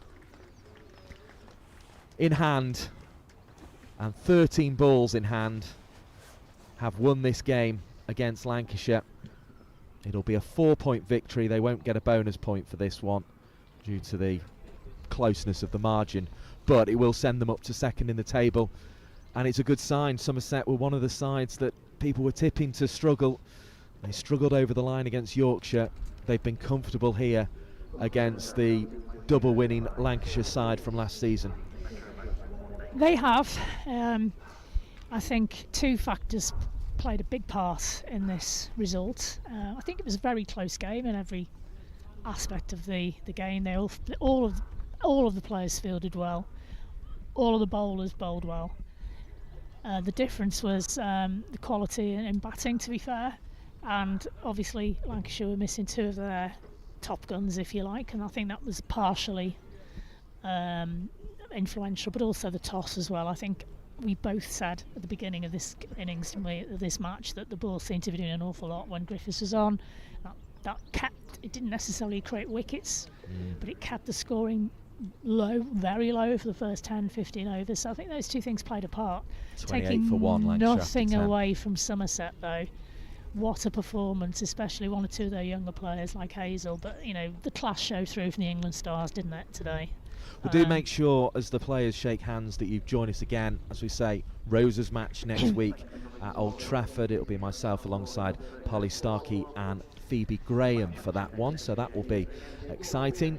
I'll just talk you through the card. Odgers 17 before being caught by Morris with the bowling of Gore. Holland 25, bowled by Eccleston. Knight's contribution of 63 was very important. She lost Luff for 10, caught by Cross off the bowling of Carter. Leroy got the innings going really with 32 off 34, just started narrowing that gap between the target and balls remaining. She was bowled by Potts, but then Gibson came in to join Knight. Knight making 63 in the end of 79 LBW to Eccleston before Gibson was bowled by Eccleston, but not before she'd hit 60 off 47. Dean guiding it through, 21 not out, and Jess Hazel an impressive 21 off 16. The bowling figures for Lancashire: 3 wickets for Eccleston. On 2 occasions she threatened to break the game open when she came back on, needing wickets. 10 overs, 46 for 3, the Eccleston figures. Carter 9 overs, 51 for 1, and Gore taking a wicket with 20 for 1 off her 6 overs. Potts with the other one, 48 for 1 off her 9.5 overs, including a maiden. An entertaining game. The summary there shows you that Somerset have won this match against Lancashire, chasing down 260 for victory with 4 wickets to spare from 13 balls. Do join us again for Lancashire versus Yorkshire on Lancs TV. Goodbye for now.